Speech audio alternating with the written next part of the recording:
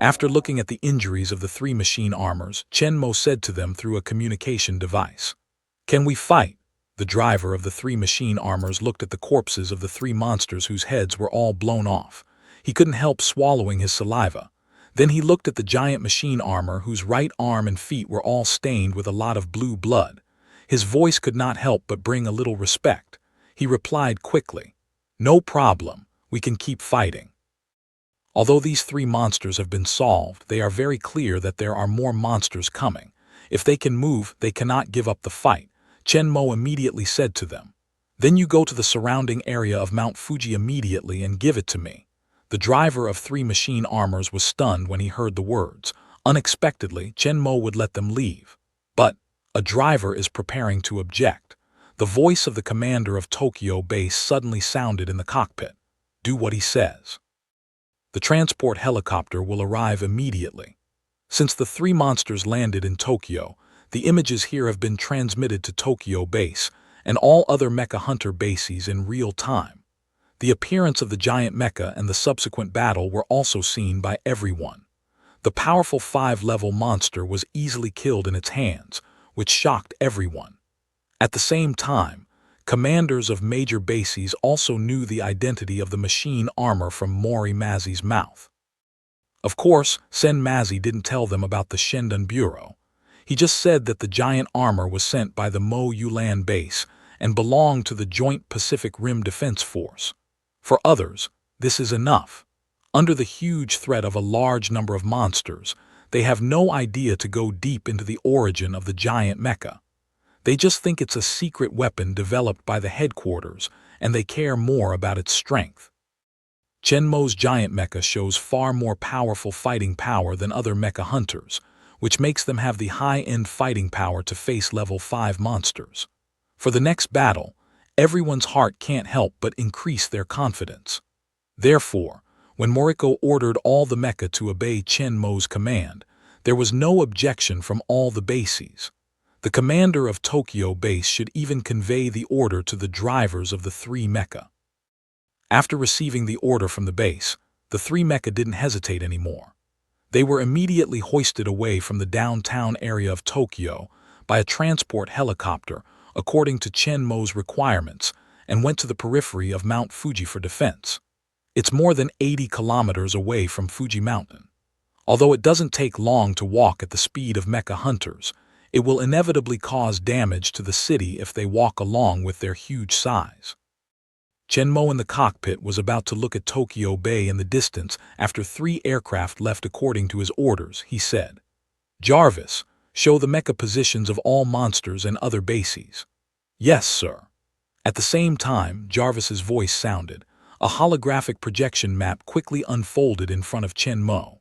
The directions, tracks, and arrival times of the remaining 40 or more monsters and more than 80 hunters mecha were all marked in the holographic projection map.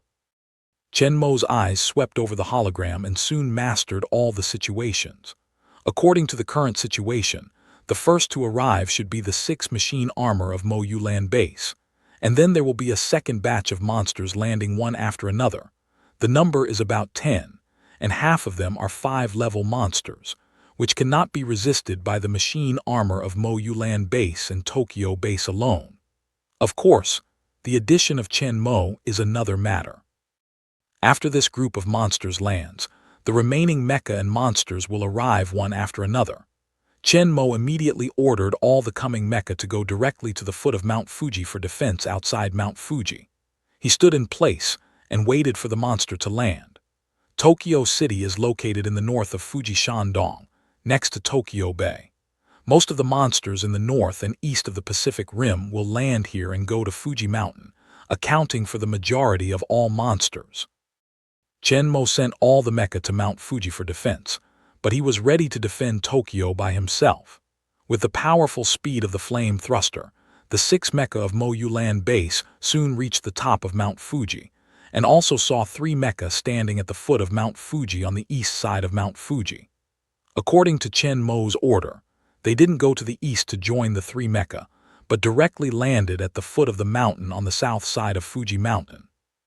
According to the monitoring of the route of more than 40 monsters, In addition to the Tokyo direction of Chenmo's handle, the south side of Mount Fuji is likely to be hit most by monsters. The second group of monsters will come soon after the Mecca of Mo Yulan base is in place. From Chenmo's position to the coast of Tokyo Bay, all the high-rise buildings have been destroyed by the previous fighting, and a huge monster passage has been opened up in the city of Tokyo. At the height of Giant Mecca, you can easily walk through the wreckage of various buildings and see the scene of Tokyo Bay in the distance. In the calm sea of Tokyo Bay, there are 4 huge waves, which are moving towards the coast, and dozens of kilometers behind the 4 waves, there are 6 waves, coming from 2 directions toward Tokyo. Chenmo knows that the monster he is waiting for is finally coming. Because the direction of these monsters coming is not the same, so the landing position is not the same. According to the moving direction of the 4 waves, Chenmo can easily determine their landing position and then directly meet them. The monster is moving very fast in the water. The first 4 waves soon arrive at the bank of Tokyo. 4 monsters suddenly emerge from the water, showing their ferocious figure. Some of them are like crocodile, some are like mice, some are covered with spikes, some have bone blades like blades on their heads. They have huge differences in appearance, but they are huge and ferocious. 4 monsters came ashore and roared. Then they rushed to Tokyo, a city full of tall buildings. The high-rise buildings in front of them are easily destroyed like sand castle built by children on the beach. 4 huge monsters march along and once again open up a wide animal road in the city of Tokyo. However, they did not move far forward, and a huge steel body rushed towards them from Tokyo. Walking in the front of the head is like an alligator, but it needs a more robust 5-level monster to roar angrily. The huge body stands up, a section higher than the giant machine armor. The huge mouth full of Senhin sharp teeth is open, more than 20 meters wide, and bites towards the head of the giant machine armor. Chenmo looks at the crocodile monster, which is bigger than the previous lizard monster, but his eyes can't help but flash a little excitement.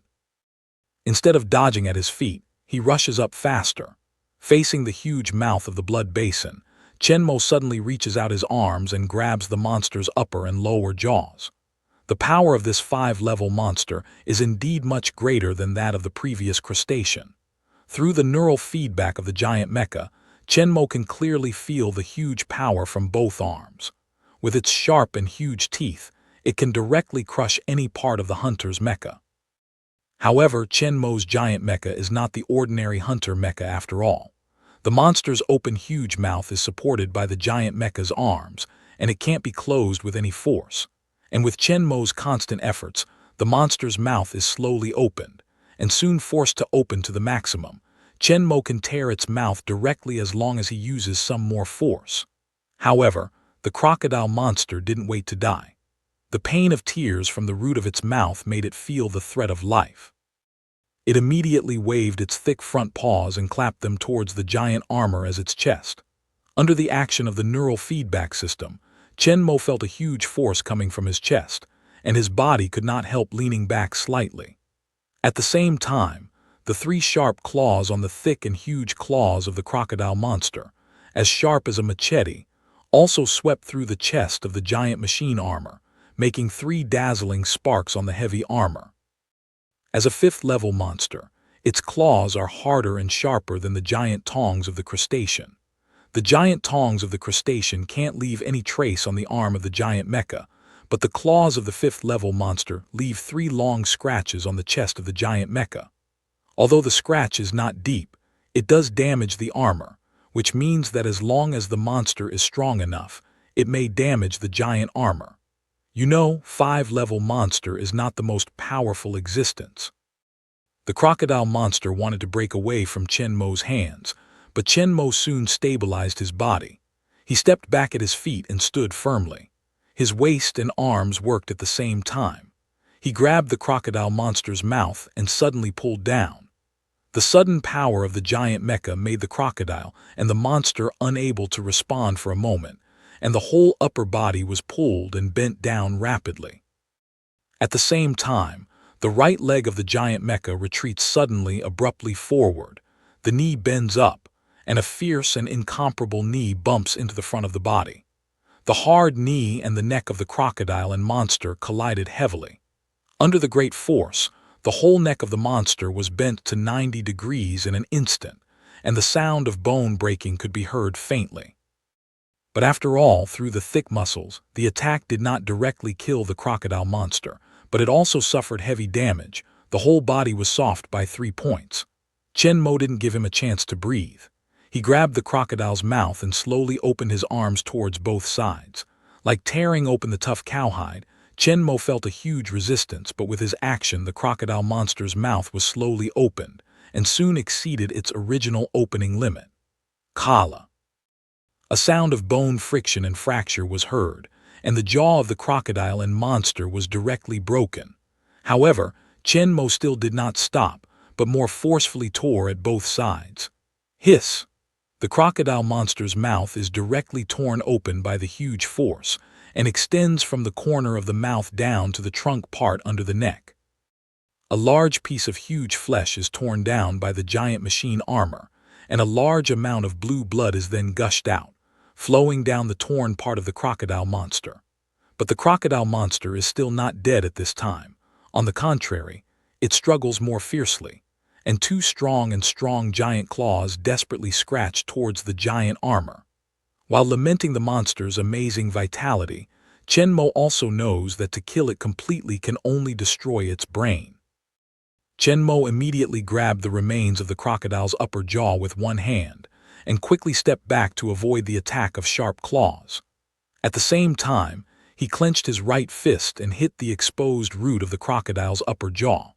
When Chen Mo fought with the crocodile monster, the other 3 monsters rushed up one after another, leaving little time for him, so Chen Mo used his fist directly. The black iron fist smashed at the root of the upper jaw of the crocodile and monster, directly smashing the bottom of the skull in the clicking sound. After smashing the brain of the monster, the remaining momentum was not reduced, and the skull broke from the top of the head and came out. This time, the crocodile monster lost its voice completely, and its 2 thick front claws fell powerlessly. Chen Mo takes out his right hand, brings out a blue blood and the monster's broken brain tissue.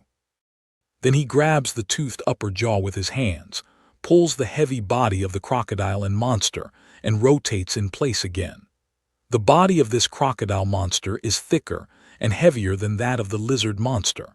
When Chen Mo rotates for a week, the surrounding high-rise buildings suffer, and they are smashed by the giant body of the crocodile monster.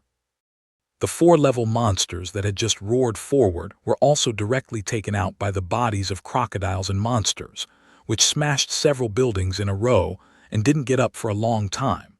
But Chen Mo's eyes are on the huge, strong monster walking at the back. It looks like a huge rhinoceros standing on both feet. Its body and limbs are very strong. There is a huge blade-like angle of tens of meters standing on its head. Its shoulders, elbows, knees, and back are also covered with sharp bone blades.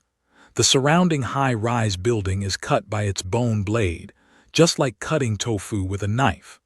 Because of its huge size, its movement is slower than other 3 monsters, so it falls behind, and it is also a powerful 5-level monster. Just now, the crocodile monster, although the bone is harder than the crustacean monster, still can't bear the powerful power of the giant machine armor, and was directly hit through the head by Chen Mogang's all-out attack. Looking at the scalpel monster, Chen Mo can't help looking forward to it. I don't know if it can bear all the power of the giant mecha. Chen Mo did not delay immediately and rushed to it directly. Compared with the hunter's machine armor, the giant machine armor is a large part taller, and the blade monster is a head higher than the giant machine armor. With the huge single horn on the head, the height is more than 130 meters, and the weight is more than 56,000 tons. It is an absolute giant. Thanks to its large size, it may not even reach its head. Rushed to the front, Chen Mo directly shook his fist and hit him heavily on the head. He used all his strength as soon as he came up. Its whole face is covered with thick bone armor like wearing a thick helmet. Chen Mo's fist hit its head. Although it roared and bone chips flew, it failed to crack its head like dealing with crocodiles and monsters. However, the huge force still made a dent in its head, and the whole head could not help leaning back. Thanks to its strong neck, it didn't fold back in half, but fell into a brief vertigo. Chen Mo is very satisfied with its strong defense. Finally, he meets an enemy who can bear his full attack.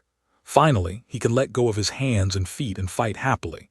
Chen Mo immediately started to work around, gave full play to the power of the giant machine armor, and attacked frantically around the blade monster.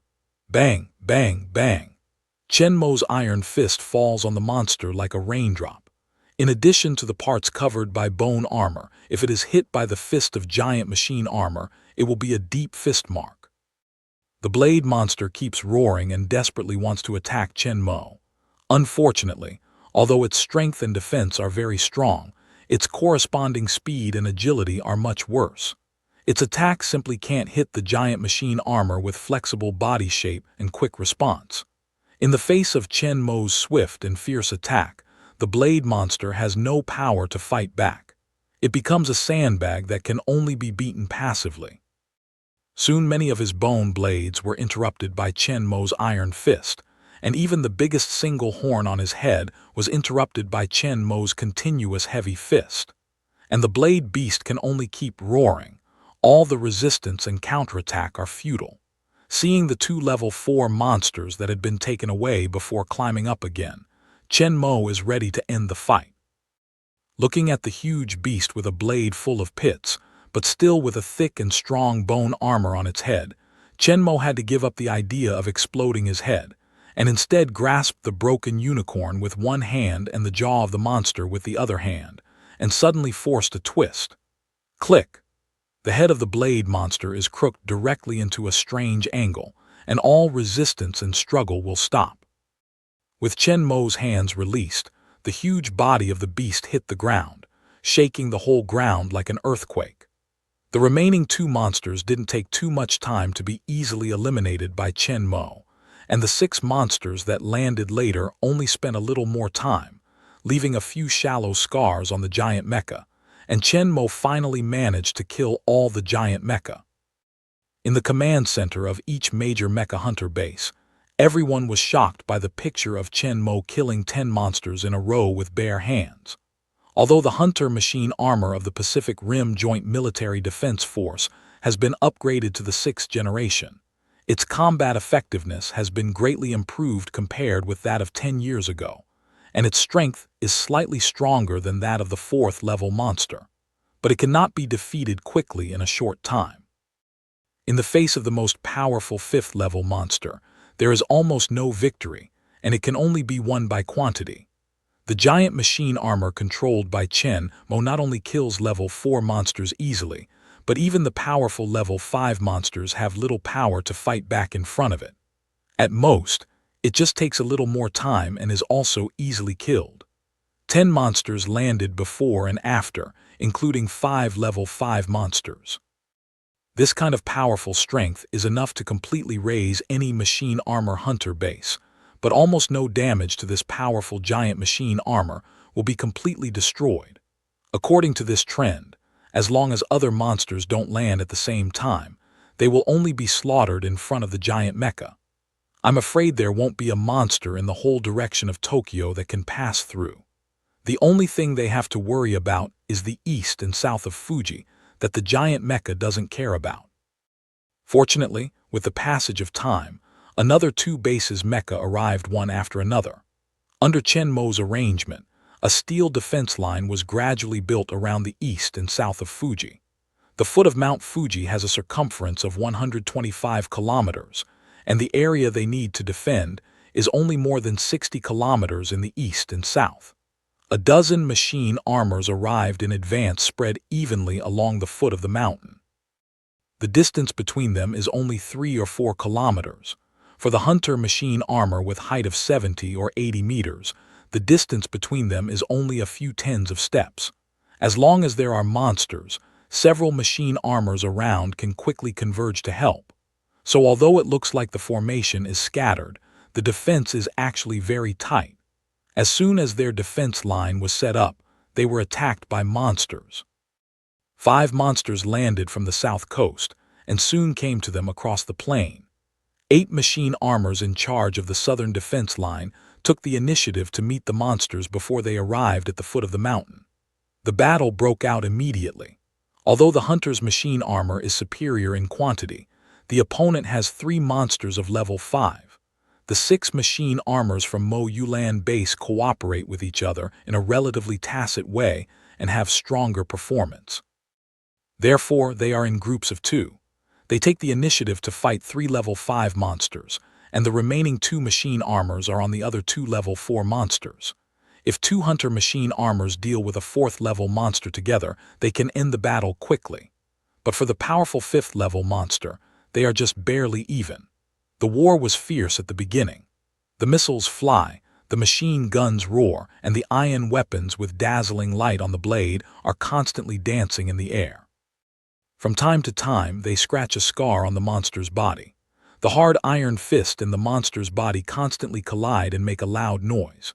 Huge monsters roared at the mecha, and with their sharp teeth, claws, tails, and bumping horns, they left a scar on the mecha. From time to time, blue blood and steel parts are scattered in the air and splashed on the battlefield at the foot of Fuji Mountain. Explosions, collisions, growls, and hisses filled the battlefield. The battle soon entered the white heat. One side made a fierce breakthrough, frantically wanted to break through and intercept, climbed Mount Fuji. The other side recklessly stopped, wanted to leave them here. Steel and flesh constantly collided at the foot of the mountain. But as time went on, the situation became more and more unfavorable for the mecha hunters. Although 2 level 4 monsters fell into the downwind temporarily, they could not be killed quickly in a short time, but 3 level 5 monsters steadily occupied the upper hand. Even if 2 hunters joined hands, they were not opponents of level 5 monsters. Mo Yulan base's 6 machine armors were all injured in different degrees. Although they were still fighting hard, the footsteps of the 3 monsters were still unstoppable towards Mount Fuji. And according to the current situation, I'm afraid that before 3 monsters reach the top of Fuji Mountain, all 6 mecha will be killed by them. Although several machine armors on the east side also want to help, in the direction of their guards, there are also monsters coming quickly.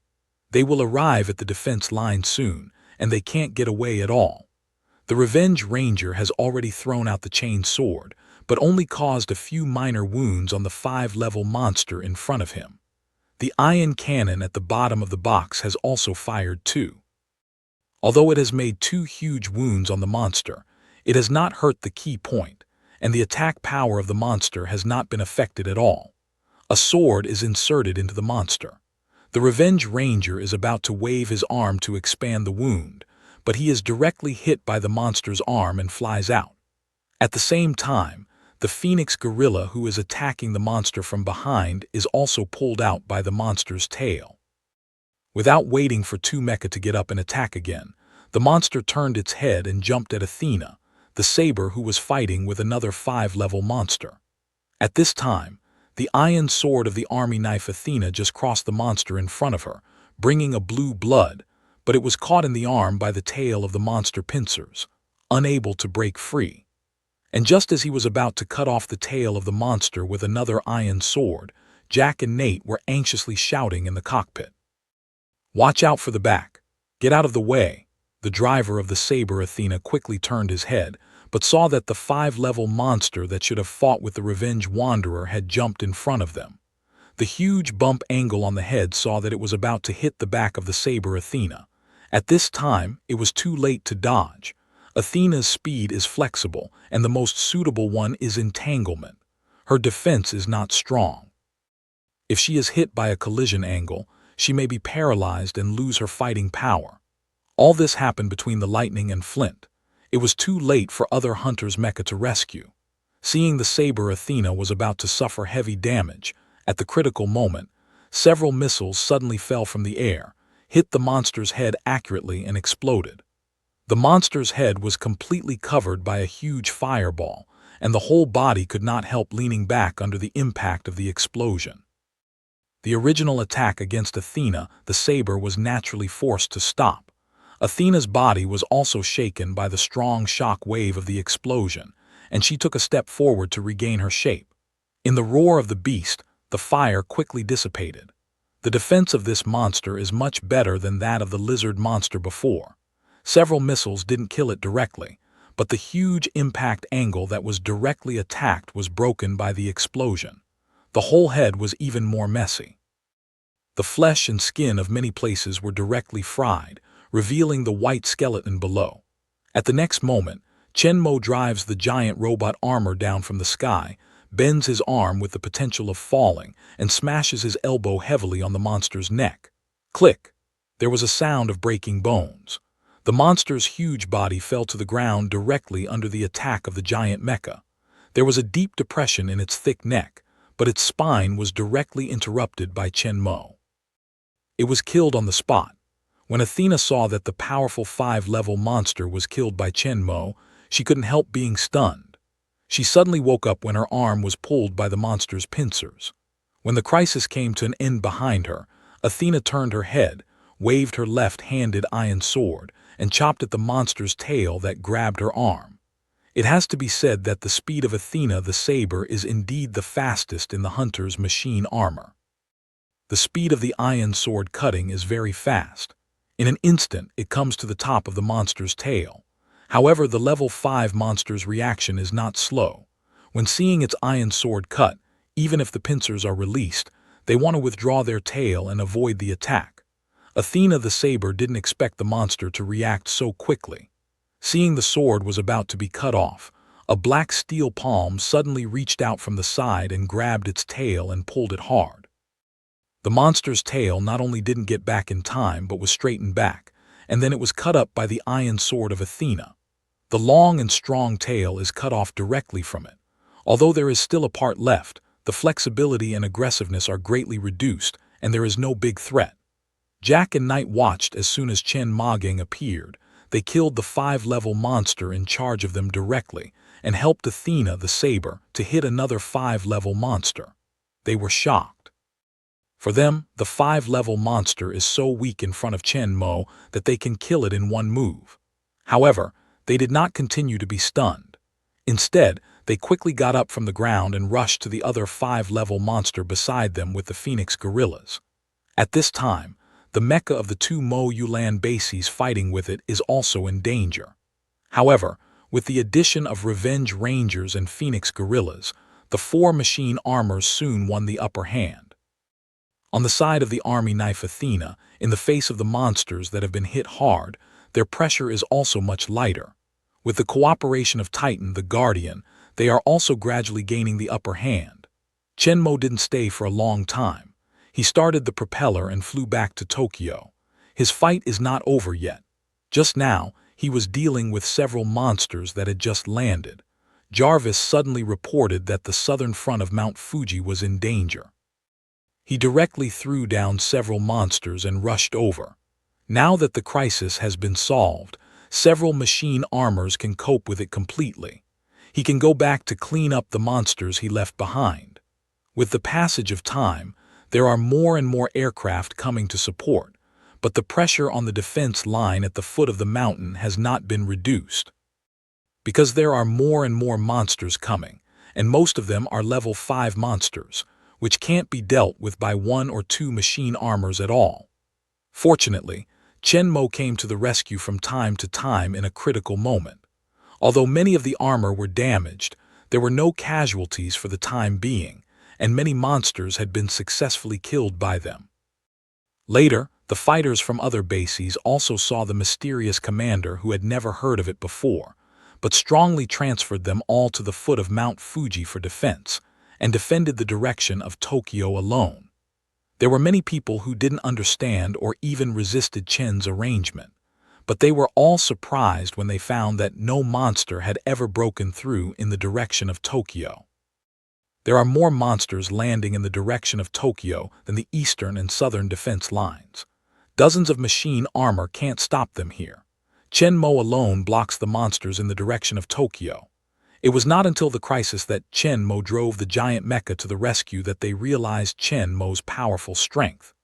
The 5-level monsters they can barely deal with are usually killed in Chen-mo's hands with a few moves, and they are still unarmed. So far, they haven't seen other weapons used by the giant mecha except missiles. They don't think that a giant mecha with such a strong fighting force will only be equipped with a few missiles. Obviously, these 5-level monsters are not enough for Chen Mo to use weapons. While shocked by the discovery, the public could not help feeling a little relieved. On the top of a skyscraper in downtown Tokyo, a man stands on the edge of the building and looks at the battle between giant mecha and monsters in the distance. Tokyo's citizens have been evacuated as early as yesterday, and it is clear that the people who appear here are not ordinary people, and he was behind the monster attack. Newt Jasler, director of Shao's Industrial Research and Development Department. Seeing many monsters being killed by the giant mecha without fighting back and falling down, Newt shouted angrily, "Damn it! Where did this mecha come from?" From the beginning of the monster landing until now, all the monsters in the direction of Tokyo have been stopped and killed by the giant mecha, and even the urban area of Tokyo cannot get out, let alone close to Mount Fuji. With the arrival of machine armor from major bases, there are more and more machine armor around Mount Fuji, but less and less monsters are coming. The last 5 monsters have just landed on the east coast of Fuji, which is the last group of new forces in the aspect of monsters. On the other hand, the human side still has the mecha to arrive and join in the defense line at the foot of Fuji Mountain.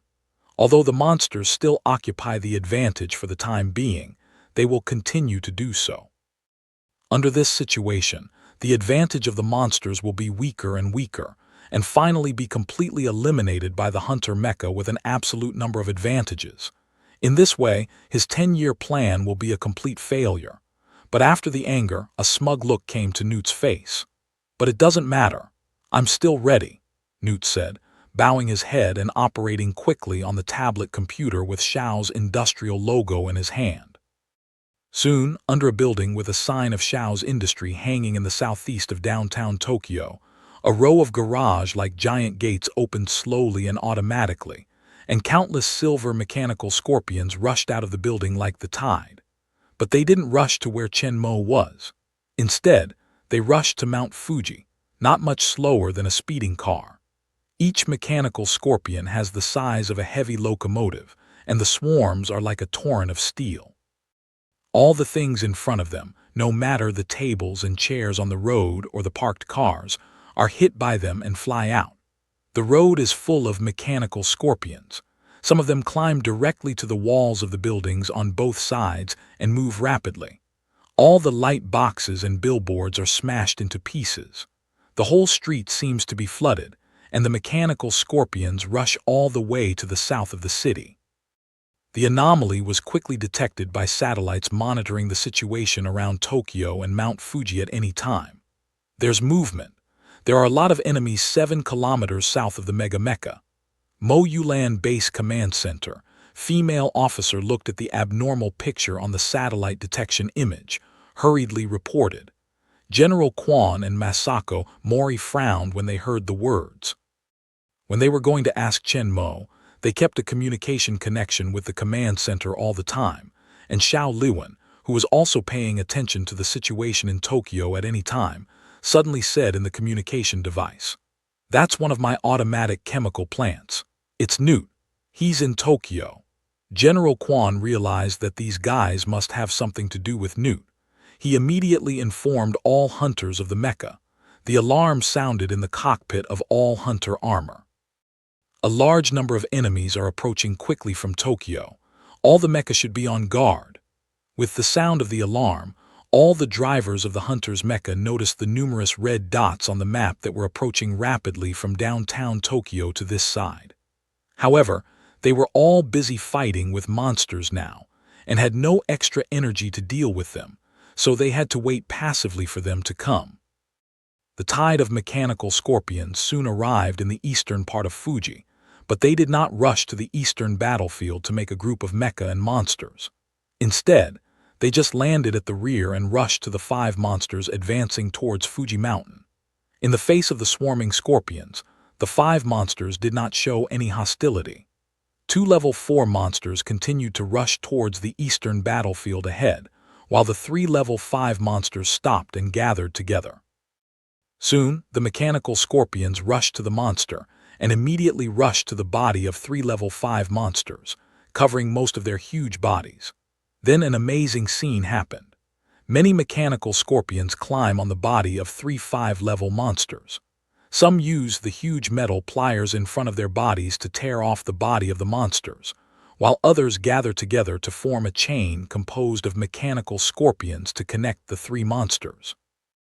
Under the pull of a chain, the 3 monsters were pulled together. All parts of the body were constantly torn apart by the mechanical scorpion, which spilled a lot of blue blood. Then, under the pull of the chain, they were connected with the bodies of other monsters. Finally, they were reconnected and sewed by the mechanical scorpion with 4 pairs of tentacle-like feet on both sides of the body. This group of mechanical scorpions seems to be doing surgery on 3 monsters, using pliers and tentacles to break them down, reorganize them, and build a new creature. In the end, all the mechanical scorpions became sutures connecting the body tissues of the 3 monsters and disappeared on them. However, the original 3 monsters disappeared completely. Instead, it was a supergiant monster which was made up of these 3 5-level monsters. It was bigger, more ferocious, and more powerful. Originally, the height of these 3 5-level monsters was all over 100 meters, while the height of this super monster was over 150 meters. Its body was extremely strong, and its weight was more than 10,000 tons. After the super monster was born, it immediately opened its huge mouth and roared towards the front. The strong air jet from its huge mouth, just like the hurricane swept by, the earth and rock on the ground were flying. The trees were shaking violently. Many thick branches were directly broken. Then it looked at Mount Fuji in the distance, directly stepped forward to the battlefield of fierce battle between mecha and monsters, and walked in the past with each step falling. The earth was shaking violently, like a violent earthquake. Many hunter mecha on Fuji Mountain defense line can't help but stare at this sudden behemoth. This 6-level monster is too big. Even if it is far away, the Revenge Rangers and other machine armor in the southern battlefield can still see its figure clearly. In the city of Tokyo, dozens of kilometers away, Newt stands on the top of skyscrapers and sees the super monster climbing towards the foot of Mount Fuji. His face is full of madness and excitement. Although limited by the technology provided by the pioneers and the number of mechanical scorpions, only 3 monsters can be combined. Unlike in the movie, the super monster is composed of 3 of the most powerful 5-level monsters. Both in size and strength has reached its peak. Newt believes that no matter the group of hunter mecha or the giant mecha still slaughtering monsters in Tokyo, it is impossible to stop the super monster. Mount Fuji is right in front of us. As long as the super monster climbs into the crater, the rare elements in the volcano will fuse with the blood of the monster, which will cause an extremely violent explosion. Mount Fuji will be detonated, which will cause a series of eruptions in the whole Pacific Ring of Fire and destroy all the creatures on the whole Earth. At that time, no one can stop the invasion of the pioneers, and this will become a new colony of the pioneers. Newt's brain has been completely controlled by the pioneer and he has lost himself. All he wants now is to destroy human beings. At the foot of Mount Fuji, the super monster soon came to the eastern battlefield. This guy is too big. Stop it. The height of the super monster is over 150 meters, and its body is very strong. The 70-80 meter high hunter machine armor looks like a weak child in front of it and has no resistance at all. All the armors in front of him were all padded by one claw, unable to stop him a little. Coupled with the control of other monsters, most of the hunter's mecha had no time to stop them. The giant monster quickly crossed the eastern defense line and climbed along the hillside towards the top of Fuji Mountain. Damn it! Don't let it go up. Although he knew that he was not an opponent, many hunter mecha still went after him recklessly. On the land, the speed of monster running was not as fast as hunter mecha, and other monsters were soon thrown away by them. But although they catch up, they still can't stop the giant monster from moving forward. The giant monster's 3 tails just flicked casually, and then directly pulled out a few mecha coming up from behind. However, There are a large number of machine armor, and the machine armor of the Southern Defense Line soon rushed up. All the mobile machine armor swarmed in succession, and all kinds of attacks took turns to fight against the giant monsters. Missiles, machine guns, arc whips, Morningstar hammers, ion guns have hit the super monster. However, these attacks fell on it but did not cause damage to it. Instead, they produced a bright blue light in the attack position. These lights spread rapidly along the surface of the super monster's body and finally converged on its front claws, forming a brilliant blue light. As the giant super monster smashed its dazzling fist on the ground, the blue light quickly spread around the ground, and where it passed, the strong energy tore the ground apart. A strong blue shock wave surged out of the ground, and all the rocks, trees, and hunters around were hit by the shock wave fly out. Because it was on the hillside, many hunter mecha tumbled down directly. Other mecha also fell to the ground heavily, breaking many trees. Looking at the super monster who started to climb to the top of the mountain again, they felt powerless.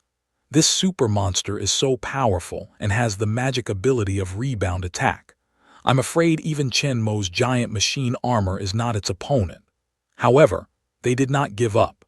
If the super monster is allowed to climb Mount Fuji, human beings will face the danger of extinction. In any case, even if we fight for all human lives, we will stop it. Just as many mecha got up and wanted to charge the super monster again, a familiar black figure suddenly fell from the sky. Boom! With the strength of his whereabouts, Shenmue directly and heavily kicked the super monster on the head. Although the monster's body was huge, it also fell back to the sky under the heavy kick of giant machine armor and rolled all the way down the hillside to the foot of the mountain. On the hillside below, many newly climbed mecha looked at the huge figure rolling down from above and rushed out towards both sides. At last, they dodged before the super monster rolled down, avoiding the danger of being crushed. However, a dozen monsters rushed up below were not so lucky. Because their formation was too dense, they couldn't dodge in the face of the fallen super monsters.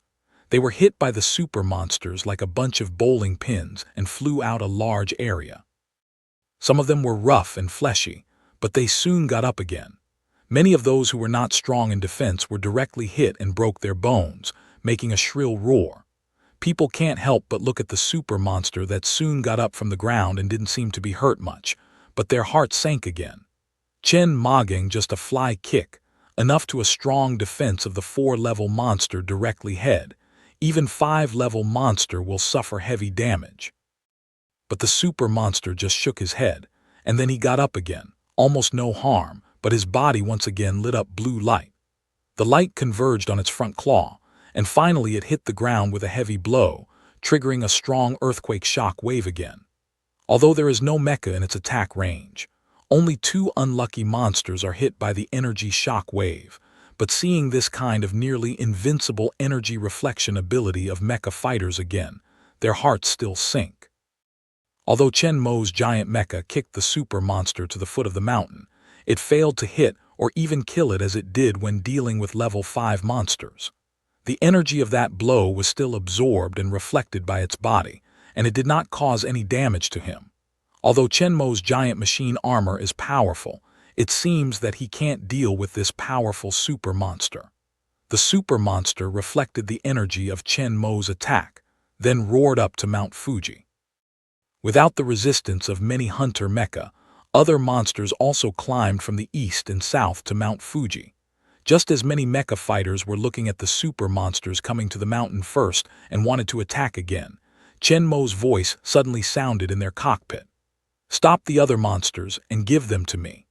In the face of this powerful and horrible super monster, the mecha fighters are no longer as confident in Shenmue as before.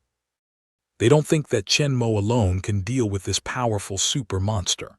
Hearing Shenmue's words, they could not help turning their heads to look at him hesitantly, but saw that the black giant armor raised its right hand and slowly extended to the back. At the same time, people standing behind the giant armor saw its changes more clearly. A piece of armor in the middle of the back of the giant armor suddenly bounced out, and a long black hilt came out from below.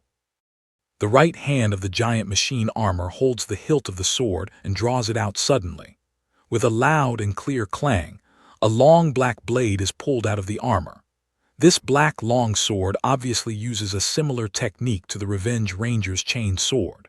The whole blade is not a hole at this time, but connected by one blade, like a steel chain, which is also the reason why it can hide outside the spine of the giant armor without affecting the movement.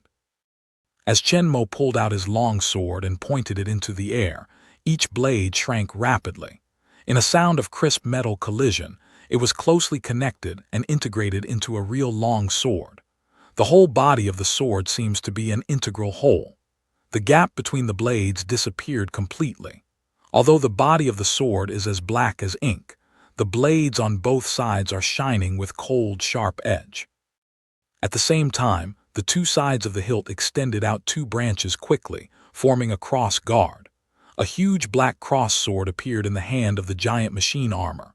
With the long sword completely formed, a dazzling red light suddenly appeared from the root of the blade, covering the whole blade in an instant, adding a sense of killing to the black long sword. Chen Mo wants to create his own machine armor. Naturally, he won't forget to make his best melee weapons. He hasn't taken them out before, but those opponents are not enough to let him use them. This black cross long sword uses the chain sword and iron sword technology of the Pacific Rim Joint Army Defense Force, combined with the powerful blade of the Dark Elf Blade aircraft. After the transformation and strengthening of the fire source, it has a higher level of power. Although it does not reach the invincible degree of the King's sword, it is also much stronger than the Hunter's machine armor's melee weapons. Seeing the cross sword shining with dazzling iron light in the hand of the giant mecha, people could not help but raise hope in their hearts. All their previous attacks, though absorbed and rebounded by the super monster, do not mean that it can completely ignore any attack. Although the monster's reflection panel can absorb their attack energy, it should still be damaged in the face of blade attack.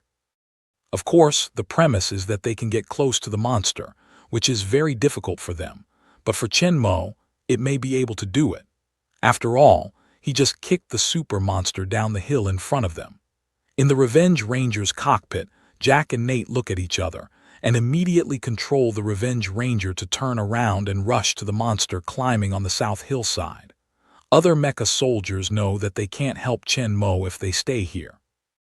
They immediately turn around and jump at other monsters rushing to the mountain according to Chen Mo's order. Holding the black cross sword made of the King's sword as the prototype, Chen Mo looks at the giant super monster climbing up the mountain through the hologram in front of him. His face is excited. Level 4 and Level 5 monsters have little power to fight back in his hands, and there is no challenge to deal with them. At present, this giant super monster is half higher than his giant machine armor, which is obviously much stronger. This is the opponent he really wants. However, the foot just dropped from the sky can be said to be the most powerful of his unarmed attack. This super monster obviously has the ability to absorb attack energy and rebound similar to Zhenjin Nano battle suit. Ordinary explosion and blunt attack don't work on it. Although the giant robot has powerful power, the giant monster's body size is too large, and its brain is heavily protected. In addition, this kind of nearly cheating energy rebound ability is really not easy to deal with, however, because its body does not have the invincible defense of Zhenjin. It can't be as invulnerable as Zhenjin Nano battle suit. As long as it uses sufficiently sharp weapons, it can completely cause damage to it. Holding the iron sword in both hands, Chen Mo directly controls the giant armor and rushes up to the super monster climbing up the mountain. Seeing the black mecha that just kicked it down the hillside, the super monster angrily raised its forelimb and stretched out its huge claws to shoot at him. With the terrorist power of super monster, if this claw is photographed, the giant armor will definitely fly far away. Chen Mo is about to touch the giant mecha with his sharp claws. His legs suddenly push hard on the ground, and his huge body leaps up nimbly, just avoiding the giant claws of the super monster and leaping to its head. At the same time, Chen Mo suddenly waved his long sword and cut it toward his neck. In the face of the sharp iron sword, the hard, horny armor which can absorb and rebound the attack energy has lost its function, but it can't resist the attack of the iron sword only by its own defense. It is easily cut, and the blue blood splashes with the long swords dancing. The sword cut a long and deep wound on the neck of the super monster, but compared with its huge size, it was not too serious and did not hurt the key point. In the angry roar of the super monster, the body of the giant mecha turns over in the air, and its feet fall directly on the back of the super monster, which makes its body sink slightly. At the same time, a blue light also extends along its back toward the back of the body. Chenmo, with a long sword in his hand, leans over and stabs the super monster on the back.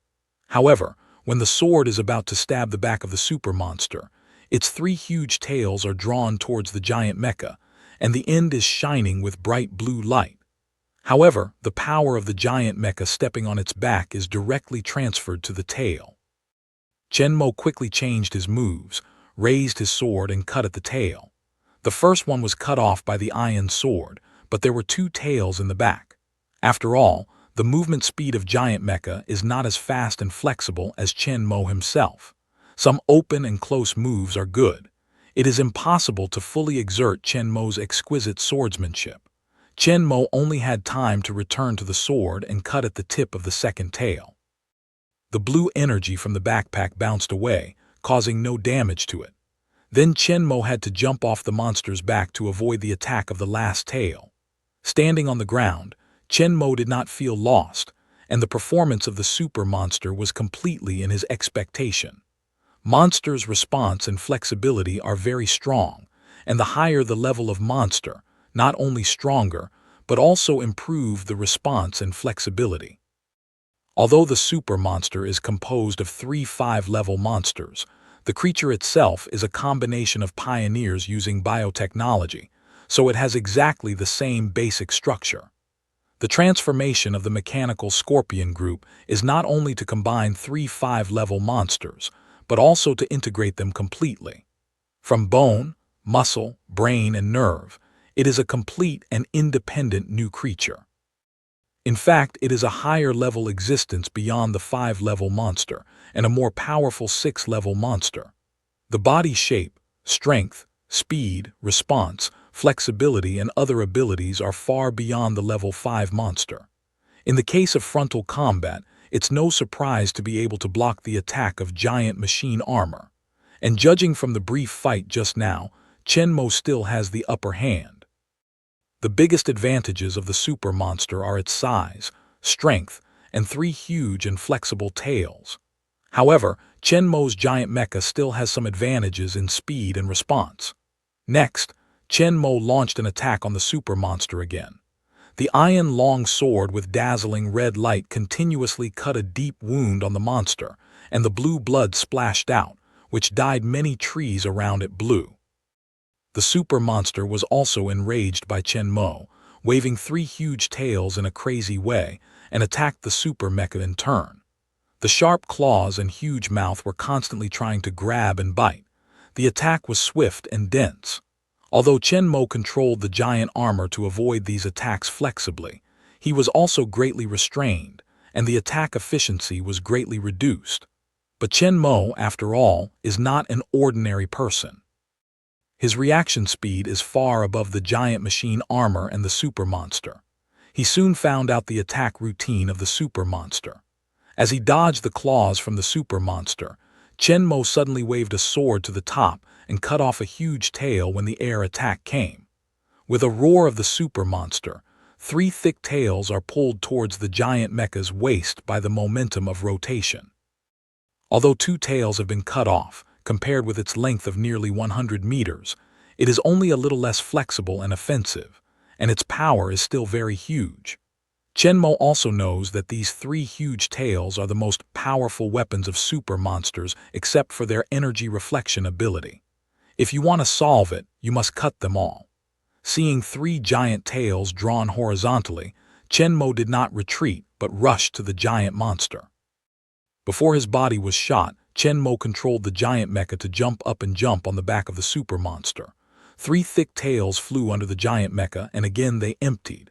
However, the super monster soon found Chen Mo's action. The 3 empty tails quickly changed direction, and the giant mecha leaped up again. The tail that hasn't been cut off is like a scorpion's tail. The sharp bone stab is like a spear. It stabs at the giant machine armor. However, Chen Mo's action is fast. Before the 3 tails hit, the feet of the giant mecha have fallen heavily on the back of the super monster. The blue energy is generated again from Chen Mo's feet. It extends rapidly along the monster's body to the intact tail, and the sharp bone spur at the end of the tail lights up the bright blue light. At this time, the giant mecha leaned on the back of the super monster and faced the sharp bone stab. Chen Mo raised his long sword but didn't block it. Instead, he suddenly cut it out towards the bottom. The blade points to the root of the 3 giant tails of the super monster. When the distance between the bone stab and the broken tail is tens of meters away from the giant machine armor, the iron long sword with dazzling light has been cut in. The cuticle skin with the ability of energy reflection is easily cut under the edge of the iron sword. Through the neural feedback system of the giant mecha, Chen Mo clearly felt 3 strong resistances coming from the iron sword first and then, but was finally broken through by the iron sword. After the long sword had been completely cut, the 3 huge tails that were attacking the giant armor in the air suddenly softened. 300 meters long, strong, and powerful tails fell powerlessly to the ground, while behind the super monster, there was only a flat and huge incision. In the blue blood gushing out, 3 severed tailbones could be seen vaguely. The 3 tails were cut off at the same time, and the super monster made a shrill roar and quickly turned around and waved his claws towards the giant mecha. When the super monster turned around, Chen Mo also controlled the giant mecha to push on the monster, falling into the distance and avoiding the claws of the super monster. Not only that, when the super monster's claws are flying in the air, and his body continues to turn to the other side involuntarily, Chen Mo suddenly moves forward, and the iron long sword in his hand quickly cuts off. A red sword flash, super monster, huge claws from the first week was directly cut off. The huge front claw and half arm, which are the same size as the ordinary hunter's machine armor, fell to the ground and made a loud noise. Looking at his broken arm, the super monster can't help making a louder roar, ignoring the blood-surging arm, directly opened the blood pot and turned his head to bite the giant mecha, and the rest of the arm also grabbed the giant mecha. However, at this time, 3 flexible long tails of the giant monster have been cut off, and 2 forelimbs have also been cut off. Although the 4 hind legs are still in good condition and keep agile action, the attack inevitably has a huge loophole. Chen Mo easily dodged to the side of the giant monster's diagnosed arm, avoiding the attack of its sharp teeth and giant claws. At the same time, in the face of the open-door super monster, Chen Mo directly raised the iron longsword and stabbed the giant monster in the head.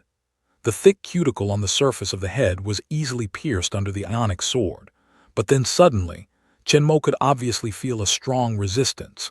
Even the sharp edge of the ionic sword could not be easily pierced. The sword thrust forward a little harder, and finally it was stuck and stopped. Obviously, this super monster is composed of 3 monsters.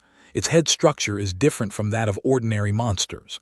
Before the monster attacked again, Chen Mo suddenly pulled out his long sword, retreated, and ordered, "Jarvis, scan the monster's brain." Soon, a translucent hologram of the monster appeared in front of Chen Mo. Chen Mo looked at the monster's head, and then he couldn't help turning a white eye. The monster's head was almost solid. Only under the horny layer of the monster's head is a layer of hard bones. These bones overlap with each other, extending from the horny layer to the brain center. There, a brain much smaller than the normal proportion is tightly protected by this thick and incomparable bone armor. The hardness of these bones is very strong. Although a single layer is not enough to prevent the attack of iron sword, it is difficult to break through such a multi-layer overlap. At the same time, Chen Mo also found that there are 3 secondary brains in the super monster. According to the monster information he knows, the core brain of the head is in charge of consciousness, and these secondary brains are responsible for controlling the body. If all three secondary brains can be destroyed, the super monster can also be killed. The defense of these three secondary brains is not as tight as the core brain of the head. Although they are also deeply hidden in the huge body of the super monster, the length and sharpness of the iron longsword are enough to cause damage to them. However, Chen-mo didn't choose this troublesome scheme, but looked back at the ferocious and huge head of the super monster.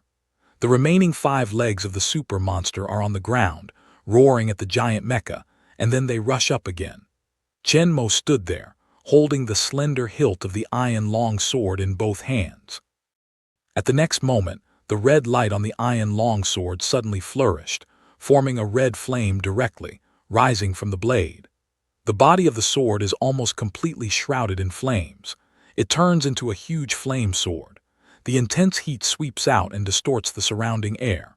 In the movie, the flame chain saw of obsidian can cut off the iron chain sword of Revenge Wanderer, which is obviously more powerful. Chen-mo can't let go of this technology naturally. However, the shape of the flame giant sword is too cool and always radiates strong heat, so Chen-mo did not use it directly. Until then, the iron long sword could not penetrate the head defense of the super monster. Chen-mo turned its power to the maximum and opened the flame giant sword mode. In the face of the super monster that roared towards him, Chen-mo did not retreat but advanced, and rushed up with a huge fire sword. The last claw of the super monster is easily cut off. The speed at the foot of the giant machine armor speeds up again and rushes straight to the horrible mouth that the super monster bites at him. In the face of the horrible mouth full of cold teeth, which is enough to bite the body of the giant mecha directly, Chen-mo's face remains the same, holding the flame sword in both hands, and suddenly stabs it forward. The flame sword cuts through the air, and in an instant it stabs into the mouth of the super monster. The strong resistance is transmitted to Chen-mo's perception through the neural feedback system again, but it is much smaller than before. Chen-mo immediately put his feet on the ground and pushed his arms forward.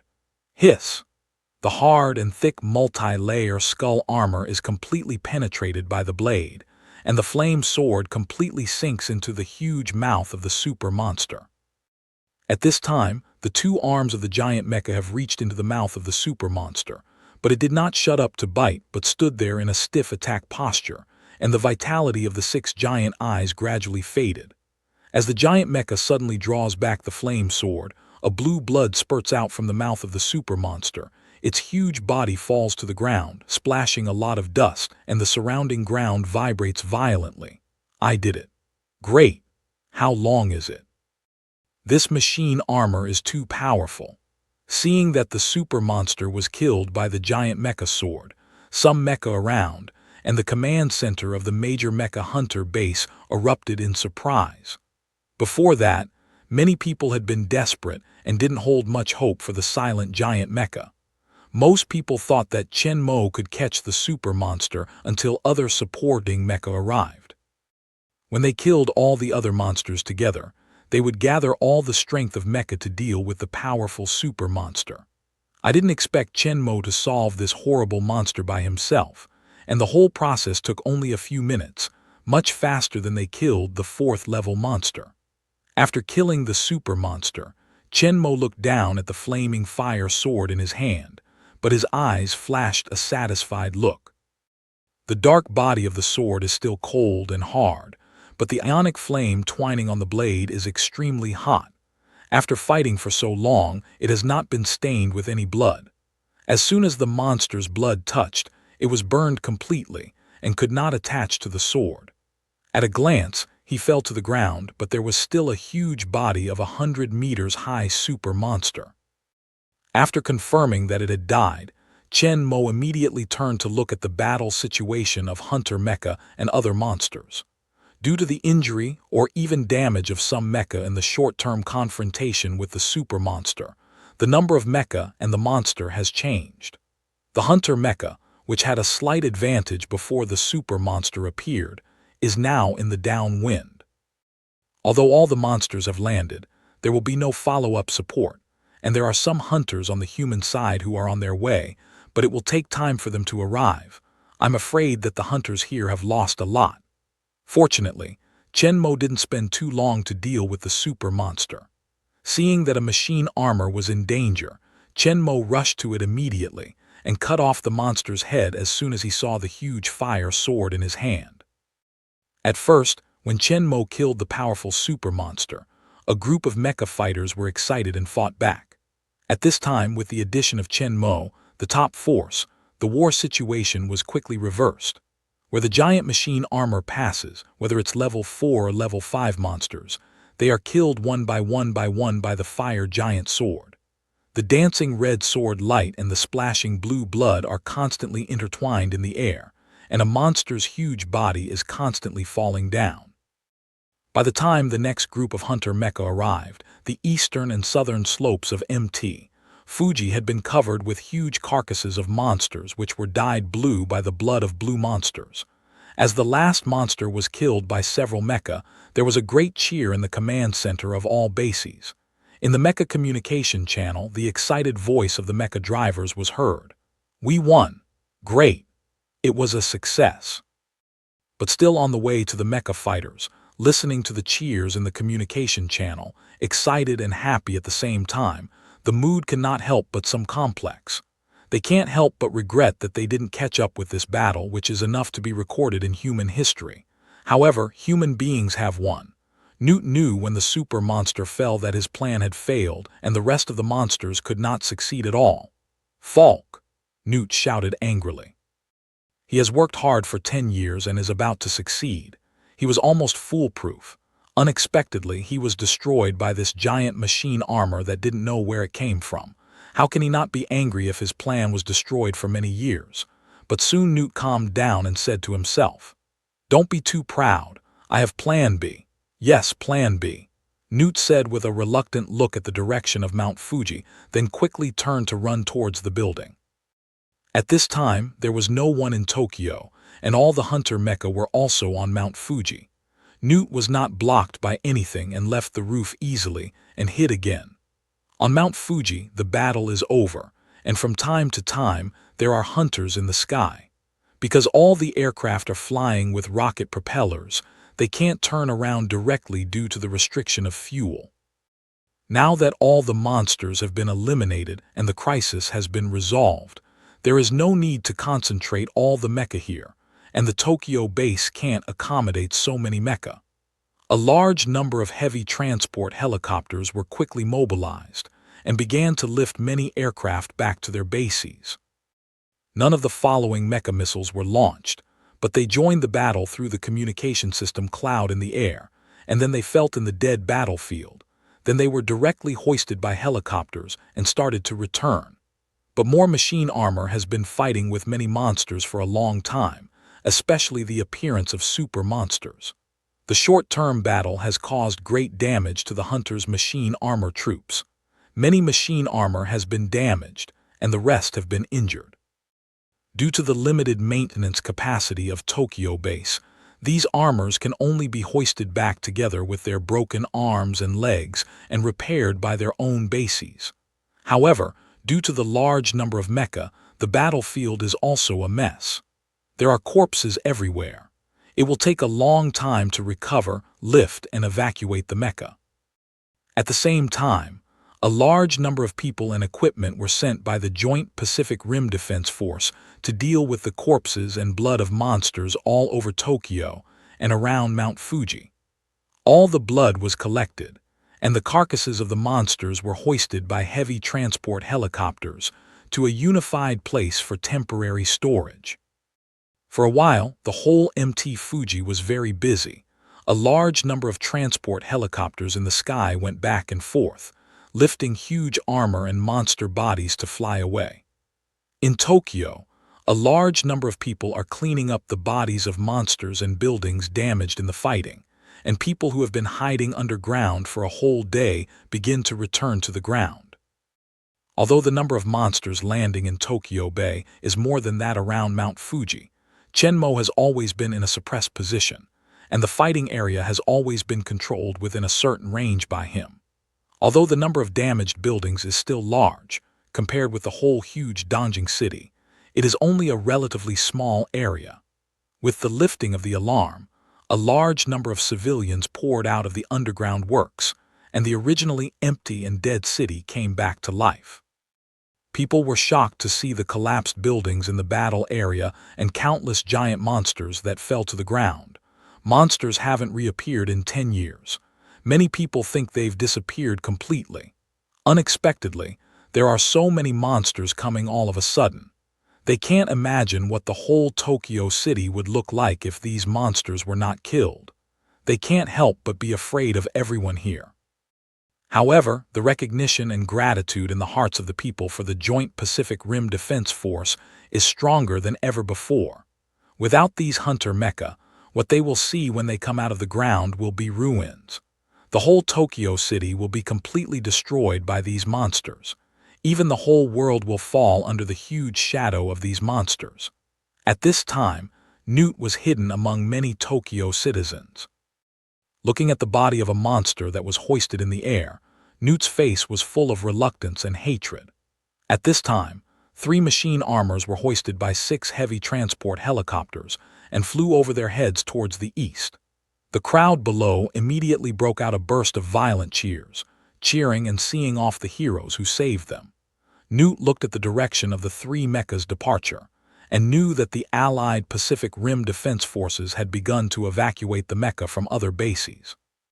When he came to a corner where no one was watching, Newt took out his tablet and looked at it. With his operation, a high-definition satellite map appeared on the screen. In Mount Fuji and surrounding areas, you can see a large number of heavy transport helicopters and mecha, many of which are moving rapidly towards the distance. Among them are 3 mechas that have just passed over Tokyo and are heading for North America to the east. Newt is not alone. There are many monster worshippers controlled by the pioneers behind him, and some of them also have quite powerful power, such as the satellite. With this satellite in synchronous orbit over the Pacific Ocean, Newt can keep track of the movement of the aircraft armor of the Joint Pacific Rim Force. Newt immediately began to operate on the tablet computer. Soon, all the more than 80 machine armors, including Chenmo's giant machine armor, were marked by him, and their movements could be tracked in real time by satellite. Looking at a robot leaving Tokyo one after another, Newt immediately decided to launch Plan B immediately. Although the previous series of actions ended in failure, he still had a powerful force in his hands.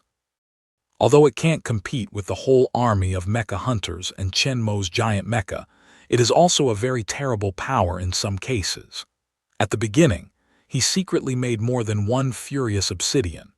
As Chenmo found out, using the power core produced by the core factory in the Northern Islands, Newt built 4 furious obsidian.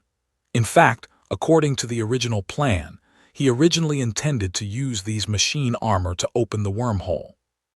In the 10 years since the wormhole was destroyed, the wormhole device on the Pioneer's side has already been rebuilt. As long as the wormhole on his side is open to a sufficient size with the help of the monster mecha, and the energy from the activity of the Earth's crust plate is used for energy supply, the wormhole can be opened permanently again.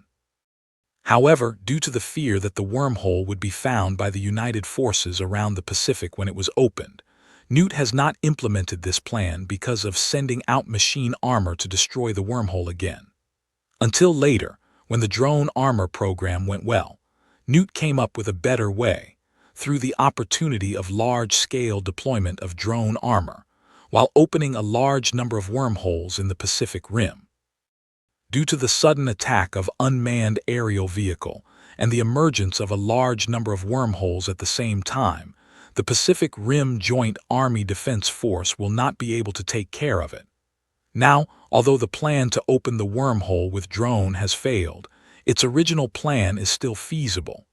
What's more, this is an unprecedented opportunity. Although the major bases of PPDC are not captured by drones as he planned, they are also severely damaged in the battle with many monsters, and their combat effectiveness is greatly reduced. Most importantly, after eliminating all the invading monsters, They thought that the war had been won and directly transferred back to all the machine armor participating in the war. In the end, there are only 3 mecha left in Tokyo base.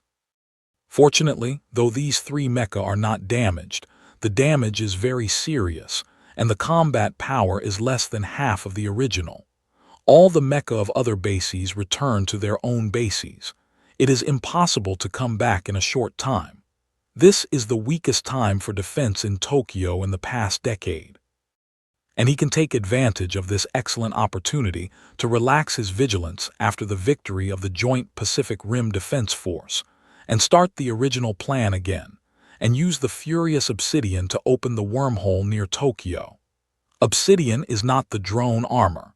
Xiao Luan can't control the detonation, and the area near Tokyo itself is the active zone of the Earth's crust.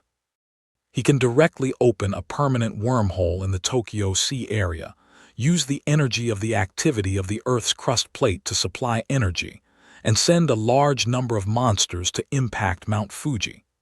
As soon as the wormhole is opened, it will be found by the united forces around the Pacific, but the evacuated mecha will not arrive in a short time. As long as it can block the attack of Tokyo base and successfully open the wormhole completely, the Rage Obsidian and the monsters coming to the Earth through the wormhole are enough to kill the mecha of Tokyo base. Before the arrival of Hunter mecha of other bases, the monsters have already entered Fuji Mountain.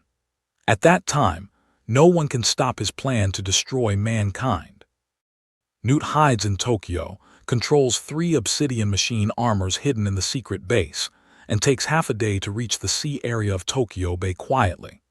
Although Newt kept Xiao Luan's secret and had many hands and feet, he also had the help of other monster worshippers, but all they did was anti-human after all, which could only be carried out secretly, and could not be carried out in a big way.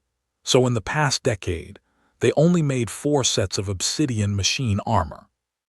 Apart from the one destroyed by Chen Mo, these 3 obsidian fury are the last strength in Newt's hands, and this action will be his last chance. If he fails again this time, he doesn't know whether he has the chance to wait another 10 years and prepare again. Newt was wary of the final decision. Although all the mecha in Tokyo base were seriously injured, they still had a certain combat effectiveness. In order to prevent them from rushing in and damaging the opening of the wormhole, Newt specially selected a place far from Tokyo base to open the wormhole, and he stole a swimming boat and quietly drove to the nearby area. This is his last chance. He must be present in person.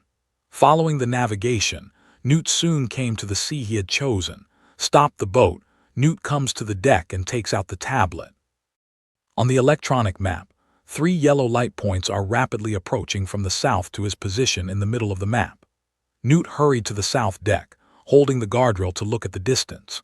At first he could not see anything, but with the 3 yellow light spots on the electronic map approaching, Newt soon saw 3 waves rushing towards his position on the sea. When he got closer, he could see through the sea the 3 huge black figures under the water, just like the giant animals under the sea. 3 furious obsidian mecha quickly passed through the front of the yacht and stopped at a set position hundreds of meters away. Then, in a burst of roar, 3 tall black steel figures suddenly broke through the sea, stood up from the sea water, tens of meters deep water only to the middle of their thighs. The tall body stood upright on the sea. A large number of sea water was brought into the air, immediately sprinkled down, forming a rainstorm within the surrounding 100 meters. The waves formed when the 3 obsidian mechas stood up from the sea were several meters high. Even though Newt's yacht stopped hundreds of meters away, it was still swayed violently by the waves. Newt's hands tightly grasped the guardrail on the ship's side, followed the ups and downs of the yacht, and the sea water in the air was blown by the wind, which also wetted most of his clothes. Until the waves passed and all the water in the air fell, Newt carefully released his hand. Looking at 3 powerful obsidian machine armors not far away, Newt could not help but flash a trace of excitement and self-satisfaction on his face. The 3 machine armors he created in one hand are his real base card. Their combat power is far beyond the unmanned machine armor produced by Xiao's industrial mass production. However, it is a pity that there were 4 in total, but now there are only 3 in front of him. At this point, a flash of resentment flashed on Newt's face, and he quickly started to operate on the tablet with his head down. Although there are only 3 obsidians left, they are enough to open wormholes and destroy human beings. Although the rage obsidian is also controlled by monsters, the main body of the body is still mechanical and does not have the ability to open wormholes. What Newt is going to do now is turn them into monster mecha. Come on, baby, become what you really are. With Newt clicking the OK button on the tablet, the 3 rage obsidian machine armors in the distance suddenly changed. In the cockpit, the main body of the monster, which used to be like a mass of rotten meat, expanded rapidly in the fierce peristalsis, like the expanding and solidifying magma in the sea water, and the thickened and cracked surface appeared brilliant blue light. The long and thin tentacles connected to the armor also rapidly deformed and expanded, becoming extremely thick. Originally, it was all over the body of obsidian. At the same time, the monster tissues integrated with the armor system also changed. All of them began to grow and expand rapidly, and spread to the whole body of obsidian. The bodies of the 3 obsidian machine armors were constantly twitching, like a monster that came alive in the machine armor. With a blue light shining continuously in the crack of the armor, the sharp sound of metal twisting and tearing was heard on the furious obsidian, as if something was surging and accumulating inside the armor, which made the external armor bear great pressure. When this kind of pressure reaches the limit, soon, a sharp bone spurs suddenly emerge from the cracks of the armor of obsidian. Although the hard armor of obsidian was not torn, it was hard opened by these bone spurs and the monster organization surging under it, and the overall body size of the machine armor suddenly increased a circle. Small pieces of armor on the arms and palms were leaped directly by the rapidly growing and spreading monster organization, and replaced by 2 ferocious claws with blue light. Like the previous drone armor, 3 rage obsidian are changing to the real monster armor. When the changes on obsidian were over, the 3 machine armors had changed completely. Although most of the original black armor is still there, but the overall body shape has grown a circle, covered with ferocious bone spurs. A large number of monster organizations with blue luster are exposed between the gaps of the armor, and the hands and feet are completely turned into terror-thick monster claws. Looking at the 3 stronger and ferocious monsters standing in the sea, Newt said to himself excitedly, "Yes, baby, this is what you really are. Next, let's open the wormhole to welcome the monster army." With Newt's voice falling, the armor on the chest of the 3 monster rage obsidian machine armor was opened at the same time, and 3 dazzling blue light pillars were shot out of the chest, towards the sea water in the center of the 3 machine armor, and the sea water immediately turned up as if boiling. 3 blue beams meet at the bottom of the sea, reflecting the sea bed into a dazzling blue. Under the continuous illumination of these blue beams, a strong yellow light suddenly bursts out from the center of the beam and continues to expand around the sea bottom like a slowly opening space-time gate. The wormhole connecting the pioneer world is opened again. At the same time, there was another shrill alarm in the command center of the major bases of the United Forces around the Pacific. Through the billowing sea, Newt can see the yellow glow of wormhole on the sea bottom is slowly opening. Excited at the same time, Newt cannot help but be very nervous, and from time to time he looks up to the direction of Tokyo base in the north. Before the wormhole is fully opened and stable, at least 2 monster mecha need to continuously output high-energy rays to maintain the opening and expansion of the wormhole. If the mecha of Tokyo base comes to stop, he can only assign one to resist at most, and the other 2 will open the wormhole for a long time. Although the fighting power of obsidian is strong, it is also very important to deal with the pressure of 3 machine armor hunters in Tokyo base alone. Even 3 wounded machine armor will probably kill obsidian under siege. If they can't block the 3 mecha before the monster comes out, they only need to attack the other 2 mecha that open the wormhole, and the wormhole will be easily damaged. At that time, Even if they finally killed 3 machine armors and reopened the wormhole, they also missed the best time to raid. The Pacific Rim Joint Defense Force mecha, which has rocket propellers, is likely to arrive in time before they arrive at Mount Fuji, and then it will fall short. In the nervous waiting of Newt, the first monster finally climbed out. Looking at the huge monster climbing out of the sea and roaring up to the sky, Newt was relieved at last. Although it was only a 4-level monster, with the help of this monster, even if the mecha of Tokyo base came, they could completely block it. Until the wormhole is completely opened and stabilized, the monsters have gradually climbed out of 3 heads, but the mecha of Tokyo base still hasn't arrived. While Newt was excited, he couldn't help wondering. It's reasonable to say that the Joint Pacific Rim Defense Forces are exploring the Pacific Rim 24 hours a day. When wormholes and monsters appear, they will find out. They shouldn't be as unresponsive as they are now. Newt couldn't help feeling something wrong, but looking at the huge monsters creeping out of the wormhole, Newt's worries quickly disappeared. Now it's too late to say anything. The wormhole has been completely opened. The monster army will keep pouring out. All the obstacles in front of his monster army will be flattened. Mount Fuji will be ignited. The whole Pacific Ring of Fire will also be ignited. Human beings are about to die. The Great Pioneer will dominate the planet. Boom!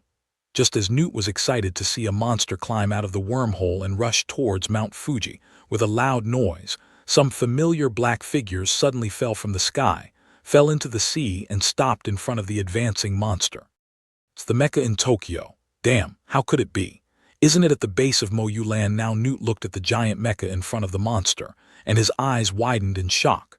Newt quickly took out the tablet computer and quickly operated it. However, it was found that the giant robot that killed a large number of monsters in Tokyo was still at the base of Mo Yulan. Looking up at the familiar giant robot not far away, Newt couldn't react for a moment. Satellite monitoring should not be wrong. If the giant robot left the base of Mo Yulan, he would receive the alarm immediately. But the giant robot in front of me is really standing there, and it can't be fake. But Newt didn't know that the giant armor, which was transformed from the Dark Elf warship, had the ability to hide itself, and his satellite monitoring program had no effect on it at all. Just when Newt couldn't figure it out, the huge waves generated by the giant armor falling into the water had already surged over, and the yacht followed the violent turbulence. Newt had to hold the handrail of the ship's side tightly to prevent himself from being thrown into the sea.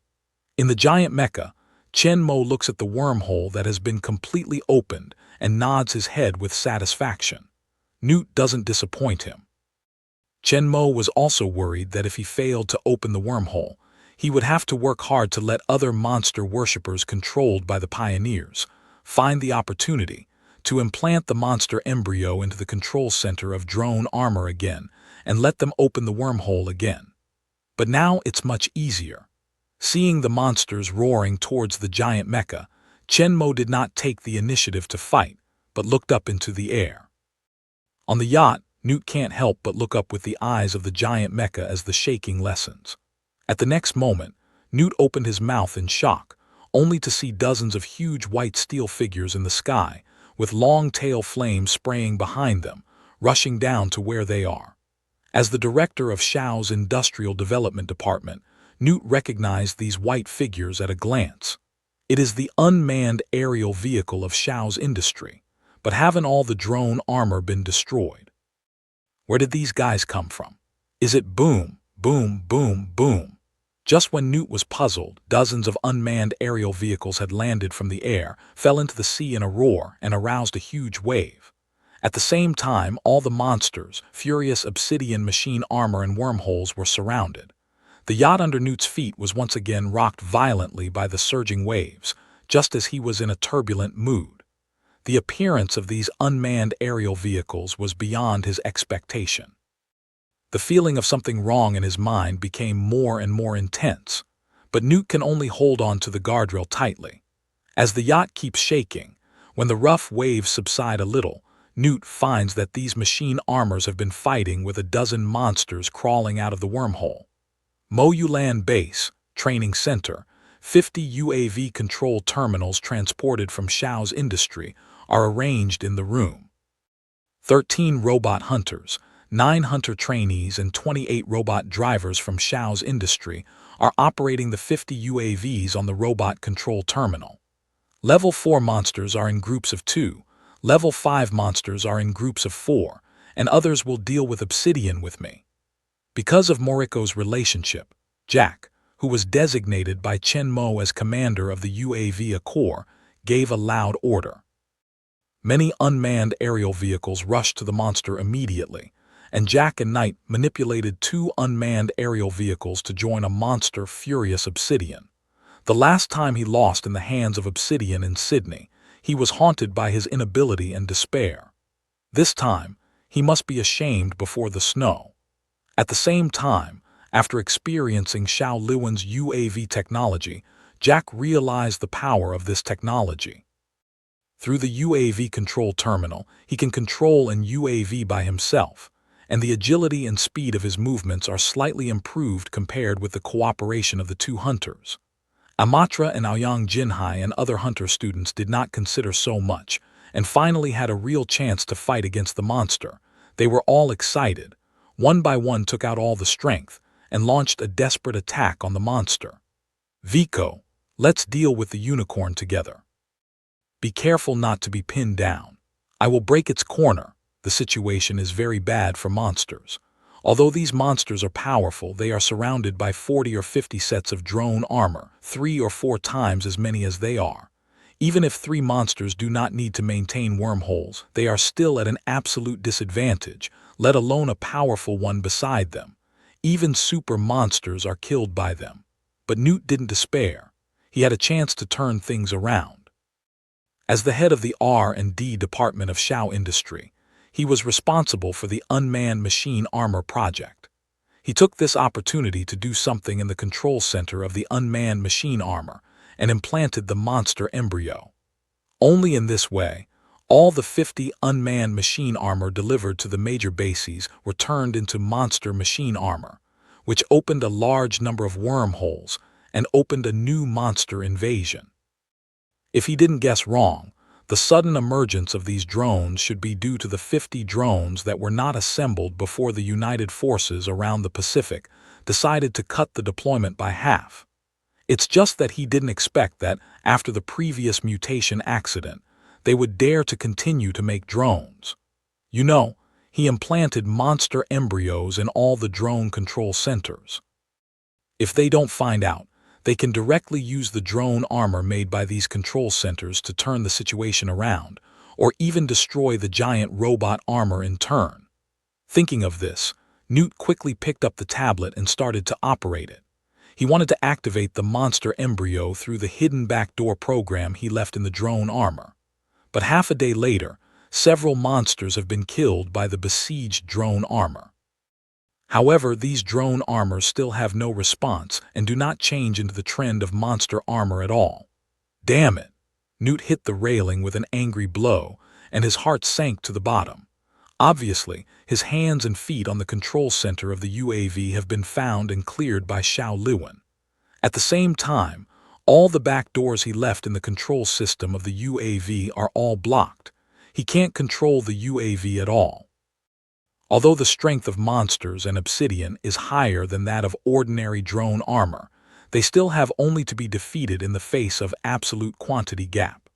Under the siege of 50 drones, a dozen monsters and 3 Obsidian monsters climbing out of the wormhole were all killed soon. There were only 50 white drones left on the sea, and the black giant one standing still in the distance. Looking at the body of the monster floating on the sea, Newt sat on the ground feebly, knowing that he had completely failed. Moreover, there is a feeling in his heart that he seems to have been calculated. Looking at the dozen drones that surrounded the wormhole, Newt felt more intense, but for a moment he couldn't figure out what they wanted to do. At this time, the wormhole has been completely opened and stabilized, and it has become a permanent wormhole relying on the energy of crustal activity. So although all the other monsters and Obsidian machine armor have been killed, some monsters have climbed out of the wormhole, But no matter they are level 4 monsters or level 5 monsters, under the siege of more than a dozen drones, they are all dead. Watching the monster emerge from the wormhole and be killed, Newt was filled with indignation. Just then, a sound of helicopter propellers came from afar. Newt couldn't help looking up but saw a large area of heavy transport helicopters flying towards their location, and under them hung the body of a monster. Seeing this scene, Newt suddenly thought of something in his heart and quickly turned his head to look at more than 50 machine armors on the sea. Monster body. Drone armor. They want to go through wormholes and attack the pioneer world. 10 years ago, it was through synesthesia with the monster's brain that he and Dr. Herman discovered the wormhole hole and found a way for the mecha to pass through the wormhole. Wormholes will carry out genetic testing for all monsters. Only when the gene sequence of the monster is consistent can the wormholes be passed through. At the beginning, the dangerous wanderer was able to successfully blow up a monster by holding its body through the wormholes. Now they obviously want to use the monster's body to pass through the wormhole again, and it seems that they are not only going to blow up the wormhole, but also to attack the pioneer world. At this moment, Newt finally realized what was wrong with his feeling before. From the passing of the Unmanned Aerial Vehicle (UAV) plan, the number of deployments was halved. After the variation of the UAV, he escaped from Shao's industry successfully. Later, the monsters failed to detonate Mount Fuji. He hid himself, launched Plan B again, and opened the wormhole with obsidian. It seemed that there was an invisible big hand behind the whole process. Many things are too smooth, but in the end, they all fail without exception. Finally, driven by the invisible giant hand, he brought in a large number of monsters and opened the permanent wormhole. But in the end, all the monsters were killed and turned into a corpse, while the wormhole was controlled by the 50 drones that had been cut. Newt realized that he had been cheated by everyone. Sen Mazi, Xiao Liwen, the Joint Pacific Rim Defense Force played the scene together. He always thought that he was behind the plot to calculate human beings, but it was human beings who were using his calculation pioneer. And he's just a smart idiot. Now they have obviously achieved their goal. Monster bodies, drones, permanent wormholes, they have a channel to counterattack the pioneer world. No, you will not succeed. The pioneer is much more powerful than you think. You are just dying, cried Newt with a wild look. You will be killed by the pioneers. The monster army will land on the earth again and level the whole world. Man will be destroyed. Newt was alone on yacht, roaring up to sky, but no one answered him. The heavy transport helicopter group soon came over the wormhole, and a huge monster body was thrown down. Except for some of them that were smashed and too large like the super monster, the number of the remaining monster bodies was 30 or 40, plus the one just killed by the UAV, just enough. The huge mecha standing in the sea moved immediately, walked to the edge of the wormhole, and a dozen unmanned mecha guarding around the wormhole immediately flashed to let him out of a passage. Just at this time, a new monster crawled out of the wormhole. The giant mecha pulled out the iron chain sword directly from the back and stabbed it with a sword. It stabbed the roaring monster's head and killed it on the spot. Then, Chenmo controls the giant machine armor, grabs the monster's body in one hand, holds the iron sword in the other hand, and jumps into the insect hole that the monster climbs out. Like stepping into a trench crack at the bottom of the sea, the giant mecha's huge body sank down rapidly and soon disappeared under the sea.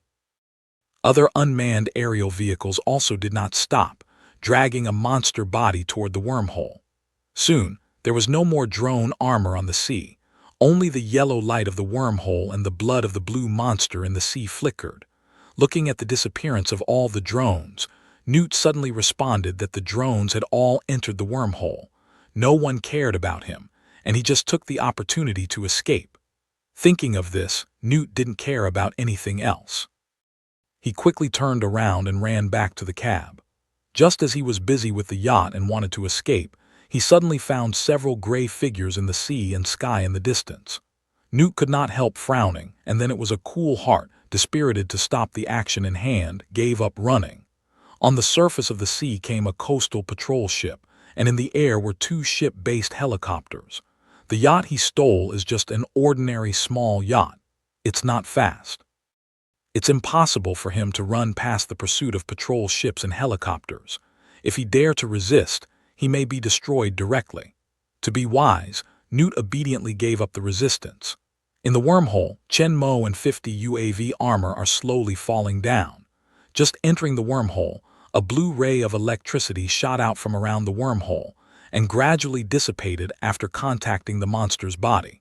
Chen Mo knows that this is the gene detection system of the wormhole. The body of the monster in the hands of the mecha is the key to the wormhole.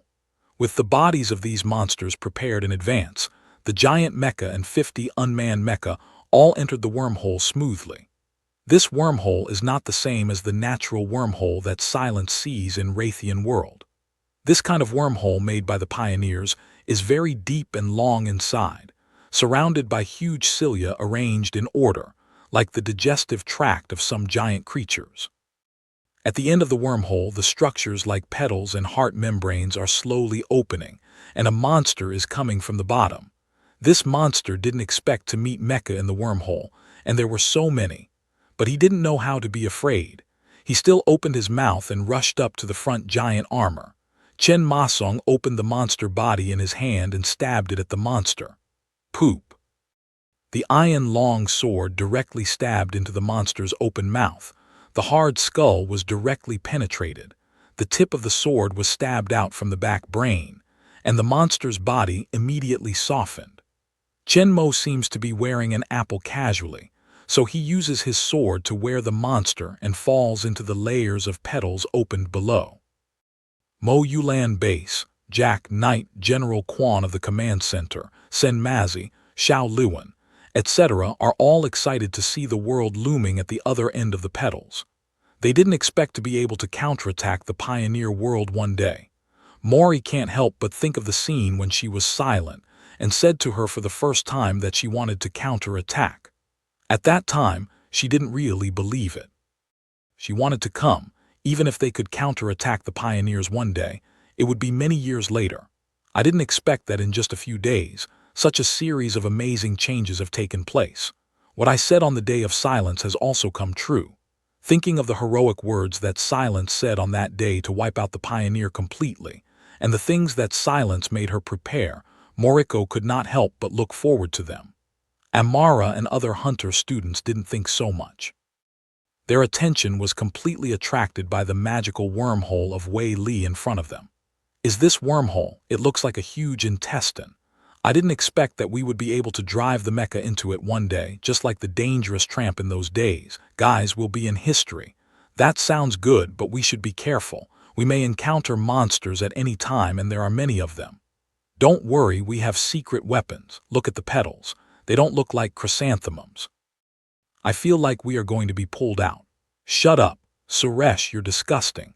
Don't tell me it's a bit like that. Is not the end of intestines chrysanthemum. Guys, let's rush out, kill all the monsters, kill the pioneers. Guys, let's see who killed more. My goal is to surpass the base fighters. Don't dream, you're far away, but I'll kill more than you. You've never surpassed me in simulation. Then let's compete.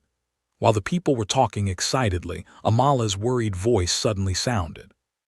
Don't make a fuss. Don't you worry that the signal may be blocked by wormholes. We may not have a chance to kill the pioneers at all. No. It's very possible that this is two worlds after all. The only way is this wormhole. Maybe once those petals are closed, all the connections will be broken. Why didn't you tell the general earlier? When others heard of it, they were puzzled, agreed, or worried, and Amaradin replied, I said the general valued it. And then we're on our mission. With a little uneasiness, the hunter students drove their mecha and others through the open petals to the other end of the wormhole, and a different world appeared in front of them, which is different from the Earth environment. It looks like a huge and incomparable underground world. The light is very dim. In the distance, a huge fireball like artificial sun floats in the air and gives off a faint yellow light. It brings some light to the closed world, but it interweaves with the surrounding rocks and dark environment to create a doomsday scene. In this huge underground space, there are many tall towers like stalagmites, but they are more than 1,000 meters high. Around the towers, there are a circle of giant chains around them. Those things on the ring seemed to be moving. Someone noticed the abnormality of the ring and quickly shouted a warning. Others quickly looked at it carefully. As the picture was magnified, everyone's eyes widened in shock. There are monsters hanging on the rings like chains. A huge monster is like bullets arranged in order on the bullet chain. It is closely hung on the ring and fixed by the locking device. Only the head and tail swing from time to time. And they also found that the fixed monsters around each tower are the same kind, and the number is up to 100, and where their eyes reach, there are dozens of such towers. That is to say, there are at least thousands of monsters here. If these monsters are released, even if only one tower of monsters is needed, it will be enough to destroy all their more than 50 machine armor. In the command room of Mo Yulan base, General Quan and Sen Mazi also saw the dense monster on the ring through the image transmitted by the drone armor. They were shocked. The pioneers had such a huge monster army, which they had never thought of. For a long time, they all thought that the pioneers had the same power as them. As long as they researched and manufactured more and stronger hunter machine armor, they could defeat the pioneers and monsters. But now, it seems that their power is simply vulnerable to the pioneers. If these monsters come out of their houses, even if human beings put out all their military forces and risk destroying the earth, they will die in the end. At this moment, both Sen Pockmarked and General Quan were very happy. Fortunately, they listened to the silent opinion and sent the unmanned aerial vehicles to attack the pioneer's world. Otherwise, when the pioneer began to invade in an all-round way, they would have no choice but to die. Now they have moved the battlefield to the pioneer world, and if the silent plan goes well, they have the hope to turn it around. With the continuous decline of Mecca, they saw the massive monsters around them more clearly. At the same time, they saw the leader and forerunner behind all this for the first time. On the platform next to a tall tower, there are 3 tall, 3 to 4 meters high, 4 arms and translucent wings, and a huge chitin crown on the head, which looks like a human-like aquatic crustacean. The arrival of the Mecha regiment was obviously beyond their expectation, but soon they reacted. One of the tallest pioneers immediately extended 4 arms and operated on the fan-shaped console in front of them. The closest tower to the Mecha regiment, the monsters locked in the ring were released one after another, and rushed to the Mecha regiment, which was still slowly descending. Just as the Mecha fighters were preparing for the battle, all the signals were suddenly interrupted, and they fell into a darkness in front of them, and their senses for the unmanned Mecha disappeared. What's the matter? Disconnected? Yes. At the command center of Mo Yulan base, General Quan and Sen Mazi look at the suddenly interrupted picture. They can't help but look at each other. As they predicted, the control signal of the drone will be cut off by the wormhole. The rest can only see Chen Mo. In Pioneer World, Chen Mo looks at the unmanned aerial vehicle that suddenly stops floating in the air, then looks up at the wormhole entrance just closed above, but there is no surprise on his face. Here and the Earth are 2 worlds after all. The only channel is this wormhole. It's normal that the control signal is cut off. He was prepared for that. Jarvis, take over all the drones and kill the monsters. Yes, sir. Jarvis's voice rang in Chen Mo's ear, and then the 50 drones out of control suddenly moved again. Although they still fall down in the middle of the air and can't move freely, they still adjust their positions quickly, forming a tight formation facing the monster. Then, all the missile launchers on the shoulder of the UAV armor were turned on, and they launched a fierce attack on hundreds of monsters rushing up the ring of the tower in the distance. Each unmanned aerial vehicle is loaded with 20 missiles, all of which have been launched. 1,000 missiles hit hundreds of monsters precisely under the control of Jarvis. None of them failed. The violent explosion broke out in the air immediately. On average, each monster was hit by 10 missiles, and most of them were shot at the key point of the head and neck. The explosion of fire scattered, and the body of a monster was revealed. Most of the incoming monsters were killed by the fierce missile firing. Only more than 30 monsters continued to rush towards the UAV cluster. Moreover, they were all scarred, not lightly injured, and their combat effectiveness was greatly reduced. When the remnant monster army rushed to the front of the mecha army, the unmanned mecha chest suddenly lit up a dazzling blue light, and 50 high-energy laser beams then burst out, instantly hitting more than 30 monsters. More than 30 monsters rushed to the scene and were suddenly burned by the high-energy laser beam. They cried bitterly while changing their direction to ask for the attack of the high-energy laser beam. However, no matter how they dodged, the laser beam always locked them firmly. Under the precise control of Jarvis, each UAV is like the most sophisticated instrument, tracking and locking automatically, and adjusting its position in real time according to the movement of the target. It is impossible for them to escape the attack of high-energy laser beam. Although the monster's defense is very strong, under the continuous irradiation of the high-energy laser beam, it was soon broken through the skull and damaged the brain. Hundreds of monsters can't even get close to the UAV team. They will be destroyed by long-range attack. In addition to the performance of the UAV itself, the main reason for such a terrible result is the operation of Jarvis. If it was operated by the original 50 mecha drivers, they would never be able to block the impact of hundreds of monsters. At least half of monsters would break through the defense of long-range weapons and rush to them. Then what would meet them would be a fierce battle, and ultimately the monsters would be basically destroyed. Under the control of Jarvis, the 50 unmanned aerial vehicles are like a whole. They are closely matched. The accuracy of missiles and high-energy laser beams has been raised to the highest level, and the overall combat effectiveness has been increased by more than twice. Seeing the hundreds of monsters sent out were easily destroyed by the UAV team, the pioneers on the control platform below were shocked. They were preparing to release more monsters, but suddenly felt a flower in front of them. Then they found a 2-meter-high black steel armor suddenly appeared in front of them. At the same time, they were shocked to find that they could not move now. When Jarvis took over the drone army to kill the monsters, Chen Mo came to the front of the 3 pioneers in a steel battle suit and bound them with his mind. Chen Mo carefully watched the 3 pioneers flying from the control platform and came to him, and confirmed that they could no longer mobilize monsters to attack. Chen Mo has also seen many alien races, the Zetas, the Asgards, the Dark Elves, and all kinds of alien prisoners in the Asgard dungeon. However strange they look, they have the shape of humanoid, and the 3 pioneers in front of them are totally different. They look more like 3 giant insects standing up, more than 3 meters high. The body is completely covered by a chitin shell. The head is supported by a huge fan-shaped head crown like petals. 2 half-transparent wings are connected under 4 long and thin arms.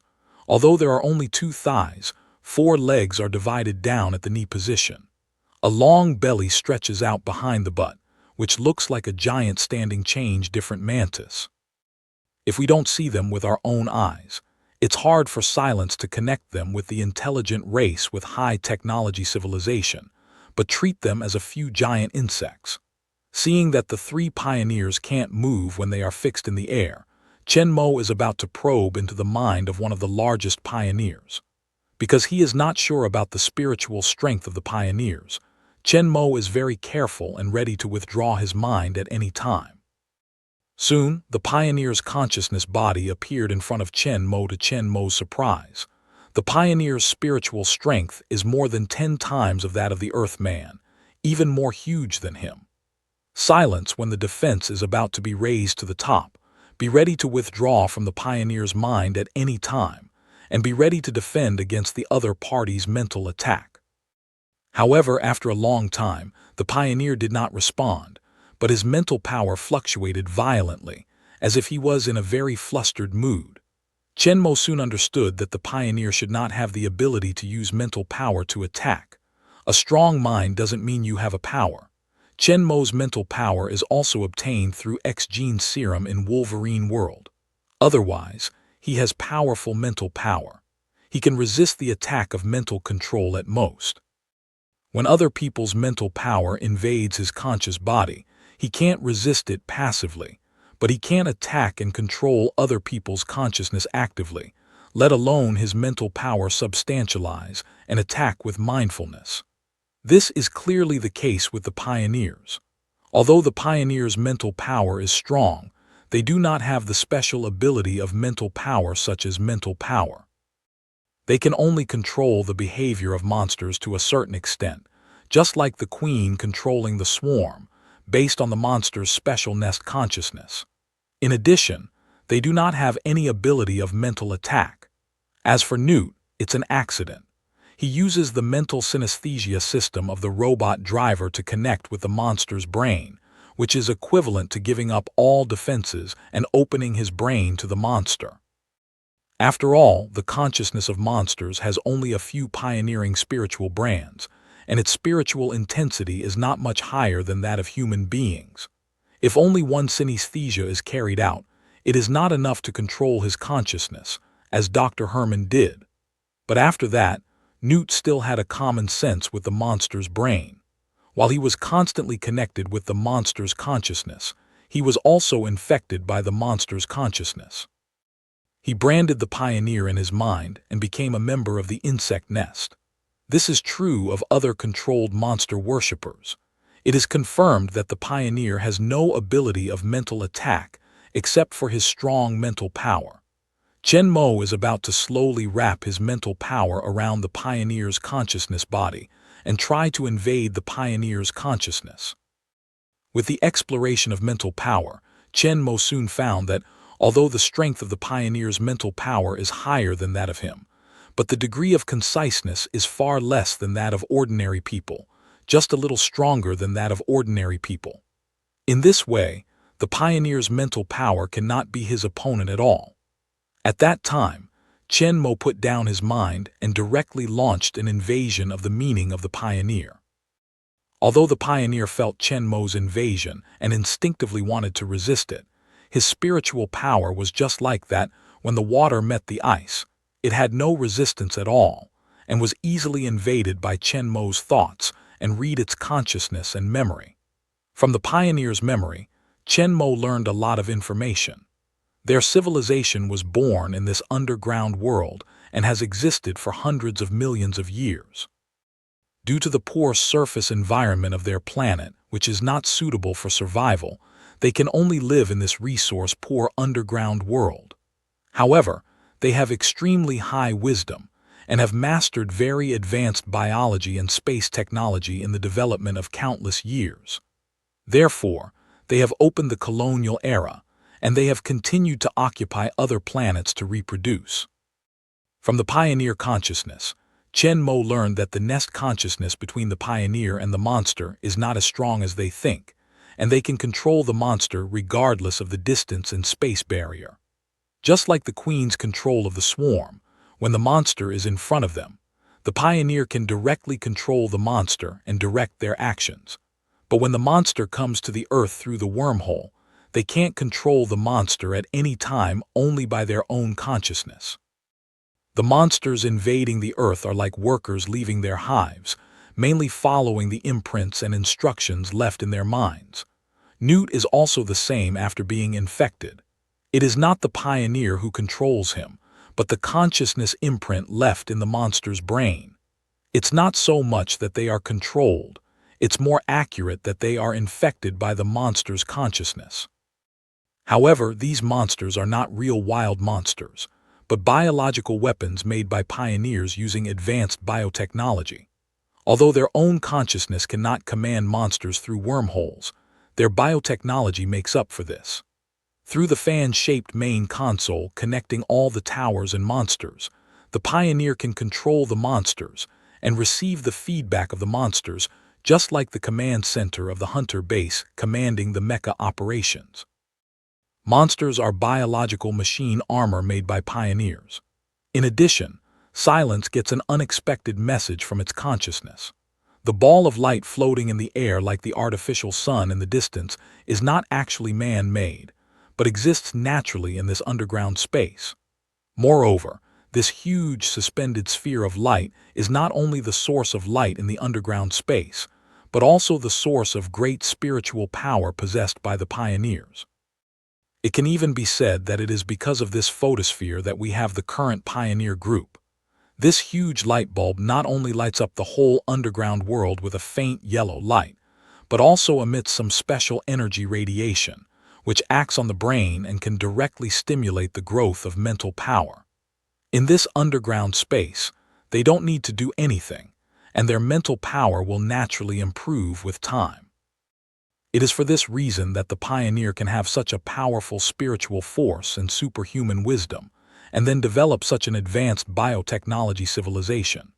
However, this radiation is not a short-term process for the growth of mental power. In fact, their racial life expectancy is as high as hundreds of years. In these hundreds of years, they always live under this special energy radiation, so that they can finally reach the current mental power intensity. Just like the sun, the closer to this sphere, the brighter the light, the stronger the energy radiation received, and the faster the mental strength will be improved. But they can't get too close to this photosphere, because too strong energy radiation will cause damage to the body. The closer the distance is, the more destructive the radiation will be. They are now in the highest radiation area that the pioneer can bear, and the best area in the whole underground world. The pioneer Chen Mo invaded is the top of the whole pioneer race exists. The pioneers have a strict hierarchy from low to high. They are ambassadors, cardinals, and bishops. In front of Chen Mo, this is the highest bishop pioneer. Because of the long life and energy radiation, the pioneers had no civilians.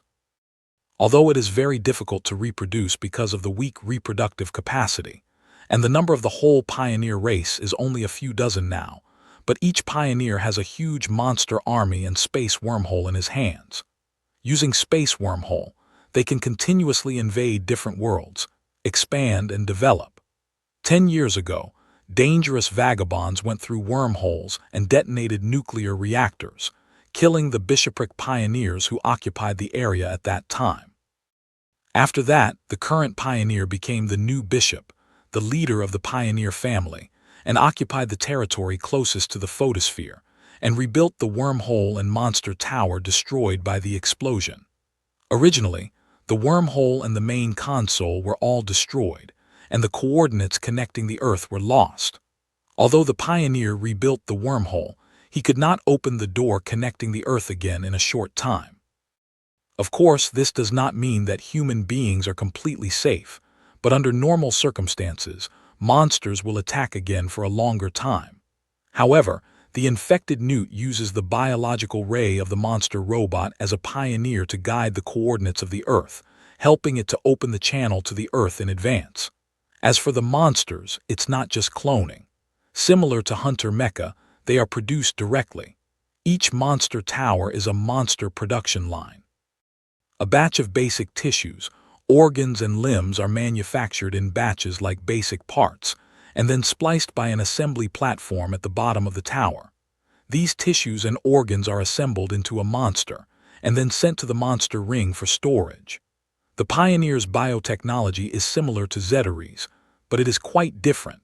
Chi-Tarui soldiers, Leviathan monsters and monsters are all biological weapons they make for war. The difference is that Chi-Tarui people combine machinery and biotechnology, while monsters are the product of pure biotechnology. It's the monster armor made by Newt, which is quite similar to Chi-Tarui's biological weapons.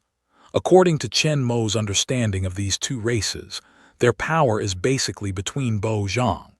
If both sides are right, it's really hard to say who wins and who loses. Although the power of monsters is stronger and more destructive, most of them do not have the ability to fly. In addition to the mothership, the Qatari can fly all of the Leviathan monsters and Qatari aircraft, and the speed is very fast. It is difficult for heavy monsters to attack them.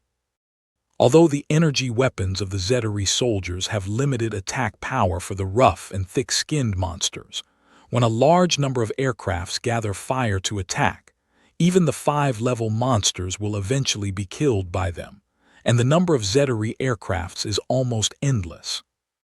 The strength of the two races can be said to be equal, but in terms of biotechnology alone, The biological transformation technology mastered by the pioneers specializing in biotechnology is obviously superior to the Zetas. The monster is not only bigger and stronger, but also has powerful special abilities such as electromagnetic pulse, energy reflection, and so on. Naturally, Shenmue will not let go of the cutting-edge technology in the hands of the pioneers. Although the pioneer biotechnology system is quite different from the Earth's technology, Shenmue's own technology is not ordinary Earth technology, and will not be baffled because there is no USB interface on their console. Taking out the holographic smartphone from the space, Shenmue threw it directly at the main console not far away. The mobile phone quickly changed into a miniature transformer in the air and landed on the main console. A scanning ray came from the transformer's head and slowly swept the whole fan-shaped console. The internal structure of the transformer was clearly presented in front of Jarvis. Then the palm of its hand quickly deformed and stretched out a lot of metal tentacles, stabbing into the console. In fact, this console is equivalent to a biological computer. Although it is completely composed of biological cells, without any electronic devices, its basic principle is similar to that of a computer. The storage, transmission, and command of data also depend on biological current, which can be completely intercepted, decoded, and imitated by transformers. Jarvis controls the micro-transformers, and soon begins to decipher the basic operating rules of the biological computer and establishes a data connection with it. However, he needs to break through the protection of the biological computer and decipher the language of the pioneer race, which cannot be completed in a short time. Shenmue immediately took full control of the Bishop Pioneer and asked him to assist Jarvis in controlling the biological computer. Then he thought about it and directly twisted the heads of the other two Cardinal Pioneers. Later, Shenmue turned to look at the ball of light floating in the air in the distance. Since the special radiation it radiates can make the Pioneer have strong mental power, then this radiation should also work for him. With the continuous enhancement of his strength, it is more and more difficult for Shenmue to continue to improve his ability. Since the integration of T-virus in the biochemical crisis world last time, his strength has not been improved for a long time. Although with the help of super equipment such as iron and steel battle clothes, King's sword, and other abilities such as blink and self-healing, Shenmue has the strength to fight against the strong of the sub-heavenly father, but his own strength is still far behind the real strong of the sub-heavenly father. If the special energy radiation of that photosphere can really enhance mental power, it is undoubtedly a surprise for Shenmue. But at this time, all the radiation is blocked by the iron and steel war clothes. Chen Morgan could not feel the effect of this special energy radiation. To know whether it is useful to him, he must come out of the iron and steel war clothes. Shenmue immediately orders Jarvis to test the external environment. The final result is that, although there is oxygen in this underground space, it is not suitable for human survival. There is a strong toxin in the air, and ordinary people will die soon after exposure. However, with Shenmue's strong physical quality and strong self-healing ability, this toxin is not enough to cause harm to him. Under the great temptation of improving his strength, Shenmue did not hesitate to move out of the battle suit. However, his body's surface is still covered with a layer of mindfulness shield. If the situation is not right, he can move back to the battle suit at any time. Control the palm part of the mind slowly back, the whole palm immediately exposed to the air. Shenmue soon felt a warm feeling on the palm's skin, and towards the photosphere side of the feeling is relatively stronger. It is obvious that Shenmue was not only eroded by the toxins in the air, but also affected by the radiation from the photosphere. However, the degree of this effect is very slight, not even harmful. Even if the two factors are combined, they can't break through Shenmue's skin defense. The effect on Shenmue is almost nil, and even the self-healing ability is useless. Shenmue did not look down on the toxin and radiation. His physical quality is more than 10 times that of ordinary people, and his constitution has undergone essential changes. Even if the ordinary flame burns directly on him, it is difficult to cause harm to him. This toxin and radiation can make him feel obvious, which shows that their power is not weak. If ordinary people come here, they may be exposed to this environment, soon poison and radiation kill. After confirming that the body can bear it, Chen Mo immediately gradually recovers his mind power. When his mouth and nose are exposed, the air enters Chen Mo's respiratory tract, and this slight warm feeling spreads into Chen Mo's body and becomes more intense, like inhaling some hot air. However, this level of stimulation is not worth mentioning to Chen Mo at all. His attention is attracted by the changes in his mind. With the complete recovery of the mind power, the originally blocked energy radiation also shines on Chen Mo. Chen Mo can clearly feel the cool feeling coming from his mind, and the mental power is slowly increasing as if it is stimulated by some kind of stimulation. Although the speed is very slow, it's not easy to detect without careful observation, but it's really improving. This energy radiation is also useful to him. At this moment, Chen Mo was excited. After standing in place for a moment, Chen Mo confirms that he has no adverse reactions. Neither the toxin in the air nor this special energy radiation has caused real damage to his body. Chen Mo immediately decides to continue to approach the photosphere. It's about 10 kilometers away from the photosphere. The energy radiation is too weak. According to the growth rate of mental power at this time, even if I stay here for a year, I can't improve much. These pioneers can't bear more radiation damage and can't keep close to the photosphere, which doesn't mean that Chen Mo can only stop here. It will take a long time to confirm Jarvis's invasion and decipherment of biological computers. Chen Mo did not wait any longer. He collected the battle clothes directly into the space, rose from the air with his mind, and flew towards the light ball. The gravity of the underground world is much weaker than that of the Earth. It's roughly the same as that of the Moon. It's only about 1/6 of the Earth. Chen Mo is much easier to fly than that of the Earth. However, Chen Mo didn't fly to the light ball at full speed. He just kept the speed at about 100 kilometers, and the distance of 10 kilometers could fly for 6 minutes. If anything happens, Chen Mo was able to stop in time.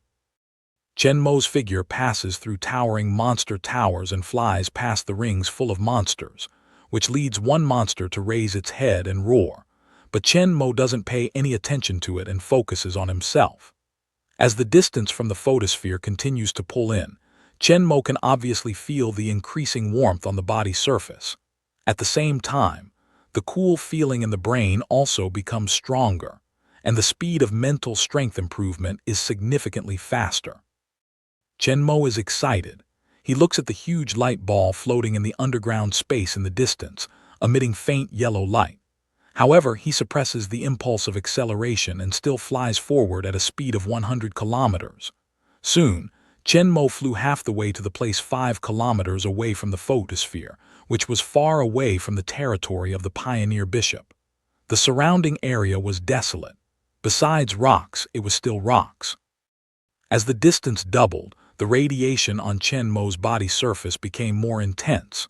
Although Chen Mo still remained on the epidermis and failed to cause substantial damage to him, the feeling of warmth became much stronger. Correspondingly, the speed of mental strength improvement was greatly enhanced. This kind of injury has no effect on Chen Mo at all. He didn't stop at all at that moment and still kept the speed to fly forward. But as the distance continued to pull in, Chen felt that the radiation damage was rising rapidly, much faster than when he had been flying around. Chen Mo was not surprised. The radiation intensity is inversely proportional to the square of the distance. If the distance is doubled, the radiation intensity will be quadrupled. The growth rate of mental strength felt by Chen Mogang at the location of 5 kilometers is quadrupled compared with that at the location of 10 kilometers, just in line with it. Chen Mo then judged the next situation. As the distance gets closer, the change of radiation intensity will be more intense. So Chen Mo slowed down the speed immediately, but still flew forward firmly. The distance quickly pulled in 2 kilometers, and the radiation intensity had become 25 times of the previous one. The highly toxic corrosion in the air had become negligible compared with it, and Chen Mo's feeling finally began to change, as if he was exposed to the noon sun with some burning feeling. Feeling the growing mental power in his mind, Chen Mo continued to fly forward without hesitation, but the speed slowed down again. For the first time, Chen Mo began to feel pain.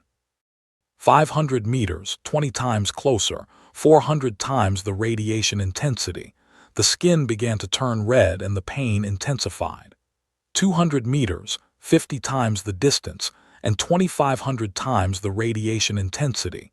Chen Mo finally couldn't bear the strong radiation and began to be injured. His skin was burned and damaged by the energy radiation, revealing the red flesh below.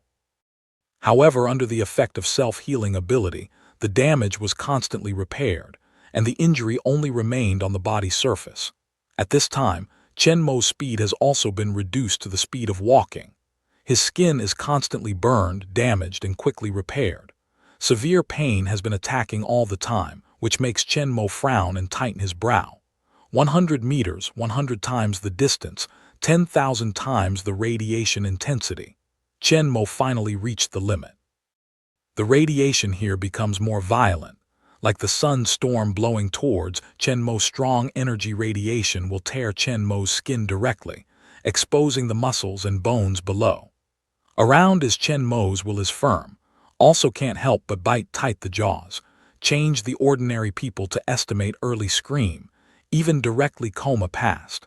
But corresponding to it, Chen Mo feels that his spiritual strength is increasing at a very obvious speed. At the same time, Chen Mo's body is constantly damaged and repaired, and the strength is constantly improving. Chen Mo has not realized this kind of strength promotion for a long time. His feeling at this time is really painful and happy. Chen Mo also tried to get out of his mind and block the damage of energy radiation to his body, but he felt a huge resistance. He firmly pressed his mental power in his body and could not leave his body at all. He just managed to keep flying without falling to the ground. Energy radiation seems to have a strong suppression effect on the mind power. The mind power cannot leave the body at all. Chen Mo's idea of using the mind power to explore the light ball has to be dispelled. Chen Mo is so suspended in the air. His body's skin and muscles are constantly damaged, regenerating, and his physical quality and mental strength are constantly improving at a stable speed. Although the pain is severe, Chen Mo's mental and willpower can fully bear it, and the pleasure brought by the continuous growth of physical quality and mental power also largely offsets the pain. At this time, Chen Mo's spiritual strength is 10,000 times higher than the previous pioneer's position, which means that Chen Mo's staying here for one day is equivalent to the spiritual strengthening effect of the pioneer living in his own territory for 30 years. Jarvis is in control of the machine armor regiment for vigilance, and the bishop-level pioneer is also under his control. Chen Mo doesn't need to worry about safety. He just stays here and constantly strengthens his spiritual strength. Chen Mo enjoys the sunbathing at the level of solar storm in the pioneer world, with pain and happiness. On the Earth, people's mood is very tangled. Chen Mo led the UAV team into the wormhole, and the command center saw the scene of the pioneer world through the video feedback of the UAV. The countless monsters locked in the ring made everyone feel numb. Can Chen Mo really succeed? Many people have no bottom in mind. After the sudden interruption of communication, people are even more nervous. At the beginning, Amala asked General Quan that the signal of drone armor might be blocked. General Quan also told Chen Mo that after Chen Mo demonstrated to them that Jarvis was controlling the action of giant drone armor, they also put down their concerns. They know that at this time, the 50 unmanned aerial vehicles should not be paralyzed due to loss of control, but really become the automatic control of the unmanned aerial vehicles. But even if the drone armor is not paralyzed, they can't imagine how Chen Mo relied on the 50 drone armor and his giant armor to deal with thousands of monsters around him. 100 unmanned aerial vehicles of Xiao's industry were either destroyed or entered the wormhole. In a short time, it was impossible to produce new ones for support or exploration. Moreover, as long as they entered the other end of the wormhole, the signal would be cut off quickly, which was of no great significance at all. Jack wanted to drive the Revenge Ranger in to explore, but was stopped by Sen pockmarked. Chenmo didn't expect to have a light ball before, and didn't expect to stay in it for too long, but he also told General Moriko and General Quan in advance. They didn't need to do anything, just wait for him to come back. In addition to the 50 machine armor, Chenmo also prepared the ultimate weapon for this counterattack. The main purpose of this operation is not to fight monsters. Even if they send all Hunter machine armor into wormholes, they will not make much use of it. In view of Chenmo's meticulous plan in this period of time, which defeated the plot of Newt and the Pioneer, and in turn successfully used Newt to launch a counterattack, they still choose to believe Chenmo and continue to wait. And this wait is a month.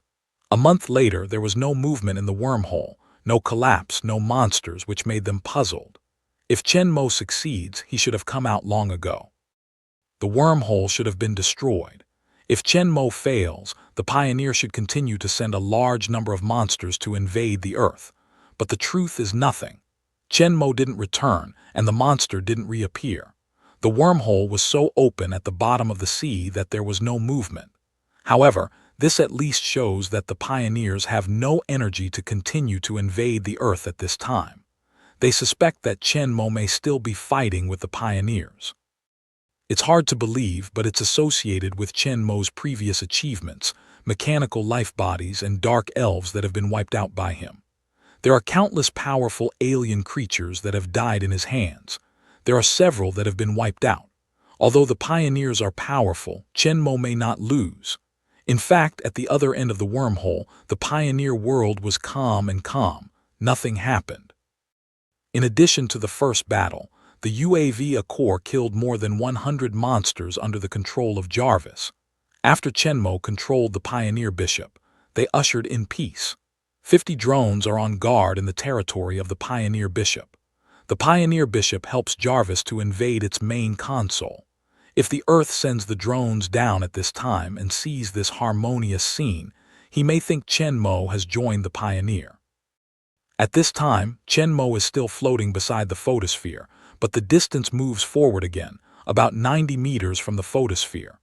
Chenmo's skin and muscles are still constantly damaged by radiation, reaching a balance with his body's self-healing.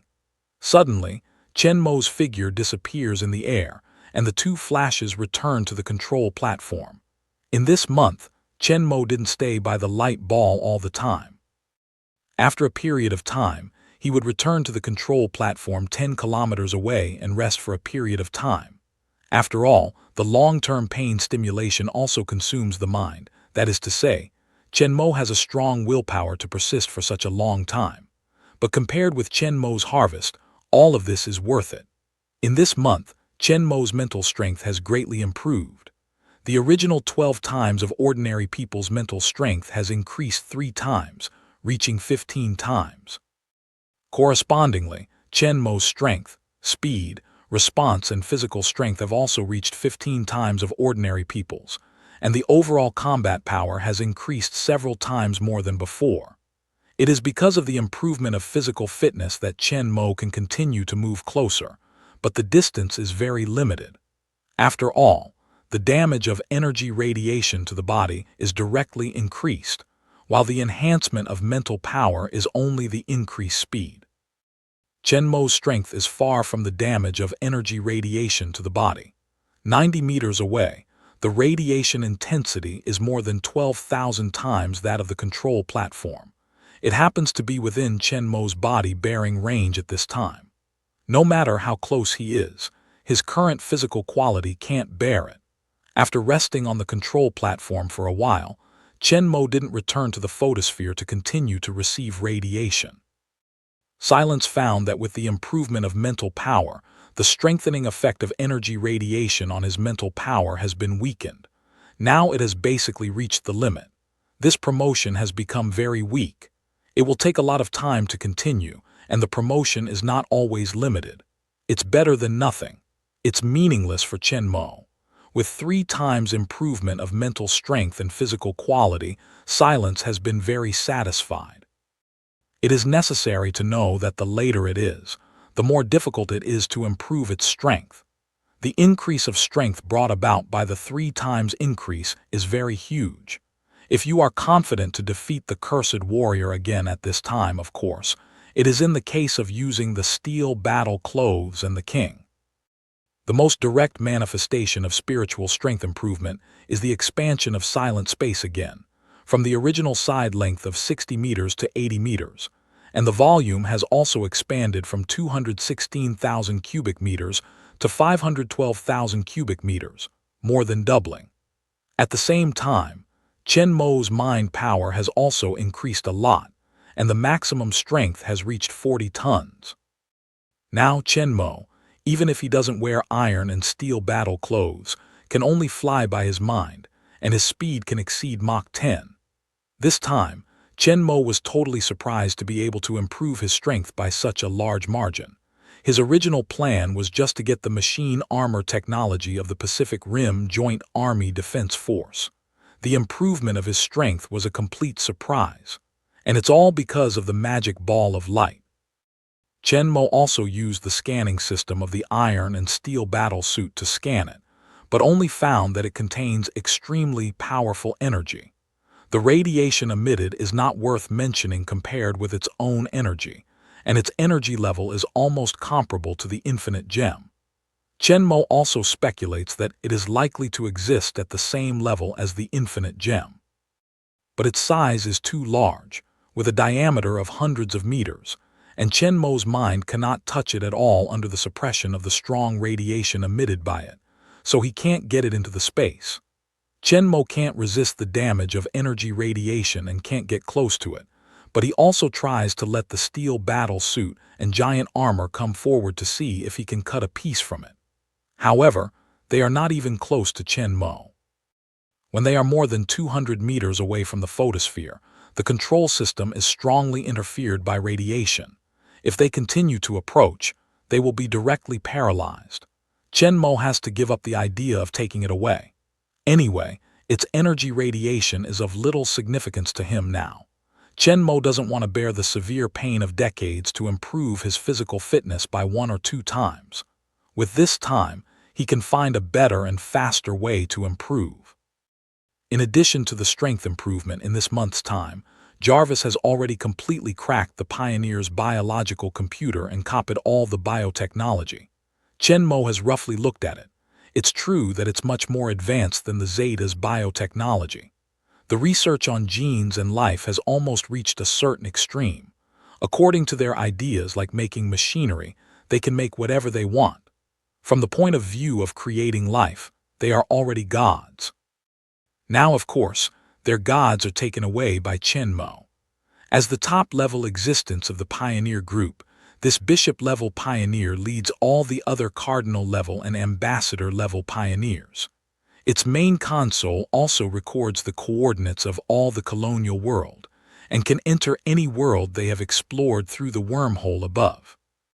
However, according to Chen Mo's information from the Forerunner's mind, most of these worlds have been completely destroyed by them, and the rest have been ruined by their crazy resource plunder. After learning about the situation of other planets, Chen Mo has no interest in going to see them. He has not been to other planets, and a waste planet without life is really unattractive to him. It's been a month since I came here, and it's time to go back. Otherwise, people on Earth would be crazy. But before going back, Chen Mo has another thing to do. He didn't forget his purpose of coming here through wormholes. On the one hand, he got the biotechnology of pioneers. His main purpose is to eliminate the pioneers and completely eliminate the threats facing the Earth. Chen Mo is well prepared for this. The use of those 50 drones is not only to deal with monsters, they are also loaded with the nuclear weapons transferred by Chen Majing Sengzi. Although under the control of Jarvis, the destructive power of 50 drone armors has increased dramatically. It is not enough to completely eliminate monsters and pioneers. After all, the number of monsters is hundreds of times of them. As the ultimate weapon of human beings, the nuclear bomb with terrorist destructive power is obviously the best choice to deal with the pioneers and monsters without considering the environmental damage and radiation, and only considering the lethality. And since the nuclear explosion 10 years ago did not completely kill all the pioneers, for the sake of safety, Chen Mo directly asked Moriko to mobilize 1,000 nuclear warheads from various countries. Of course, at the beginning, all countries did not agree. 1 or 2 nuclear bombs are good to say that the Pacific Rim Joint Military Defense Force itself has the right to call, and there are a few combat readiness stocks. But the 1,000 nuclear bombs Chen Mo asked for are really amazing.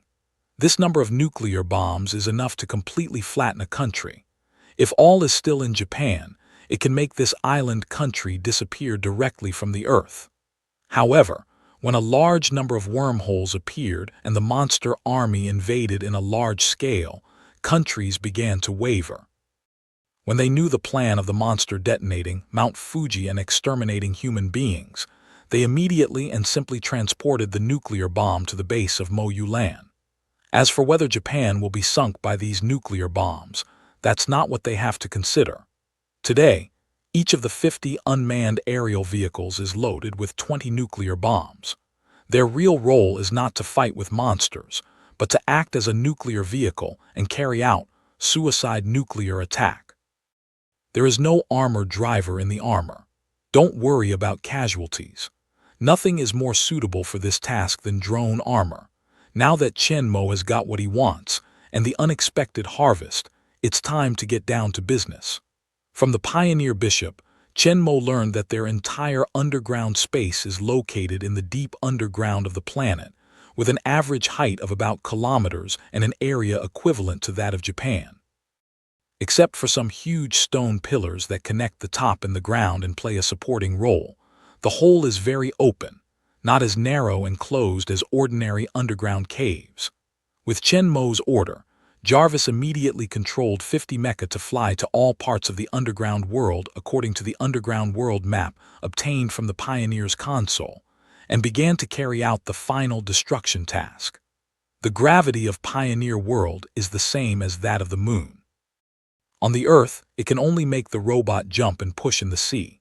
Here, it can make the robot have the ability to fly, and the speed is very fast. At the same time, Chen Mo controlled the Pioneer Bishop, using the General Console to lock the consoles of other cardinals and ambassadorial pioneers, so that they could not release the monster on the monster ring. The pioneers are of high rank. The pioneers are the kings of the pioneers. The other pioneers are the nobles of different ranks. Although they all control their own monster troops and territories, they are still ruled by the pioneers. The Archbishop's main console also holds the highest authority of other pioneers' consoles, which can directly mobilize their monsters. 50 unmanned aerial vehicles, UAV, spread out to all parts of the underground world smoothly and quickly, and put 20 nuclear bombs in their respective positions.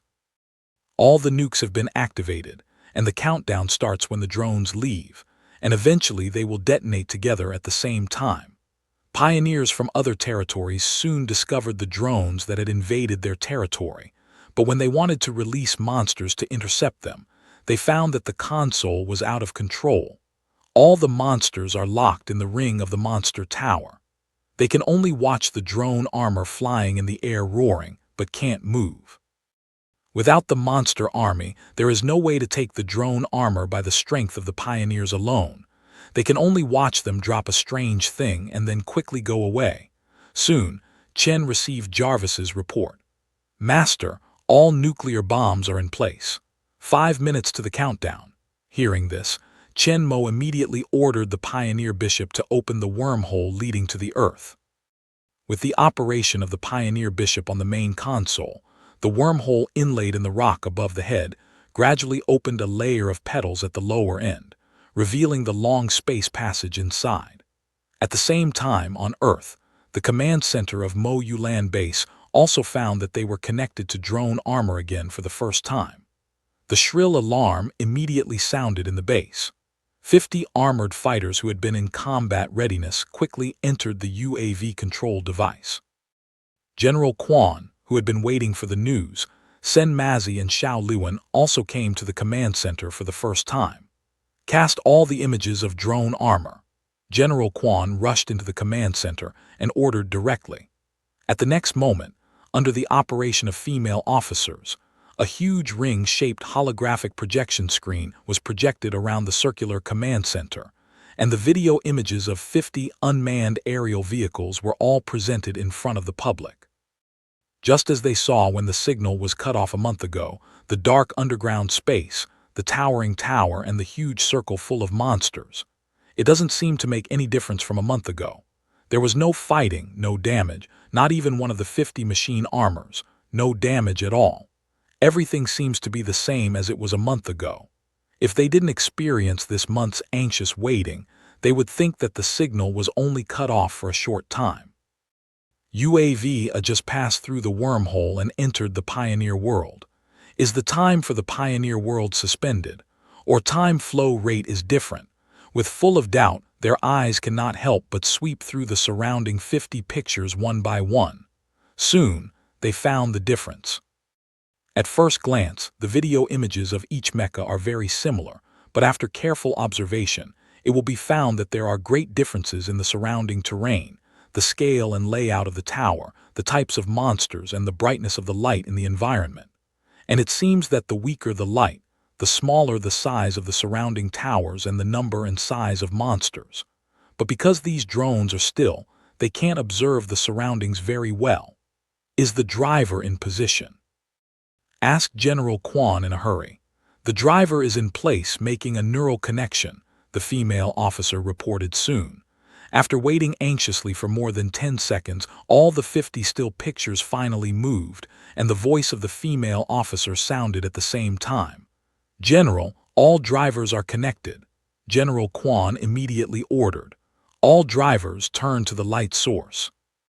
With the order of General Quan, the 50 random pictures around the command center stopped at the same time. Then they all turned to one side, and a light ball with faint yellow light appeared in each picture. Immediately, all the people on the scene stared at each other. The size of the light ball in each picture was different, which meant that the distance between the 50 machine armors and the light ball was also different. They were in different positions in the underground world. But all around them, there are still towers and rings full of monsters. The Pioneers' territory and the monsters' army are much more than they thought. Roughly, all these monsters on the tower add up to at least tens of thousands. In the battle room of Unmanned Aerial Vehicle, UAV, which was changed from the training room to the battle room of UAV, 50 pilots who had just completed the connection with the UAV also looked at the light ball suspended in the air in the distance in shock. When they came to the Pioneer world through wormholes, they all saw the same photosphere as the artificial sun, but the perspective and distance at that time were obviously different from those at present. Although the crossing a month ago was short, it was a magical experience that all of them could never forget in their lives. The ball of light in the air, the surrounding towers, rings, and monsters are all deeply imprinted on their minds, and at this time they are obviously not in the place where they just passed through the wormhole. They couldn't help but look at the surrounding environment, and then they were shocked to find that there was no other unmanned aerial vehicle except themselves. That is to say, they are surrounded by hundreds of monsters by themselves. Although they have not yet broken free of their shackles, as long as the Pioneers let go of their shackles, they will soon be able to rush in front of them and tear the armor trapped in their siege into a pile of steel pieces. However, what puzzled them was that there was no movement around the monster ring. All the monsters were firmly bound on the ring and could not move, and when they saw the figure of the Forerunner in front of the remote console, they were even more surprised. Although they can't recognize the difference in appearance between Pioneers, they can easily see that the Pioneer in front of them is not the same as the one they saw when they entered the wormhole just from the body shape and the crown of the head. It turns out that the Pioneers are not only the 3 they saw before, but at least dozens or even more. Each of them has hundreds of monsters. Any Pioneer's monster army invading the Earth in an all-round way will be a devastating consequence for mankind. However, at this time, the Pioneers who hold the huge power seem to be very alarmed. They stand in front of the fan-shaped console and stretch out forearms to operate something continuously, but the surrounding tall towers and rings do not respond. At this moment, no matter the 50 mecha pilots in the battle room, or the general of Command Center and Mori Mazzi, they are all puzzled. What happened in this month? Why are 50 drones in the Pioneers' base camp, surrounded by countless monsters, intact and directly into the territory of different Pioneers, even directly in front of them? It's hard not to say that Chen Mo reached a peace agreement with the Pioneer, or that Chen Mo joined the Pioneer.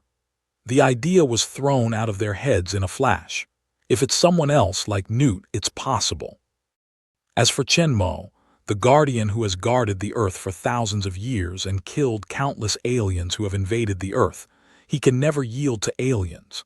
However, because Chen Mo's giant armor is made by himself, he is not affiliated with the Pacific Rim Joint Military Defense Force, and his armor video acquisition and communication system is not under their control. Unless Chen Mo actively contacts, they cannot even contact Chen Mo. However, when 50 robot drivers went online, Jarvis also reported to Chen Mo for the first time. Chen Mo understood that it was the reason why the wormhole opened and the signal was restored.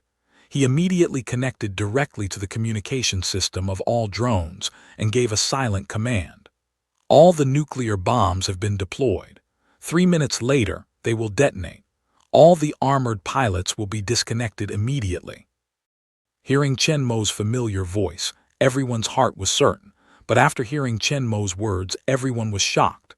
General Quan and Mari Mazzi smell the words and look at each other immediately. They all see a trace of excitement in each other's eyes. He has deployed all the bombs. They can't imagine how Chen Mo did it. In principle, with the strong strength of the Pioneers, Chen had no chance to fully deploy the nuclear bomb. He could only let 50 machine armors carry the nuclear bomb separately to disperse as far as possible, and detonate the nuclear bomb on the spot after being destroyed, which was the best result they thought they could achieve. Under the siege of numerous monsters, it is almost impossible for 50 drones to deploy their 20 nuclear bombs separately according to the best deployment plan, so as to achieve the maximum explosion effect. After all, the Pioneers and their monsters are not decorations. But then again, from the drone video they saw, the Pioneer monster army really seemed to be a decoration. This may be the reason why Chen Mo can achieve this level. In this month, it's clear that a lot of things have happened that they don't know, but now it seems that the situation is much better than they think. Although Chen Mo lost contact with us all this month, the 50 armored pilots did not forget that Chen Mo was the commander of this operation. They were surprised to learn that the nuclear bomb had been deployed, but they cut off the nerve connection with the unmanned aerial vehicle, UAV, according to Chen Mo's order. 2 minutes later, the nuclear bomb will explode, and the unmanned aerial vehicle will obviously not survive. If they continue to maintain the neural connection when the unmanned aerial vehicle is destroyed, they will inevitably bear strong nerve stimulation, causing them sharp pain, convulsion, fainting, and even the feeling of dying. Although there is no life danger, it will cause a great impact on their spirit. In this way, it's obviously not wise to continue to connect. However, although they cut off the neural connection and can't continue to control the UAV, it doesn't mean that they have completely lost the connection with the UAV. The UAV's remote control terminal is still connected with the UAV's signal. Through the holographic helmet of the combat suit, they can still see the picture in front of the UAV.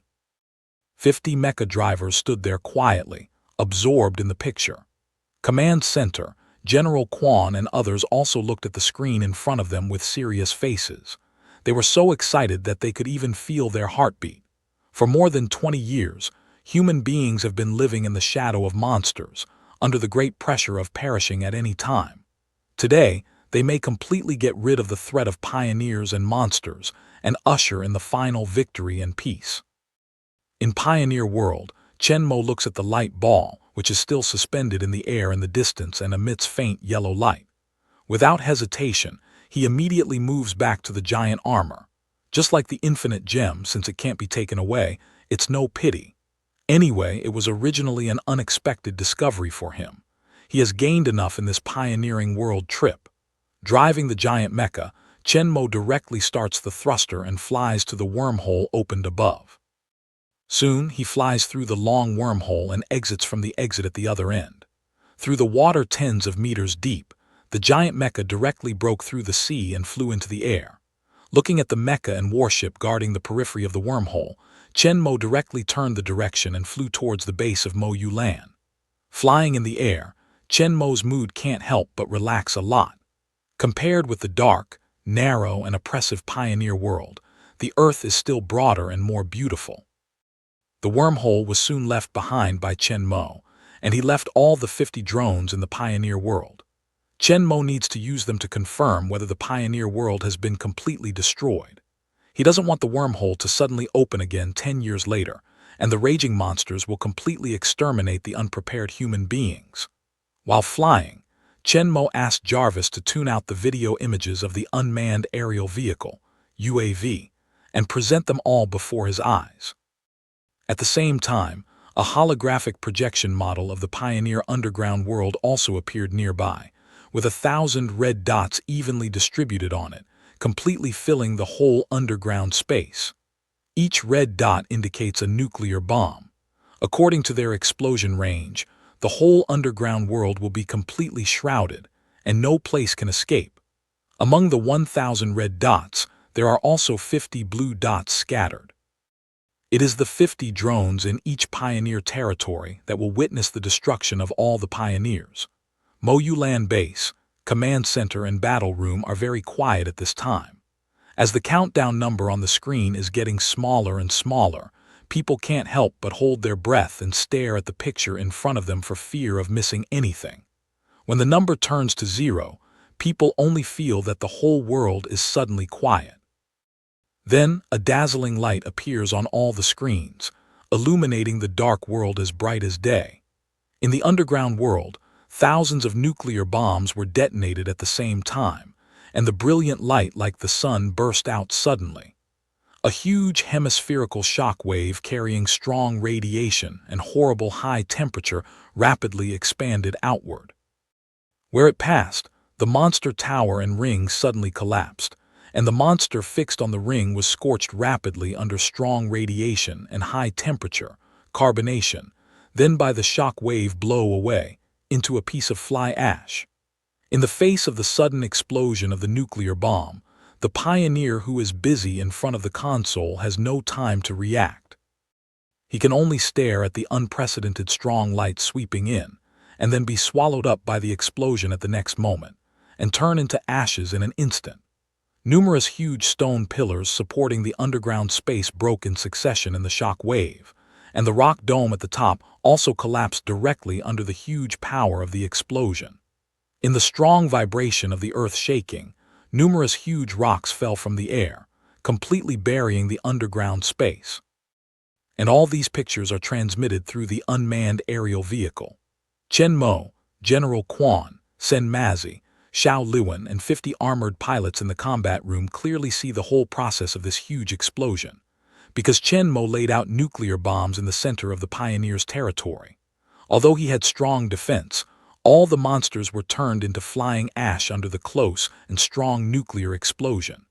The tall towers and rings built by the pioneer and them were all destroyed. Under the strong power of nuclear explosion, the unmanned aerial vehicle armor made of steel didn't last long. The 50 screens in front of people soon turned dark and lost their signals. However, they found that one of all the screens was still on. This is the territory of the Pioneer Bishop where the wormhole is located. The signal of the drone can only be transmitted through the wormhole. In order to ensure the normal transmission of the signal during the explosion, Chen Mo purposely postponed the explosion time here by a few seconds. But just a moment later, with a dazzling light burst out again, people watched the monsters and pioneers covered by the huge fireball of nuclear explosion, and the next moment of the picture was interrupted. At the same time, the wormhole, which had been in operation for a whole month, suddenly shrank out of the encirclement of many mecha and warships outside Tokyo, and in a blink of an eye it completely closed and disappeared on the seabed. Moyulan Base, people look at the screen completely dark down for a long time without words. They saw the whole explosion process with their own eyes. They knew that the pioneer's world had been completely destroyed. The underground space collapsed in the explosion, and the towers, rings, monsters, and pioneers all disappeared. They no longer existed. The cloud that had covered human beings for more than 20 years finally completely dispersed. At this moment, people only feel that the burden that has been suppressed for a long time is finally put down, and the whole person becomes extremely relaxed and comfortable in an instant. From this moment on, they don't need to worry about the attacks of monsters, the destruction of human beings, and the waking up of nightmares every day. All the troubles have finally passed, and it's all because of one person. Chenmo's tall figure came to mind. Mori can't help but think of what Chenmo said after he saved her. He said he would counter-attack the pioneer world and wipe them out. At that time, Sen Mazi didn't believe that it was very difficult for them to resist the attacks of monsters. How about counter-attack? But now the facts are in front of him, he did it. This man, who has protected the Earth for thousands of years, once again defeated the alien invaders, saved the Earth, and completely destroyed the pioneers and their world together. After the Dark Elves, another powerful alien race perished in Chenmo's hands. Moriko does not know how many aliens have been killed by Chenmo up to now. In the giant machine armor, Chenmo actually counted it by himself. Not counting the werewolf who was killed by him in the Legend of the Night, but only the alien, 3 races have been killed by him. Zetas, Dark Elves, Pioneers. At last, each of them holds extremely powerful technology and power, but they are all destroyed in Chenmo's hands, and their technology, treasures, and spacecraft are all in Chenmo's hands. For human beings, Chenmo is their guardian, and for these alien races, Chenmo is their nemesis, a murderous genocide. If there is a Star Animal Protection Organization, Chenmo will be sued in the Star Court. Chenmo is still very supportive of animal protection, but if we encounter similar situations next time, Chenmo will not hesitate to wipe out the entire race of each other. Chenmo has the necessary respect and kindness for the normal living creatures in nature and the universe, but for the alien invaders who are trying to invade, rule, or even destroy human beings, Chenmo has become a vicious and violent genocide just as he has always done. For the enemy, Chenmo has always been adhering to the concept of cutting the grass and root.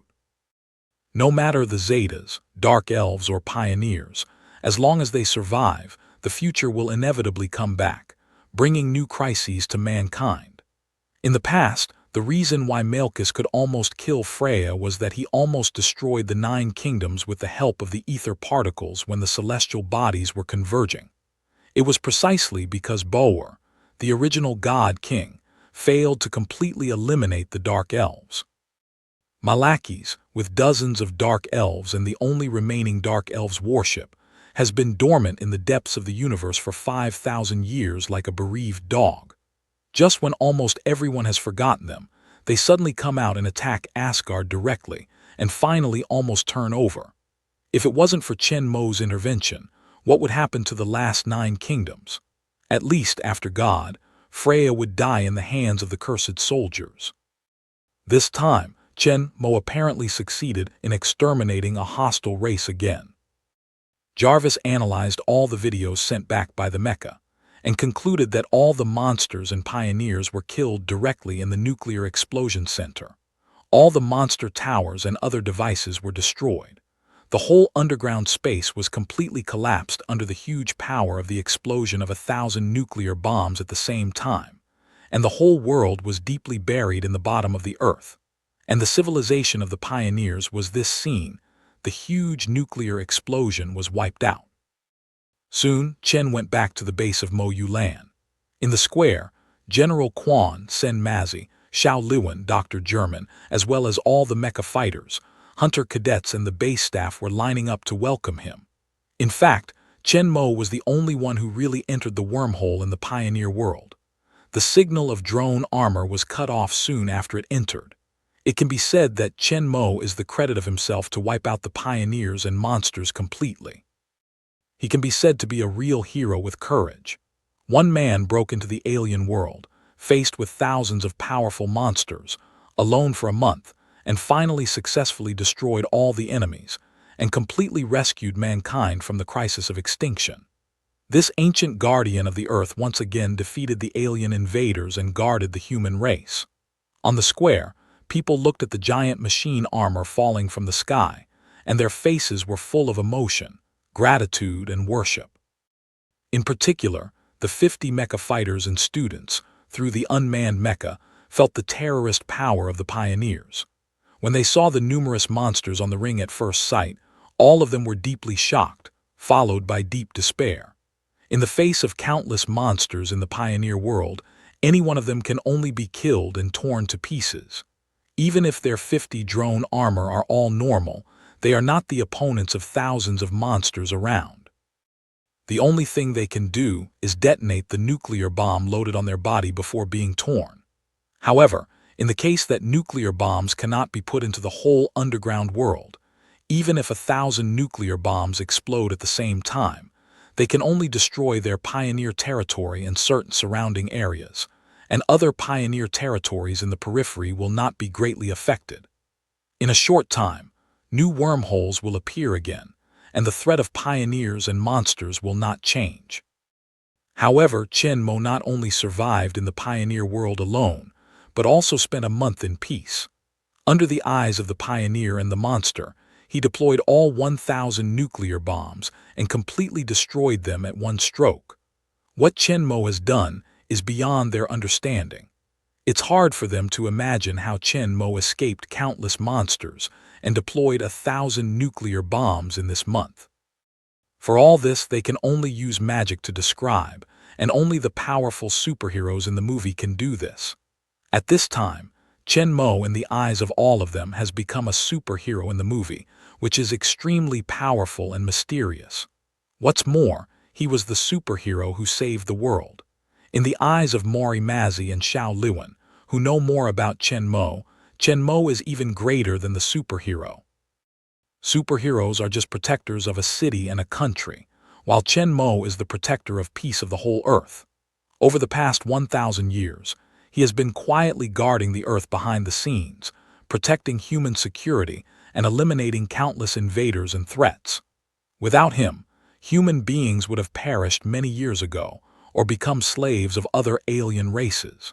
They also have more speculation about Chen Mo's experience in the pioneer world this month. Compared with other people, they know more about Chen Mo. They know that Chen Mo has many powerful superpowers. There are several kinds of supernatural abilities Chen Mo showed in front of them, such as mind shifting, space storage, and instant movement. These abilities alone are enough to enable him to survive under the siege of countless monsters in the pioneer world. His small armor-like steel battle suit is obviously not as simple as it looks. It took less than half an hour to get back to the base of Moyulan from the northern Siberian archipelago. The speed represented by this is very terrible. Those heavy monsters obviously have no way to take him. Even Chen Mo's giant machine armor was transformed by the Dark Spirit warship under the influence of another kind of alien treasure. It's not as powerful as their hunter machine armor. The Terror Super combined monsters were easily killed by him. It's not impossible to kill a blood path among thousands of monsters. These are obviously not all the power Chen Mo has, or even just the tip of the iceberg. As a super strong man who has guarded the Earth for thousands of years and killed countless aliens, Chen Mo must have a stronger base card in his hand. Maybe it's very difficult for them to act, but it's really simple and easy for Chen Mo.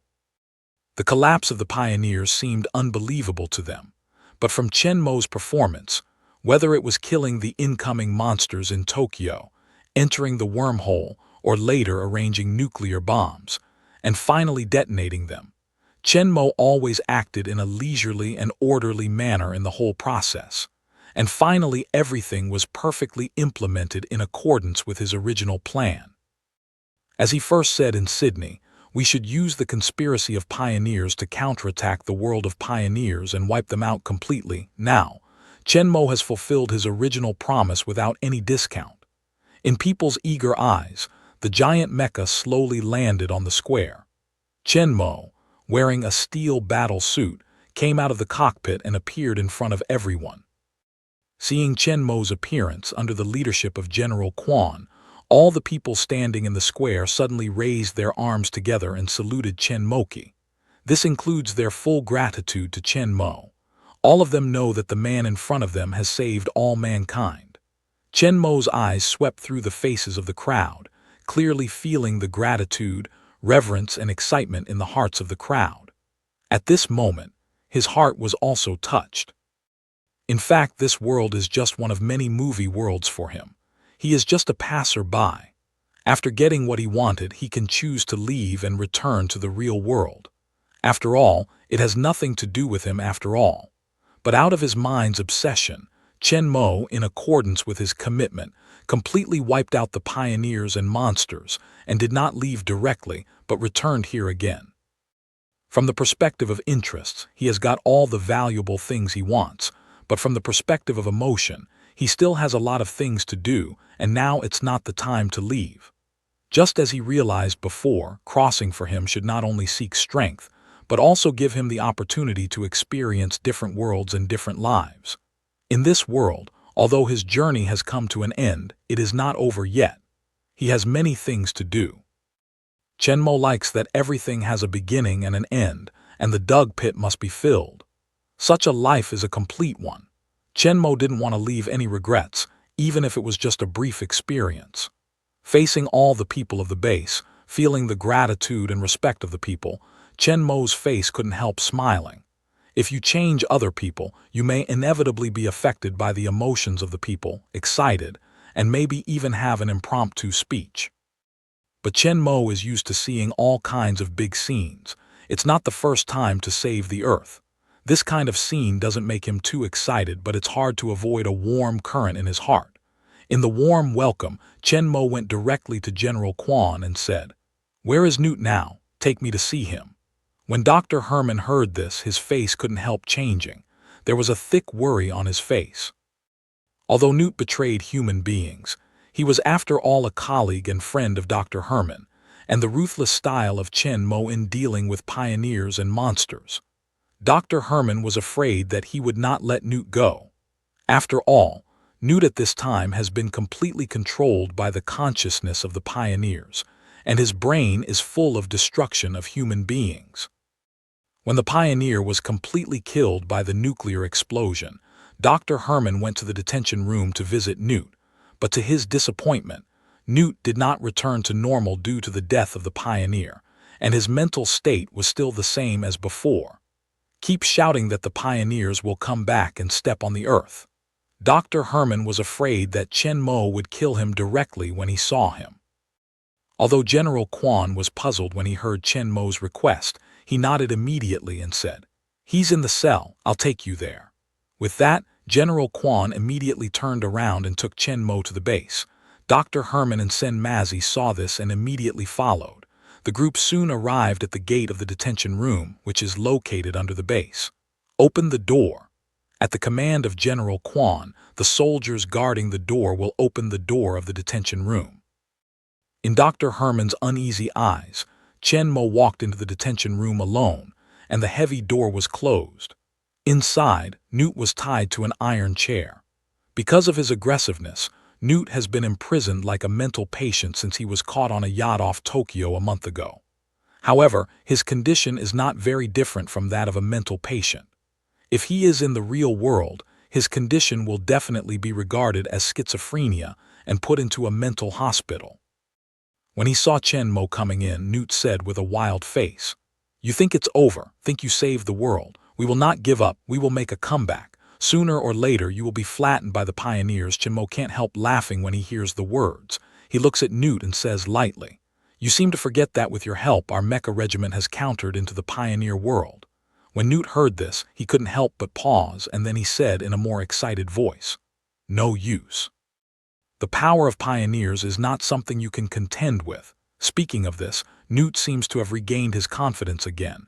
He glares at Chen Mo and says in a cruel voice, "They will be killed by the pioneers. The monster army will land on the earth again and level the whole world.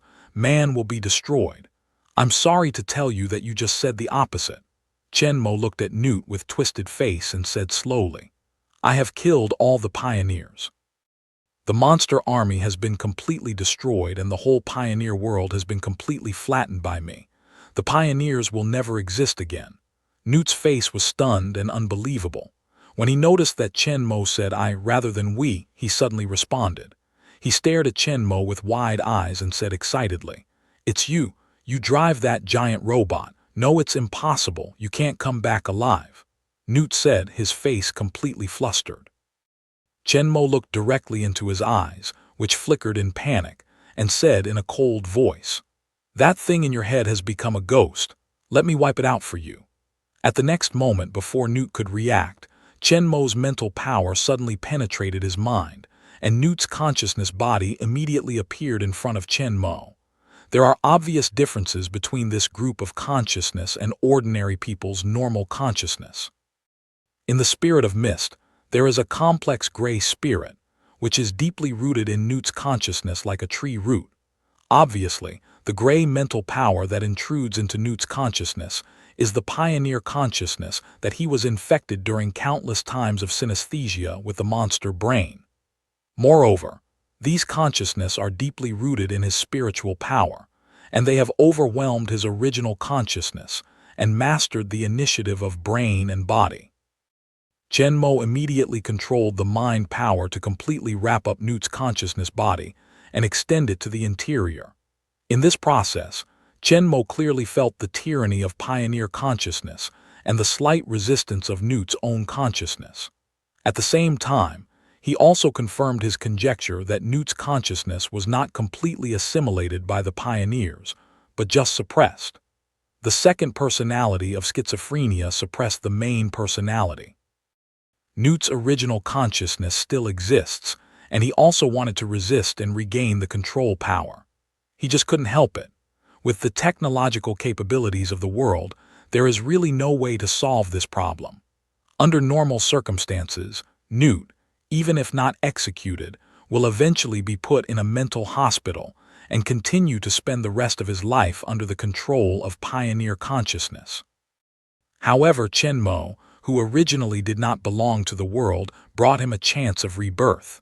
Chen Mo is the only one in the world who can solve his problems. Newt himself is not bad. Although he is addicted to monster research, he clearly knows that he is a human and there is no problem with his position. 10 years ago, he came up with a way to share his feelings with the monster's brain, which enabled them to find a way to pass through the wormhole, blow up the wormhole at one stroke, in exchange for 10 years of precious time and rest. Otherwise, maybe the Earth has already become a pioneer colony, and human beings have been extinct for a long time. It's just that it's hard to be successful. 10 years ago, Newt found a way to close the wormhole by sharing the feeling with the monster brain. 10 years later, it was because of sharing the feeling with the monster brain that Newt was infected by the pioneer consciousness and helped the pioneer open the wormhole again. However, Newt is indeed a hero who has saved the world. Chen Mo is unwilling to watch him sink. The mind power that penetrated into Newt's consciousness completely enveloped the complex mental power that was infected, and then made efforts to hang. In fact, the spiritual power infected by pioneer consciousness is Newt's own original spiritual power, but in the process of sharing with the monster brain, it is adulterated with pioneer consciousness information and becomes the existence similar to monster consciousness. Even the pioneer's own strong mental power is not Chen Mo's opponent, let alone these are just the infected miscellaneous mental power. With Chen Mo's mental strangulation, these complex mental forces are crushed by Chen Mo's mental forces one after another, and become the most basic mental forces, in which the consciousness information contained is also completely erased. However, Compared with Chen Mo's previous way of directly strangling the target consciousness, this kind of partial strangulation in the consciousness has a high demand for the control of the mind power. If you are not careful, you may crush the normal mental power, which will cause damage to Newt's memory and consciousness. Fortunately, as Chen Mo's mental strength continues to strengthen, Chen Mo never stops exercising his mind power. It's not difficult for him to control his mind power. The complex and infectious mental power is constantly cleaned up.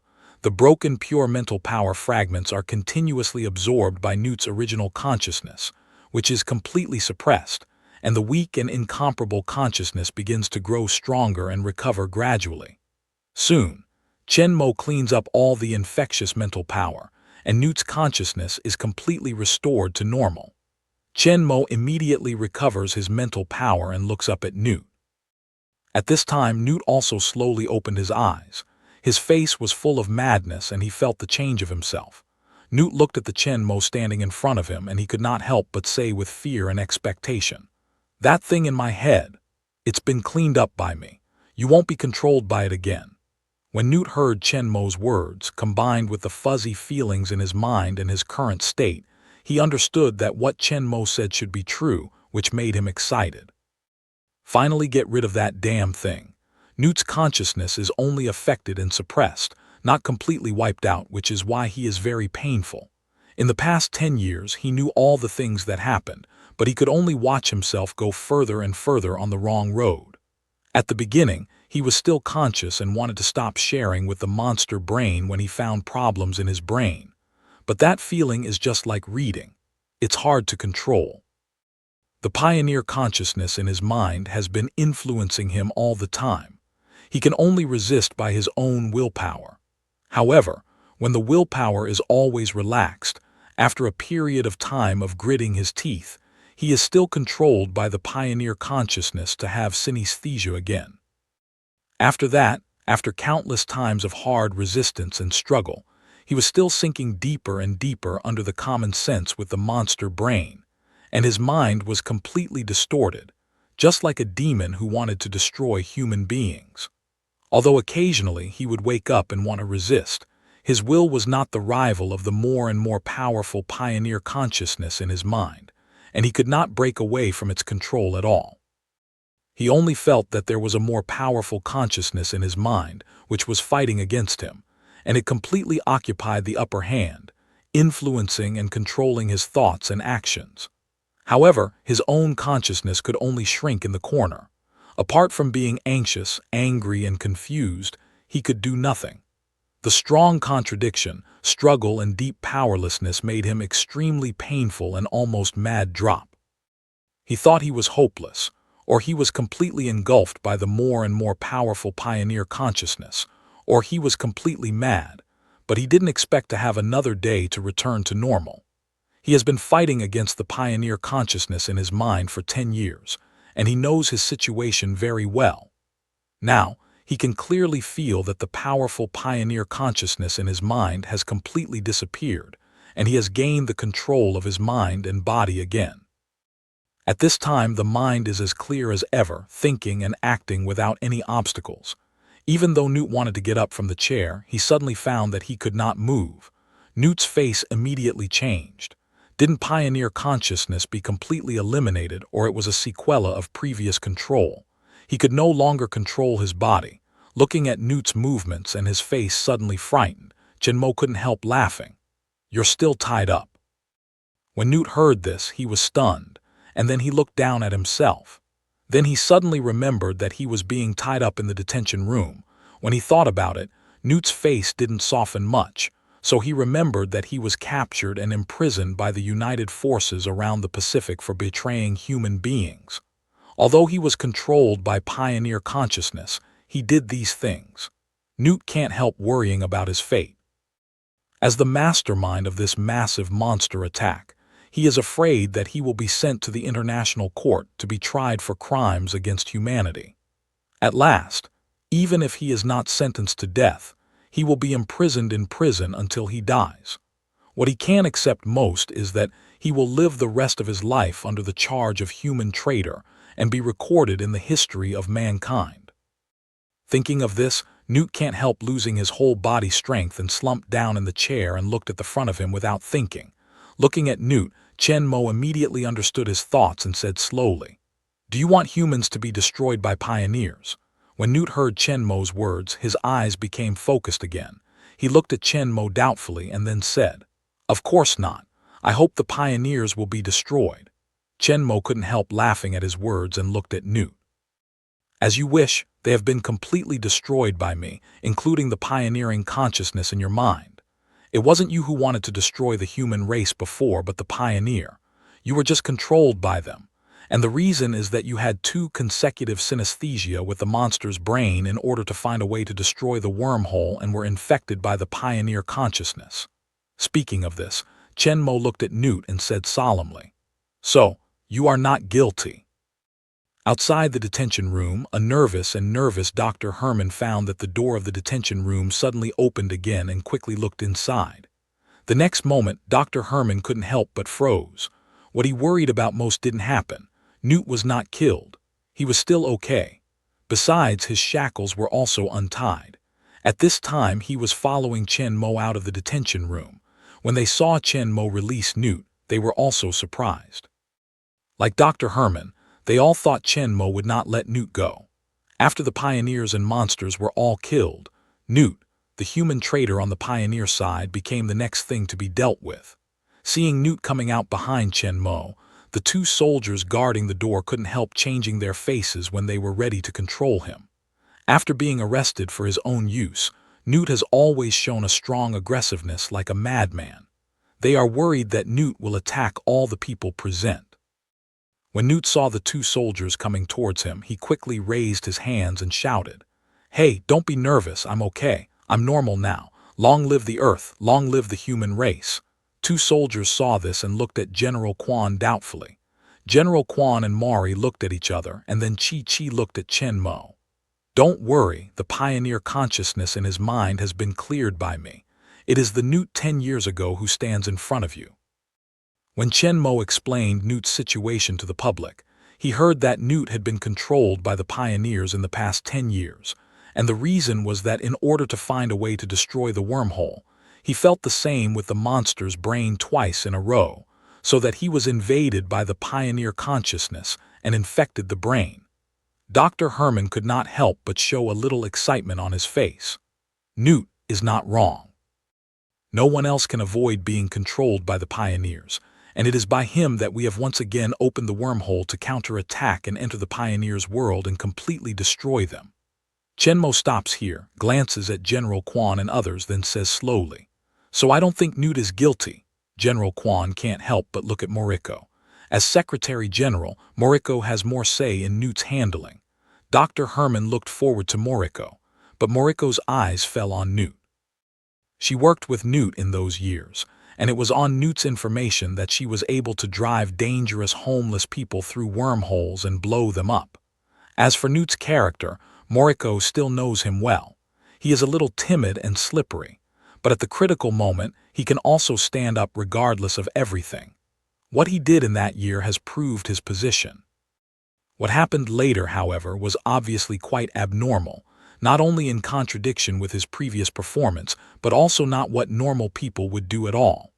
As Chen Mo said, all this was done under the control of pioneer consciousness, so that everything could be explained.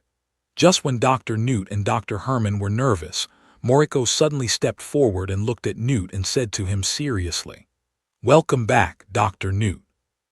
When General Quan saw this, he immediately waved to the 2 soldiers. At the same time, when he heard what Chen said, the 2 men immediately stepped back to one side and looked at Newt without the previous defense and hostility. Dr. Herman could not help but be excited to hear the words of Sen pockmarked son, a face excited looking at Newt. Newt also breathed a sigh of relief. Looking at Sen pockmarked, he couldn't help but open his mouth and smile with sincerity. Newt then looked at Xiao Liwen, who was standing next to him, and said apologetically, "I'm sorry, boss, I've destroyed all your drones."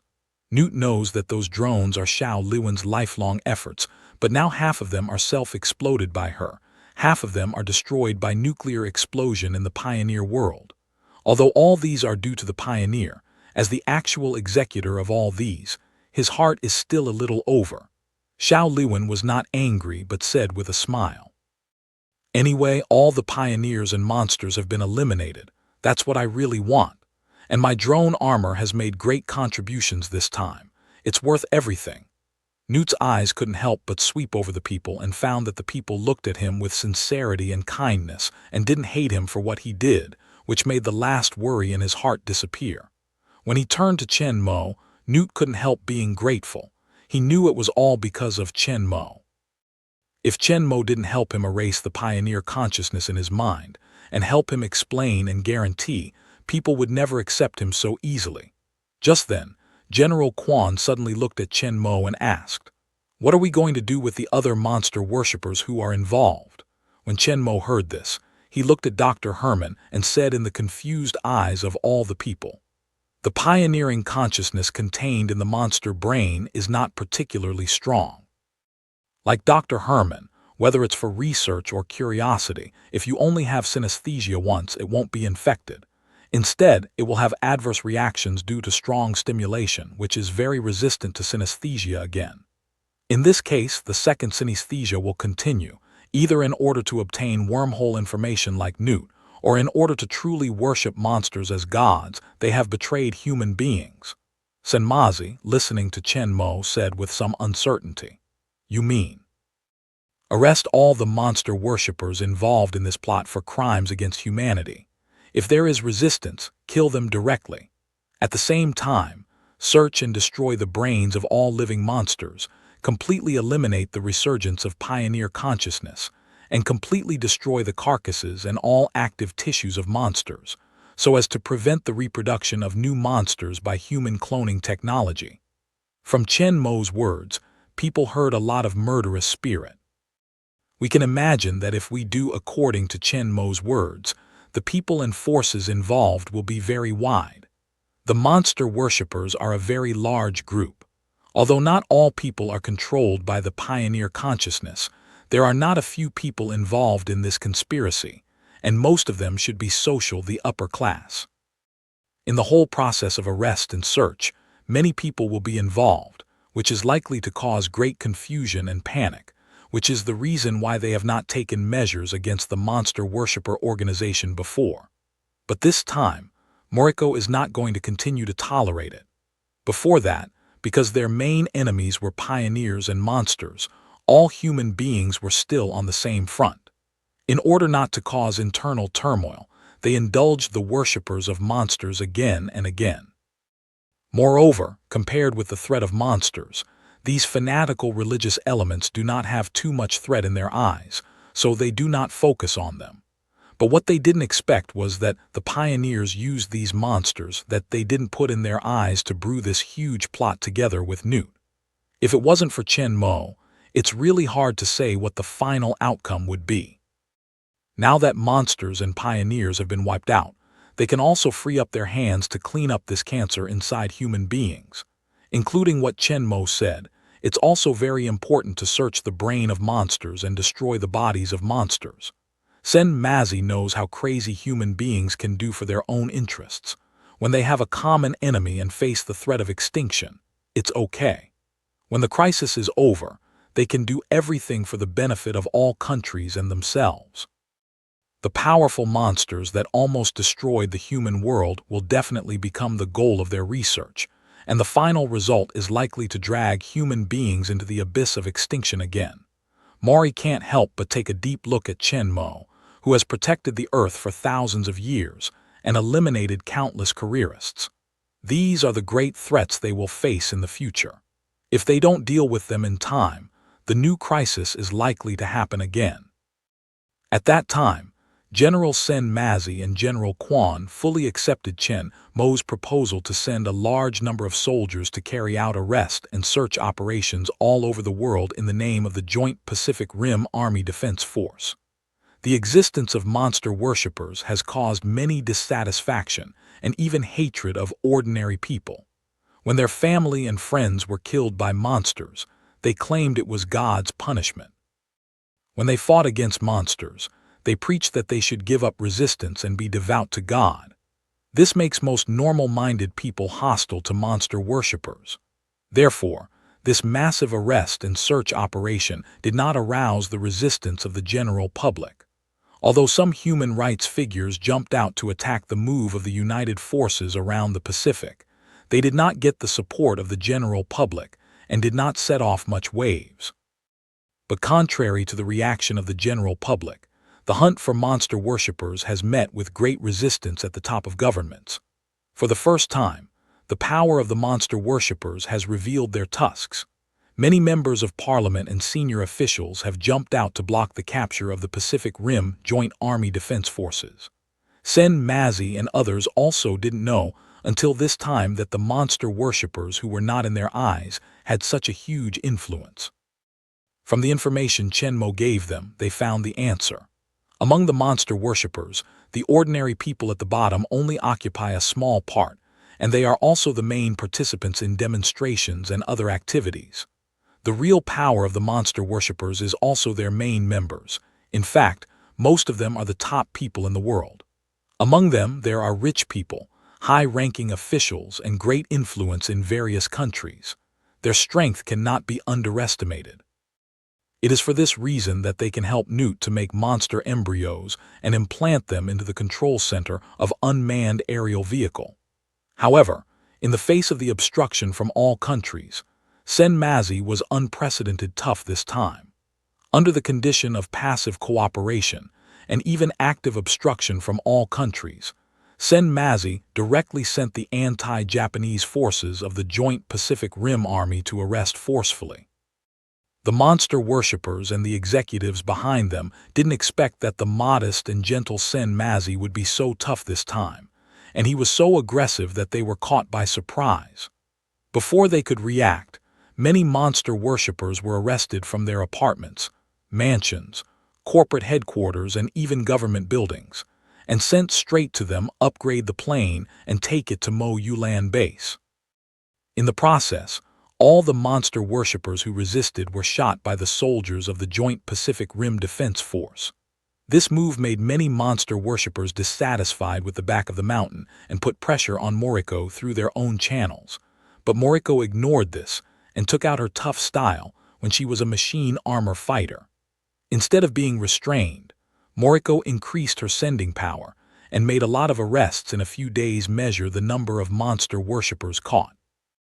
Although the supporters of those monster worshippers were dissatisfied, at this time, the Pacific Rim Joint Army Defense Forces had just wiped out more than 50 incoming monsters and carried out an unprecedented counterattack, using nuclear bombs to kill thousands of monsters and a large number of pioneers, which was in full swing.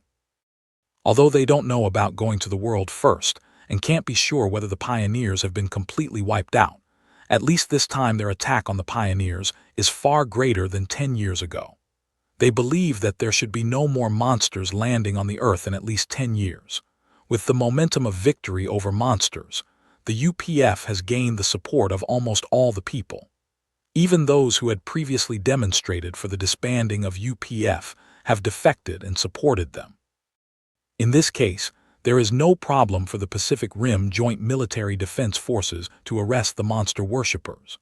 The high level of countries that protect the monster worshippers dare not do too obvious, and they are even more unable to send out troops to stop their search and arrest.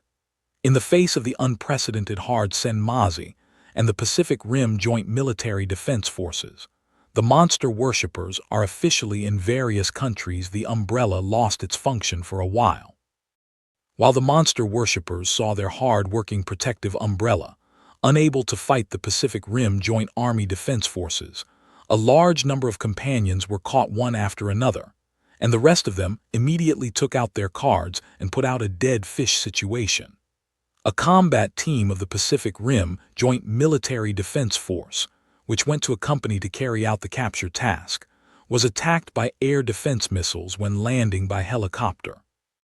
Although they dodged the past and landed quickly, they were attacked by an illegal machine armor immediately, and finally the whole army was destroyed. And it's not just this place. Many combat teams carrying out capture missions have been attacked. A large number of illegal machine armor have appeared in various places. Some teams have escaped by chance, some have suffered heavy casualties, and even been completely wiped out. Mo Yulan Base, the Senma son who received the news, could not help frowning. Things seem to be more serious than they thought, and the power of these monster worshippers is far beyond their expectation. In addition to the powerful official force as a protective umbrella, they also have a strong armed force, even with machine armor. But when you think of the obsidian made by Newt, Moriko is not so surprised. And all the time, there have been people making illegal machine armor, which led to the black market of machine armor. Jack used to make money by stealing core parts of machine armor from the scrap yard of retired machine armor. Now it seems that most of those things are in the hands of these monster worshippers. The emergence of a large number of illegal machine armor has caused a great sensation, and different from those illegal machine armor found before, these machine armors are more aggressive. Not only did they take the initiative to attack the soldiers of the Joint Pacific Defense Forces, but also several illegal mecha in Tokyo broke into the military forbidden area where the bodies of monsters were stored, robbed the bodies of several monsters, and tried to transport them to Mount Fuji. They even want to finish the plan that monster didn't succeed before: detonate Mount Fuji, destroy human. All human beings were in a state of uproar. They didn't expect that these monster worshippers had turned to the pioneers and still wanted to destroy human beings. This kind of betrayal from the inside of human beings is beyond everyone's expectation. Considering that for so many years, there have been such a group of compatriots lurking around them who want to destroy human beings, all of them can't help but shudder. Because of all kinds of interests, the high-ranking officials and politicians who act as the protective umbrella for the monster worshippers suddenly stop and draw a clear line with the group of monster worshippers who openly rebel against human beings. The Pacific Rim Joint Military Defense Forces responded quickly. 3 recovered mecha from Tokyo base went to intercept at the fastest speed. Other bases also sent hunter mecha to catch a large number of illegal mecha around the world. After a month ago, all the mecha went out to rescue Tokyo. All the mecha hunters of the Joint Pacific Rim Defense Force went out again to rescue all the places quickly. Compared with the Rage Obsidian made by Newt, the combat effectiveness of these illegal machine armor is much weaker. However, after the arrival of the machine armor hunters of the Joint Pacific Rim Defense Force, they have changed in succession in the face of the number of machine armor hunters who have the advantage.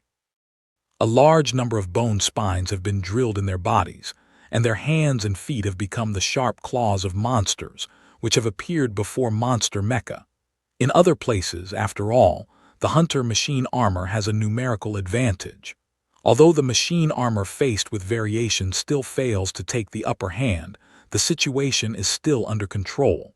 The situation at Tokyo base is much worse. There are more monster mecha than other places.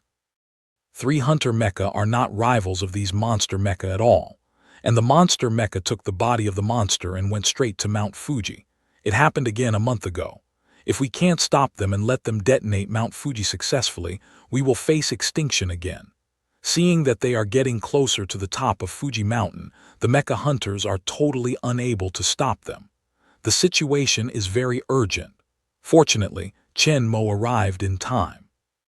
In front of the hunter's machine armor, the monster's machine armor had no power to fight back. He controlled the giant machine armor and destroyed it easily. Chen Mo can't help but rejoice that he didn't leave directly after he got what he wanted. Otherwise, Mount Fuji is likely to be successfully ignited by these monster worshippers, which will detonate the whole Pacific Ring of Fire, push human beings into the abyss of extinction, and finally disappear from the universe together with the pioneers. Chen Mo can't help but strengthen his previous ideas. The significance of crossing is not only to improve his own strength and acquire various technologies and treasures. With the exception of Tokyo, fighting continues in other areas. These monster machine armors are the base cards for those monster worshippers to protect themselves. They used them in the face of the capture of the Joint Pacific Rim Defense Forces. So most of the fighting took place in the center of the city, factories, or residential areas. As the fighting continued, a large number of buildings were damaged and destroyed, and many civilians who did not have time to evacuate suffered casualties. All of us didn't expect that when fighting against the monster invasion, almost no casualties were caused. Instead, when we cleaned up the residual forces later, there were so many casualties. And in today's stalemate, with the passage of time, civilian casualties will be more and more big. However, this impasse was soon broken, and a new force soon joined the mecha hunters to attack the monster mecha. And the origin of these new forces is very special, because a month ago their identity is also monster mecha. They are the drones that mutate into monsters and are destroyed by Xiao Liwen after opening the wormhole. These unmanned aerial vehicles were only detonated by Xiao Liwen, and other parts were still intact. When the monster mutated, it only destroyed the external armor and hands and feet, and the main power and driving structure were all normal. After more than a month's intense repair, after clearing the integrated monster organization and repairing the broken armor and some damaged parts, the 50 machine armors had just been repaired and met with monster worshippers' rebellion. They were all dispatched immediately and joined in the eradication of illegal machine armor. Jack and Knight, and other mecha fighters from the base of Mo Yulan, drove the hunter mecha to fight. However, Xiao's industry has enough mecha drivers to replace them. Together with the students from the Hunter College, these drivers and the fighters in the battle room of Mo Yulan base controlled 50 drones to join the battle with the monster mecha. In the last action of counterattack against Pioneer World, they were full of passion and ambition and vowed to fight against monsters. As a result, they were all disconnected before the battle started. When they went online again, they directly witnessed the death of the pioneers and monsters, which had nothing to do with them at all. They just watched the shocking scene as witnesses, and soon cut off the connection again with the destruction of the drone armor by the nuclear explosion. In this great battle of the counter-attack pioneers, they were totally reduced to the existence of soy sauce. When they think of their great achievements recorded in future history, their hearts are filled with emptiness. This time, the reappearance of the monster mecha shows them the chance to turn over. In any case, they must seize this opportunity and prove themselves with their strength and real achievements. The monster machine armor and the hunter machine armor are close to each other, and the battle situation of both sides has been maintaining a relative balance. At this time, the joining of the drone armor easily broke the deadlock, making the monster machine armor fall into the downwind in an instant. Under the fierce attack of the cooperation of drone and hunter, the monster with stronger single strength could not escape the fate of destruction. One was destroyed, and soon the whole army was destroyed. The final token was eliminated, and the monster worshippers were no longer able to fight. Then they were all captured by the soldiers of the United Defense Forces around the Pacific Ocean, waiting for their trial in the International Court of Justice. For those who completely betrayed human beings, life imprisonment is the best outcome, and the monster worshippers' organizations infected with pioneer consciousness were arrested. The top level of our company will be destroyed together with the pioneer consciousness in their mind. Unlike Newt, the top of these monster worshippers' organizations are not to destroy wormholes and save human beings, but to communicate with the monster brain. Even without the influence of pioneer consciousness, their own actions are not so good. Most of them are cult leaders, careerists, terrorists, and they are threats to the existence of world peace. Their destruction together with pioneer consciousness is the end they deserve. After Chen Mo's giant machine armor, Hunter machine armor of the Pacific Rim Joint Army Defense Force, and unmanned machine armor of Xiao's industry all went out, the great monster worshipper rebellion was successfully subsided, and a new Earth crisis was relieved again. The reputation of the UPF has soared again, reaching its peak, even surpassing that of governments. In the past, The high-ranking officials and dignitaries of various countries who had obstructed the search and arrest were turned over by the public, and some of them were investigated, some of them were dismissed, some of them hid directly, and the rest of them were obedient and dare not take the lead again. Then the search for the brain and living tissue of the monster became very smooth. After the monster worshipper rebellion, people realized that the threat came not only from the other end of the wormhole, but also from their side. In this case, it is necessary to destroy the brain and living tissue of the monster.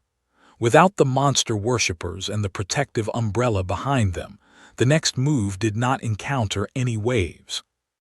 There is a lesson from the monster worshippers, especially in the joint defense forces of the Pacific Rim countries, which officially announced that the brain and living tissue of the monster will be listed as contraband, and the behavior of preserving the brain and living tissue of the monster will be directly identified as anti-human crime. Once found, they will be severely punished, waiting for hundreds of years of imprisonment or even directly shot. Some companies and forces with monster brains or living tissues dare not take any chances to hand over the things in their hands. In a conference room at the base of Mo Yulan, a meeting concerning the future pattern and security of the whole world is going on, while the soldiers of the Joint Pacific Defense Force are constantly searching for and destroying the monster organization around the world. But it's not the heads of state of the world. It's Morimatsu, General Quan, Xiao Liwen, Jack Knight, and Chen Mo sitting in front of everyone. Everybody, what we are going to discuss here today is the future of the Joint Pacific Rim Force and the Earth. His eyes swept over their faces one by one. Chen Mo said in a serious voice, "How long do you think the Joint Pacific Rim Defense Force will last?" Jack and Nate were puzzled, but pockmarked Sun and General Quan's faces were heavy.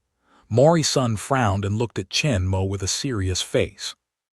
Although the prestige of the Joint Pacific Rim Military Defense Force is very high now, and it even has a tendency to surpass the governments of other countries, this is entirely because these two successive great crises involving the survival of mankind have been solved, and the pioneers have been eliminated. Governments will not allow their influence to surpass them. I believe that they will soon have a strong influence on the Joint Pacific Rim Military Defense Force the troops are fighting, even asking for the direct disbandment of PPDC. When Jack and Nate heard the words, they understood the meaning of Chen Mo's words. They don't think Mori Mazzi's theory is exaggerated. They know the style of governments very well. 10 years ago, they were ready to disband the Joint Pacific Rim Defense Force and build a strong monster defense against monster attacks. If it wasn't for Jack's father, General Stoke Pankhauster gathered the 4 remaining mecha to garrison the Hong Kong base. When the monster broke through the monster wall and attacked again, it resisted their attack and finally destroyed the wormhole. Human beings might have been extinct as early as 10 years ago. During the past decade, the voice of disbanding the united forces around the Pacific was still heard from time to time. People are always good at forgetting. Although the Pacific Rim Joint Military Defense Force is the hero of saving the world and has the support of all people, they believe that it will not be long before people will slowly forget all of this. Without the attack of monsters, the plan to disband the Pacific Rim Joint Military Defense Force will be mentioned again, and the final disbanding is just a matter of time question. Although we have tried our best to collect and destroy the monster organization, there is no lack of ambitious people in the world, and there will certainly be people who will continue to carry out research. We should be aware that although the pioneers have been completely eliminated, the threat of monsters has not been eliminated. Looking at the dignified people, Chen Mo continued in a deep voice. In the future, there will be new monster worshippers, and it is likely that monsters will attack humans again. The crisis is not over, and the safety of the Earth still needs to be guarded. All the people in the audience nodded their heads when they heard that they could not help but agree. They knew that the cult was terrible. Just because of the myths and legends, there would be countless people who believed in the existence of all kinds of gods. The monsters that really appeared would not lack worshippers and believers. And just like Chen Mo said, even if they define the organization as a crime against humanity, there is still no guarantee that everyone will hand over the monster organization in their hands. After all, the strength of the Pacific Rim Joint Military Defense Force is limited. Even the intelligence organizations of all countries dare not say that they have the whereabouts of all the monster organizations. All they can do is to be vigilant at all times and be prepared for the monster to appear again. Sooner or later, the UPF will be disbanded, but humans still need the protection of the mecha hunters. Chen Mo's eyes swept over the faces of all the people in the conference room, and he said solemnly, "So, I decided to invite you to join the Shendun Bureau, to continue to protect the Earth in the future, to prevent the reappearance of monster worshippers and monsters, and to deal with other alien invaders and various special events threatening the Earth's security." Several people present had all known the existence of Shendun Bureau from Chen Mo or Mori Mazi, as well as its purpose and past achievements. Compared with the Pacific Rim Joint Military and Defense Force, which is jointly organized by all countries and similar to the United Nations, Shendun Bureau is obviously more concealed and does not need to be constrained by all countries. In fact, it is more competent than the Pacific Rim Joint Military and Defense Force to guard the Earth. At least the shield has existed for thousands of years and saved the world countless times, while their Joint Pacific Rim Defense Force has been disbanded once and is about to be disbanded again. Without the Joint Pacific Rim Defense Force, countries will certainly not spend a huge amount of money to continue to equip hunter machine armor. If the crisis comes again, they will lose the weapons of resistance. In the face of Chen Mo's invitation to join the Shendun Bureau, there was almost no hesitation, even some excitement in their hearts.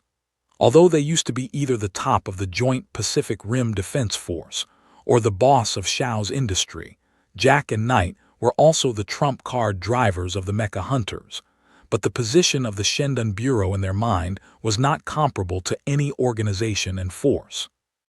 Not to mention the long history of Shendun Bureau and the glorious deeds of thousands of years, it is only Shendun Bureau itself that they yearn for. Their Pacific Rim Joint Military Defense Force and Shao's industry are all aimed at fighting against monsters, and they need to be restricted. Many things can't be carried out according to the best plan that is really beneficial to human beings. However, Shendun Bureau is really aimed at protecting the Earth without interference from other countries, so that they can make full use of their abilities and protect the world contributes its full strength. There, they can fully realize their ideals and values. Chen Mo's invitation is exactly what they dream of. At that time, several people were busy nodding together, for fear of Chen Mo regretting. Chen Mo can't help nodding in secret. At last, the Pacific branch of Shendun Bureau is no longer the only commander of Guangbang.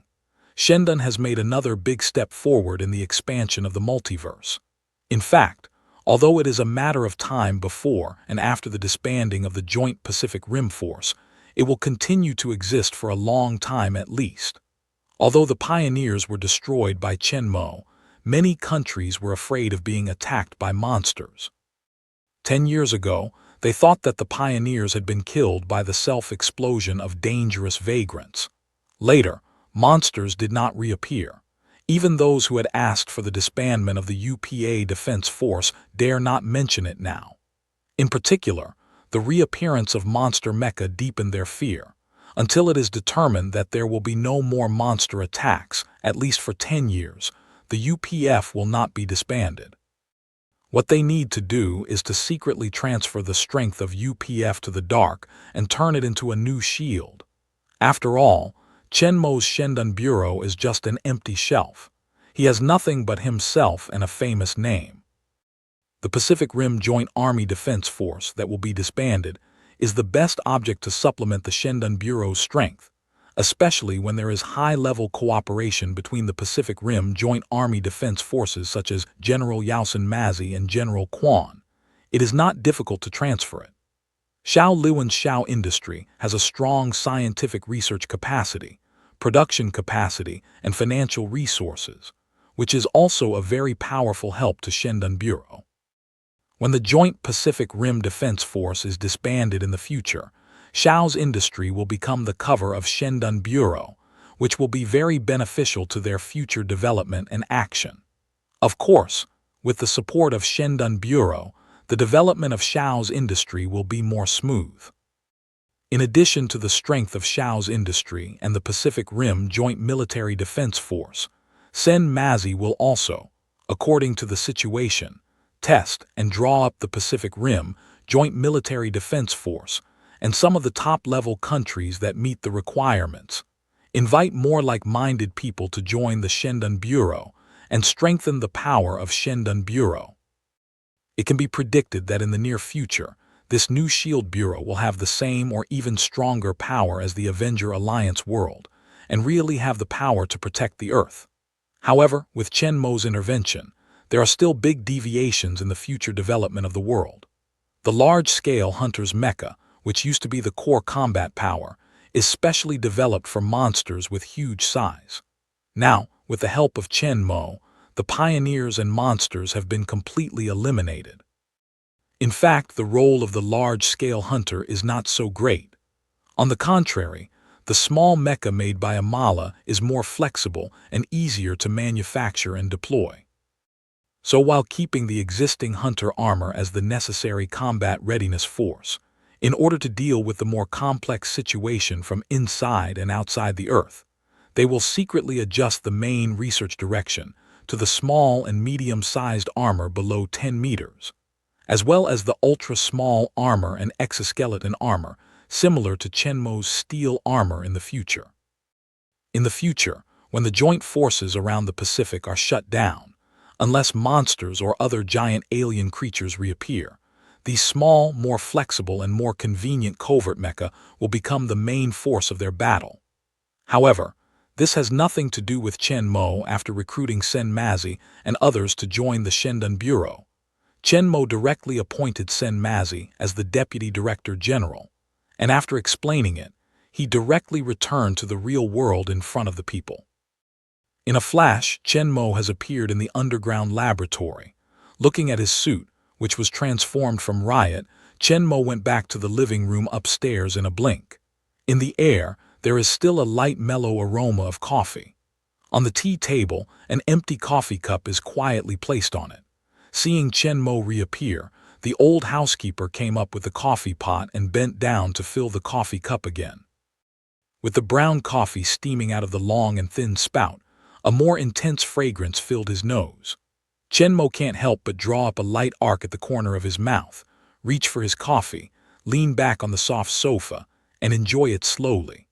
Chen Mo's journey has the advantage that no matter how long he has been in other world, the real world is only a short moment, so when he returns from the Pacific Rim world, the pot of coffee at the time of departure is still hot and mellow. Drinking the hot coffee in the cup, Chen Mo felt that Guan Yu had killed Huexing in ancient times. Although he drank coffee and lost Guan Yu's original pride, the monster he killed was not as powerful as Huexing under Guan Yu's knife. Leaning on the sofa, Chen Mo is enjoying the coffee leisurely while taking stock of this harvest. To be honest, before the crossing, Chen Mo did not have much expectation for this crossing. After all, the Pacific Rim world has not much value except for monsters and mecha. Although the hunter's machine armor is powerful, its main target is monsters with huge size. It's okay to use it against ordinary troops, but it's too cumbersome to meet the real top-level strongmen. Although the hunter's machine armor is very powerful, it doesn't make any sense if he can't hit the target. In the face of opponents like Iron Man and Thunder Robot, it's just like cannons hitting mosquitoes, and it's hard to exert any powerful force. However, this does not mean that Hunter Mecha is useless to Chen Mo, not to mention that he may encounter various huge monsters when crossing various worlds. In the real world and Avenger Alliance world, Hunter Mecha can be regarded as a very powerful weapon. Moreover, relying on the Hunter's mecha technology in the Pacific Rim world, Chen Mo's giant mecha transformed from the Dark Elf Chopper, and the fire source is far more powerful than the Transformers of the same size. The biotechnology derived from the pioneers is more advanced than that of other Swiss. The biggest gain is also a huge increase in strength. Under the radiation of the special energy rays of the suspended light ball like the artificial sun in the pioneer world, Chen Mo's physical quality and mental strength have increased from 12 times the strength of ordinary people to 15 times the strength of ordinary people today, and the strength has increased much more than the previous crossing. The more difficult it is to improve the strength itself. Chen Mo's original strength has been very strong. Among all the world's human strongmen he has crossed, Chen Mo is the top one. Even Thor, the current Thor, is not his opponent at all. Only Odin, Mieba and Hela, the Heavenly Father and the Sub-Heavenly Father can defeat him. Moreover, depending on the super equipment and variety abilities such as Steel Battle Clothes and King's Sword, Chen Mo now has the preliminary strength to challenge them, and no longer has the same strength to fight back as before. Of course, Chen Mo still has a long way to go in order to defeat them completely. On the whole, Chen Mo got a lot from this trip, and he was very satisfied with it. If so many times, he will soon be able to compete with Odin and Mieba. However, Chen Mo also knows that this possibility is not great. After all, not every world has universal treasures like infinite gems, nor can each of them directly enhance his strength. To become strong, it is obvious that luck is the least reliable and ultimately depends on his own efforts. Chen Mo has already taken action. Previously, in the world of Avenger Alliance, Chen Mo has launched the God Creation Program, using the desperate virus and Saul's blood of the Protos to study new ways of strengthening. Chen Mo's situation is different from that of ordinary people. His mental strength and physical quality are promoted together, which can be said to be his talent or special ability. So even if Chen Mo can't use the power as powerful as Saul, but as long as he can improve his power greatly, his whole physical quality, brain power and mental power will reach the same level. The huge improvement of the comprehensive strength brought by this will make it possible for him to leap directly to the real strength of the Sub-Heavenly Father. With its numerous super equipment and special capabilities, he will really have the strength to fight against the hegemony. With Dr. Abraham Erskine, Maya Hansen and Tony Stark working together, Chen Mo believes that the final result will not disappoint him. However, to know the final results of the study, we have to wait until the next time we shuttle to the world of Avengers Alliance. Chen Mo is not worried about this. It's enough to deal with the ordinary world with his current strong power. Almost all the super strong who can really threaten him are in the world of Avenger Alliance. The next time he goes back, he will have no fear of them. In the following time, Chen Mo didn't pay much attention to Shendun Group.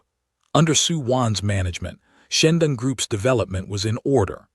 The sales volume of Shendun automobile, holographic smartphone and portable holographic projection equipment has been increasing continuously. The box office of 3D holographic film Dark Knight has been on the rise. Shendun studios, which are located in major cities all over the world, are almost full every day. The products of Shendun Group also enter the markets of various countries with the global layout. In this round of rapid expansion, Shendun Group has really become a large multinational group with a large scale and strong strength, which can be compared with the top companies. Chen Mo is not too excited about it. Shendun Group is just a company no matter how powerful it is. At the beginning when Chen Mo's strength was not strong, Shendun Group was very important to him and could bring him many benefits in the real world. Now, with Chen Mo's strength becoming stronger and stronger, Shendun Group has been unable to meet his demands for power. Instead, Hydra is becoming more and more important to him. Chen Mo is more careful than any other movie in the real world. When his strength is weak and he can't face up to the governments of other countries, Chen Mo is still afraid of government forces. He only dares to develop commercial forces and doesn't dare to interfere with the military and the government easily. But now Chen Mo's strength is so strong that he can be fearless of any force. He can let go and develop Hydra quickly. Like the Avenger Alliance world, he can completely control the world. Although the Hydra agents sent to various countries have already begun to infiltrate the military and government forces of various countries, their movements are not large. So far, although some achievements have been made and Hydra has made great progress, they are far from the Hydra that the Avenger Alliance world controls the whole Earth in the dark. This time, Chenmo directly ordered Hill to let go of his hands and feet, increase his efforts on the premise of ensuring safety, and strive to reproduce the glory of Hydra as soon as possible. When Maria Hill received Chenmo's order, she couldn't help but look excited. She had been waiting for this day for a long time. At the beginning, although she was lurking in the Homeland Strategic Defense Attack and Logistics Support Bureau under the control of the Shendan Bureau, this secret organization, which was managed by the World Security Council on the surface, was much stronger than they are now. They have powerful intelligence, science and technology and military power, which can be unimpeded in all countries. Of course, by contrast, the Hydra, which can influence and control the whole world situation in secret, is the real giant. The Hydra they rebuilt in the real world is far away. But now, she can finally let go and develop with all her strength, and Maria Hill believes that with their ability, it doesn't take too long to be able to reproduce the brilliance of Hydra. When many elite nine-headed snake agents around the world began to act, Chenmo focused on David, the chief of the Criminal Investigation Office of the Los Angeles branch of the FBI. As the FBI director in charge of major criminal cases in Los Angeles, he was responsible for the previous mafia cleanings, library shootings, theft of new anti-cancer drugs, and other cases related to Chenmo or Shendan Group.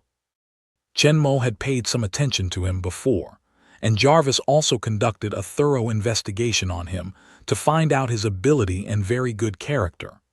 A month ago, Chenmo accidentally saved Kobe and others who crashed in the helicopter when he tried to fly the upgraded steel battle suit, which also exposed the existence of the steel battle suit.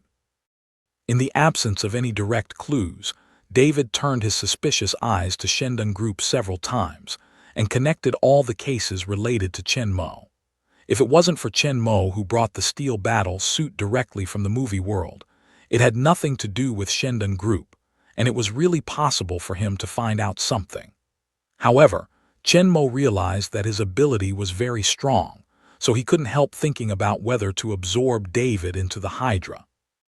With the support of Chenmo and Hydra, his future development can be predicted. It's not a problem for him to become the head of the Los Angeles branch of the FBI. In this way, Chenmo's current base, the FBI of Los Angeles, will be in his hands, and he will be much more convenient in the future. In the future, with the development of Hydra and the constant infiltration of high-level countries, David will become the best choice for the director of the FBI. Of course, these are the future things. What they need to do now is to absorb David into the Hydra. Chenmo had asked Hill to conduct an in-depth investigation on David to see if he met the requirements of joining Hydra. The conditions for the nine-headed snake to attract members are extremely strict. David's various situations, including his character, ideals, beliefs, values, and so on, need to be investigated and evaluated in depth. Only when they meet the requirements will they send people to contact them, step by step, to explore, guide, test, and absorb them. After joining Hydra, David can only start from the peripheral members and will not touch the core secrets. Only when he is completely reliable can he formally join Hydra. Now a month has passed and Hill's investigation of David has been completed. Some specific information Chenmo had known for a long time, so he skipped it directly. Chenmo was more interested in their assessment of David. Although David is an agent in charge of the Criminal Investigation Department of the Los Angeles branch of the FBI, and he has excellent handling ability, he is not appreciated by the Director General George. The Criminal Investigation Office he is responsible for is specially responsible for dealing with some difficult or thankless dirty work, such as the previous Los Angeles Mafia cleaning incident, the library shooting incident, the theft of new anti-cancer drugs, and the recent crash. Most of these cases have no clue. It's very difficult to investigate. In the end, most of them will turn into unsolved cases. If they don't get any credit, they may get angry with them. The general agents are not willing to accept them at all. However, all these cases were finally handed over to David by George. In addition to the theft of new anti-cancer drugs, which was solved with the help of Jarvis, all other cases were not solved. David was scolded by George. This also led to David's outstanding ability in handling cases and many major cases. But due to the low overall rate of solving cases, he sat in the position of agent in charge of the Criminal Investigation Office for several years and has not been promoted. Of course, George's deliberate pressure is indispensable. And all this is because of his character, David's integrity, a strong sense of principle, cannot tolerate some things against the law and the FBI regulations, plus is not the direct line of the branch director George, naturally not to be used.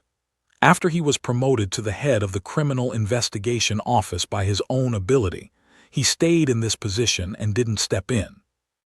Otherwise, it's impossible for him to be a branch's agent in charge by his ability. But according to Hill's final assessment, with David's character and previous performances, he may not agree with the concept of Hydra too much. Although the Hydra under Chen Mo's rule is not the same as the Hydra under the rule of Red Skull, it is developed on the basis of the original Hydra after all. In addition to the purpose of loyal to Chen Mo and protecting the Earth, the Hydra's behavior style is not very different from that of the past, and it is unscrupulous to achieve the goal. Although their goal is usually justice, the process is inevitably full of bloody and violent plots and killings. David's conduct is too honest, principled, and even stubborn. Although he is not hostile to Hydra, he has little hope to join in.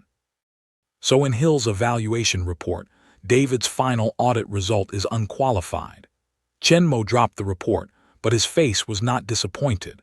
He can't help but think of Sen Mazi in the Pacific Rim world. In his opinion, the two men are somewhat similar in character. Under normal circumstances, Sen Mazi may be as upright and stubborn as he is, and will not be easily talked about by Chen Mo, violating the regulations of the Joint Pacific Rim Defense Force. However, Moriko is facing a huge crisis that endangers the whole world. Under this huge pressure, Moriko breaks the previous insistence and carries out Chen Mo's plan without telling the committee. But the real world is not threatened by monsters, nor is it facing alien invasion and various crises like the Avenger Alliance world. Compared with the movie world, the real world is obviously much more peaceful. In this case, David is less likely to join Hydra easily. It seems that it is impossible to recruit David, but Chen Mo did not give up. Nothing is impossible for him, but now it's obviously impossible for them to leave this matter to Hill. Anyway, they are also idle. Chen Mo is ready to go out in person. That night, the FBI's Los Angeles Bureau of Criminal Investigation. David's office door was pushed open. A smart-looking female agent into the head, lying at the door, said to David, "Boss, let's get out first." David sat at his desk, looking through the information, and said without looking up, "Well, let's get off work first." Seeing David like this, the female agent Renee couldn't help saying again, "Don't be too busy. I'll tell you, this case is just like the one who killed the whole Los Angeles Mafia overnight. There's no result at all." David smelled speech and raised his head, showing a pair of bloodshot eyes, looking at the concerned eyes of his female agent. David's yelling words went down to his mouth and swallowed again. Finally, he just nodded and waved. "I see. Get off work now or stay and work overtime with me." When Renee heard this, she didn't run away as David thought, but hesitated for a moment as if she really wanted to stay. David saw this and waved impatiently. "I really want to stay and work overtime. Hurry up and don't disturb me here." Lena gave David a grudged look, and she closed the door and walked away. David was relieved to hear the footsteps go far. David is not clear about his old man's mind, but he has no mind or time to fall in love. Every day's cases have taken up most of his energy and time. David is still young and in his prime. He has his own ideals and ambitions to realize. So although he has been in charge of the position of agent for a long time and can't see the hope of promotion, David is still dedicated and has no slack, not to mention that he plans to start to muddle along like some people until retirement. His heart has been holding a force. He knows his ability and how many big cases he has solved over the years, but his position has not changed. He is not infatuated with power, eager to get promoted and get rich, but just want to get what he deserves. In fact, he also knows where the problem is. The easiest way is to be loyal to the Director General George, become his own person, turn a blind eye to some of his actions, provide convenience and assistance, and even fully join them. As a powerful law enforcement department in the United States, the FBI has more power than the state police, but the supervision is relatively weak. As the director of the Los Angeles Bureau, George has great power in his hands, and power means great benefits in many times. Not to mention that some people arrested by the FBI want to break the money to eliminate the disaster. The drugs, stolen goods, and stolen money they seized in the operation are also a very huge wealth. As long as they move a little bit, it is a large number, far better than the old dead wages. It's not just George. This kind of behavior has become a kind of hidden rule. Except David, all the other agents in charge of the operation department have joined in it. David is the only one who refuses to cooperate. Every capture is reported truthfully, which makes them unable to operate. Some secret box operations are rejected by him, which makes them lose a large amount of income for the object being crushed. David didn't want to investigate and report the behavior of George and others, but on the one hand, he was isolated. On the other hand, George and others have been guarding against him. In the end, he also found that it wasn't just the Los Angeles branch. This situation was very common in the whole FBI system and almost became a hidden rule. David suspected that even the top of the FBI were involved in it, which could not be spared. Even the situation might be more serious than he thought. After knowing all this, after a short period of decadence and self-doubt, David got back on his feet. Instead of going down, he worked harder and dealt with the case. He doesn't believe it. He depends on his own efforts and strength to get the promotion that should belong to him. Although he can't do anything about the FBI's corruption now, as long as he can climb to a higher position, hold more power and more voice, he can turn it around step by step, starting from his Los Angeles branch. It should have been a long process, and he was ready to work hard with his whole life. However, in the past year, all kinds of strange cases happened constantly, which made him see the opportunity. He had an instinctive intuition that the opportunity he had been waiting for was likely to come. Although there is no case related to Death Attendant and Iron Man, he found the image of the suspects from numerous surveillance videos and tracked them all the way. Finally, he implicated the senior management of several major pharmaceutical companies, arrested many people, and made a big face in the whole FBI system, into the high-level vision. Although he still hasn't got rid of being beaten down by George since then, his prestige among agents in Los Angeles branch has improved a lot. This makes David more excited, which just shows that his previous idea is completely feasible. Even if George tries to suppress him anymore, as long as he solves more influential cases, it's better to create some sensation, and then George can't suppress him forever. In David's view, the crash was a good chance to fight back. This incident not only involves Kobe Bryant, but also causes great influence and concern. At the same time, Iron Man, as the target, has also aroused the interest of countless movie fans. Most importantly, David's intuition tells him that there is a certain connection between this incident and several strange cases that happened before. If the Iron Man can be found out, then other cases are likely to be solved together. You know, although the time has passed for a long time, the influence of these cases is still there. The Dead Man and Iron Man are still the hottest cosplay objects. The release of 3D holographic films adapted by Shendon Group based on these events has pushed them to the forefront of the wave again. These cases are both challenges and opportunities for him. As long as these cases can be solved, he will have a great chance to turn around and even get rid of George's repression completely, which is a step closer to realizing his ideal. So even though he knew that there were many difficulties and that there had been no results in the investigation for so long, David would not give up. Even if it's a fight, he's going to solve these cases. David firmly believes that as long as it is a crime, it will definitely leave evidence and clues. Their failure to find out only shows that his efforts are not enough. So every day, David will lead a team to conduct various investigations and conduct in-depth investigation on the location of several cases and all the evidence. At night, he will stay in his office to analyze the information collected during the day and find the connection and line. Just as David looked down again to continue to read the materials in his hand, a flash of black shadow suddenly appeared in the corner of his eyes, which made his heart suddenly burst, and the movements in his hand also couldn't help. Then David suddenly looked up to him, and at the same time he quickly reached out to open the drawer and grab the pistol inside. The next moment, when he saw what was happening, David's face was shocked. "I saw a mighty figure, more than 2 meters tall and covered with black steel armor, standing quietly in the office, with white eyes looking at him." David couldn't help but be shocked. He didn't have time to look at it carefully. He didn't have time to think about how the steel armor appeared quietly in his office. He grabbed the pistol in the drawer as fast as he could and pointed at the steel armor. To his relief, until the muzzle of his gun pointed to the front, the tall steel armor stood still and did not launch an attack.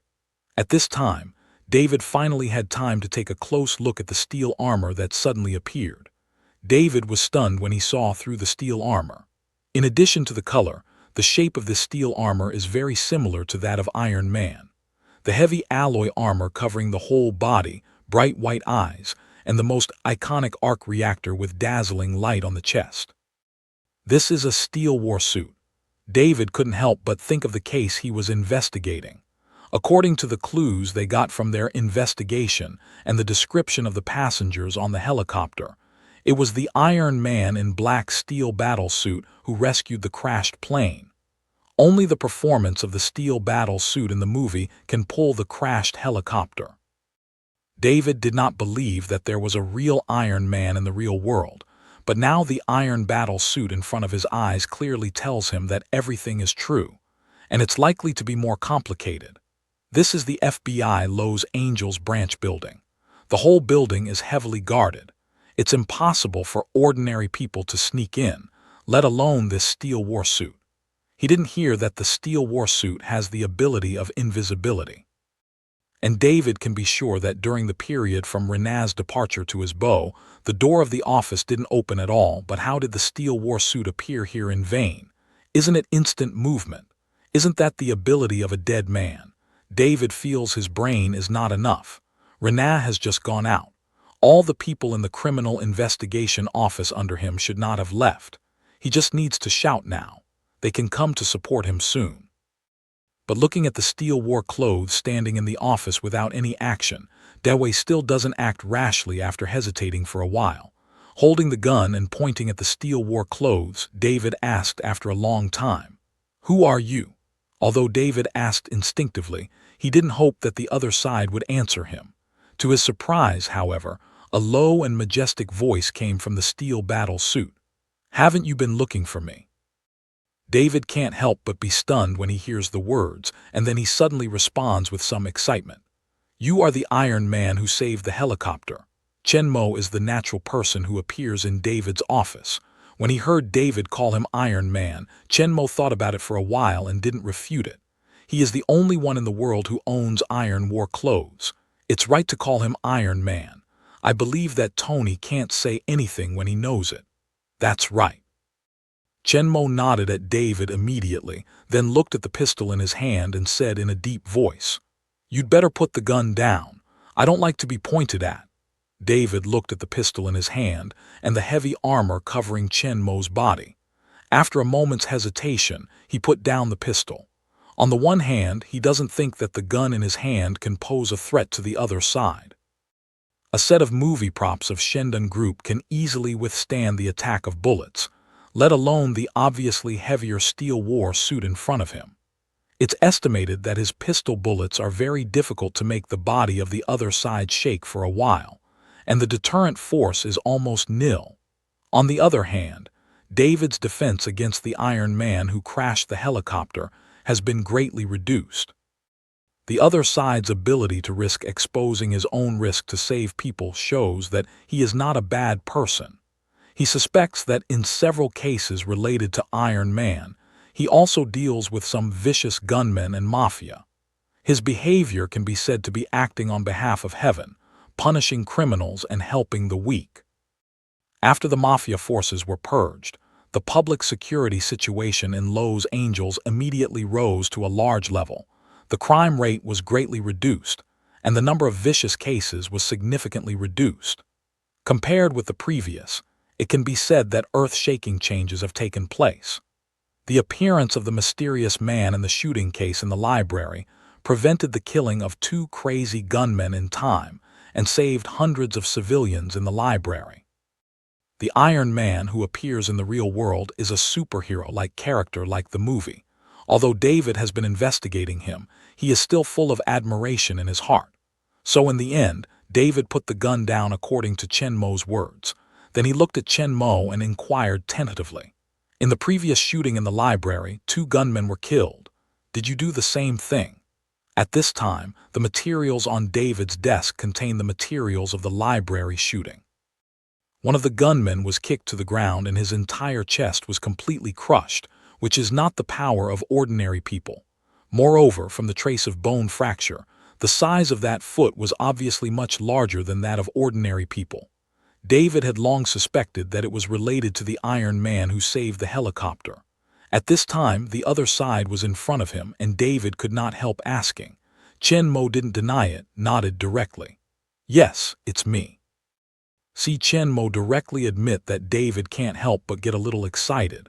His previous analysis is indeed right. There is a connection between these events, but thinking of a doubt that he couldn't understand, David couldn't help looking at Chen Mo and asked again. Another gunman was stabbed to death in the chest, but according to the autopsy report, the knife was stabbed in his back and pulled out from his chest. When David said that, he looked at Chen Mo incomprehensibly, but he felt a little uneasy. He didn't know whether Chen Mo would continue to answer his questions. Chen Mo did not speak directly but slowly raised his right hand. In David's puzzled eyes, a silver throwing knife appeared above Chen Mo's palm, floating in the air. Looking at the amazing scene in front of him, David can't help but stare his eyes wide in shock. Is this magic? In David's shocked eyes, Chen Mo waves his hand gently, and the flying knife floating above his palm flies forward abruptly. In a blink of an eye, he shoots David in front of him. David only felt a flower in front of him, then he could not see the trace of the flying knife. When he saw it again, the flying knife was floating quietly in front of him, less than 10 cm from his eyebrow and heart. A cold sweat oozed through David's forehead. It's so fast. He didn't respond at all just now. This throwing knife has arrived in front of him. If Chen Mu really wants to kill him, he may be dead now. At a distance of 10 cm, David could still feel the sharp and cold from the tip of the knife. His brow and heart could not help shaking, and there was a kind of needle-like tingling from there. He had no doubt that it would not take much effort to pierce his bone because of the sharp edge of the throwing knife. Looking at the flying knife floating quietly in front of him, David noticed that the size of the flying knife was very consistent with the wound of the second shooter in the library shooting. At the next moment, David realized that the gunman had died under this throwing knife. No wonder there was such a strange wound. With the speed shown by this throwing knife just now, the power should not be under the pistol bullet. It is not difficult to shoot through a person. See David understand. Chen Mo directly reached out to recall the throwing knife and recovered the space. Looking at the flying dagger flying back to Chen Mo's hand and disappearing again, David was relieved. Although he thought Chen Mo would not hurt him, David's heart was still numb when he was pointed at by the strange flying knife which was floating in the air. fast and unable to catch and dodge. Looking at Chen Mo, David swallowed his saliva secretly, hesitated for a moment, and finally summoned up courage again under the strong curiosity and asked, "So you did the same thing about the bloodshed of the Los Angeles Mafia?" This time in David's expectant eyes, Chen Mo shakes his head. David was frustrated when he saw it. Did he think wrong before? This case has nothing to do with the other two events. But then David heard Chen Mo's low voice slowly. "My men did it." David can't help but be stunned when he hears the words, and even looking at Chen Mo, he says in surprise, "You mean the dead man is under you?" Chen Mo can't help but think of Wade when he hears the words. This guy was in Wolverine world, and finally he was transformed into a dead man. There was no problem with David's address, so he nodded directly and said, "That's right." David looked at Chen Mo, but his heart was in a mess.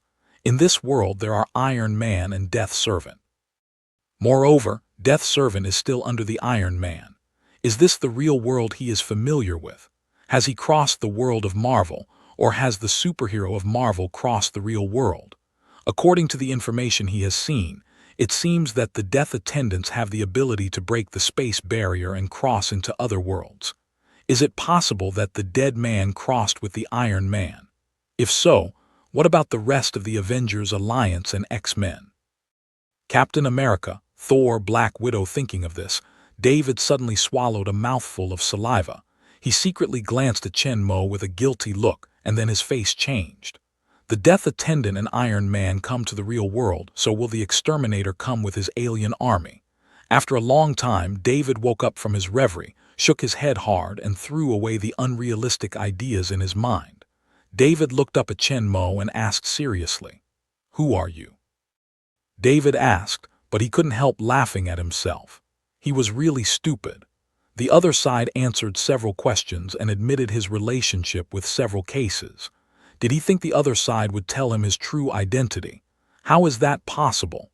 While David was thinking about what to ask when the other side was willing to answer him, there was a clang of mechanical transmission and metal friction in his ear. David could not help but look up at the place where the voice came from, and then he was surprised to find that the steel warsuit was rapidly deforming and opening. The front armor opened to both sides, revealing a tall figure inside. In a flash, the iron and steel war clothes were completely opened.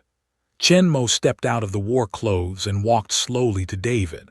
They stood opposite each other across a table. Not far behind Chen Mo, the steel war clothes in the open state were still standing there quietly. David could clearly see the precise and technological structure inside. At this time, however, David's attention is not on the set of steel war clothes he has been pursuing for a long time, but on his face. He looks at the tall figure coming out of the steel war clothes in shock. Looking at Chen Mo's young face, David couldn't help but think of a picture on the file he had read before. "It's you." David looked at Chen Mo and said with an unbelievable face. His voice was even a little shaky because he was too excited. He never thought that the Iron Man he had been searching for was the chairman of Shendong Group. As the boss of Shendong Group, Chen Mo has always been very low-key. His appearance is rarely known except for the top of Shendong Group. But as the FBI, it is easy for David to get the official information of Chen Mo. He had suspected Shendong Group before, and also investigated Chen Mo, the super-rich man who controls the whole Shendong Group, by the way. However, he did not think that the Iron Man who acts as a chivalrous man should be the boss of Shendong Group. Thinking of what Su Wan, the president of Shendong Group, said to him, David now has the impulse to run to Su Wan and shout at her, "Your boss is not Tony Stark, but he is really Iron Man.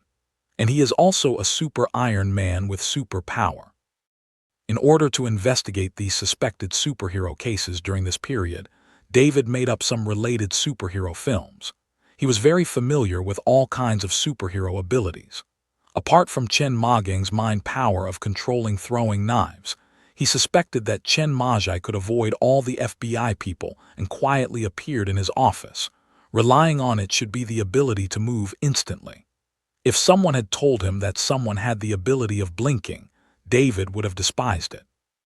But after seeing Chen Mo's magical ability to control the throwing knife, David had accepted the existence of the super ability in his heart.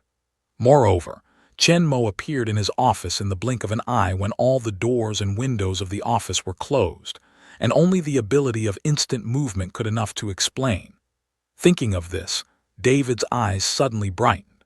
He understood how the dead man killed all the gangsters in Lowe's Angels overnight. Chen Mo, the Iron Man, has the ability of blinking. The dead man who has the ability of blinking in the movie must have the same super ability. In this way, watching the blinking, the dead man can appear in a different mafia stronghold and kill them quickly. What's more, David has already speculated about the identity of the dead man. Iron Man is the boss of Shendon Group, and the dead man is his subordinate. David can't help but think of Wade and Agent Zero who he saw on the movie set. These two are Chen Mo's bodyguards. They are his subordinates, and both of them show great strength.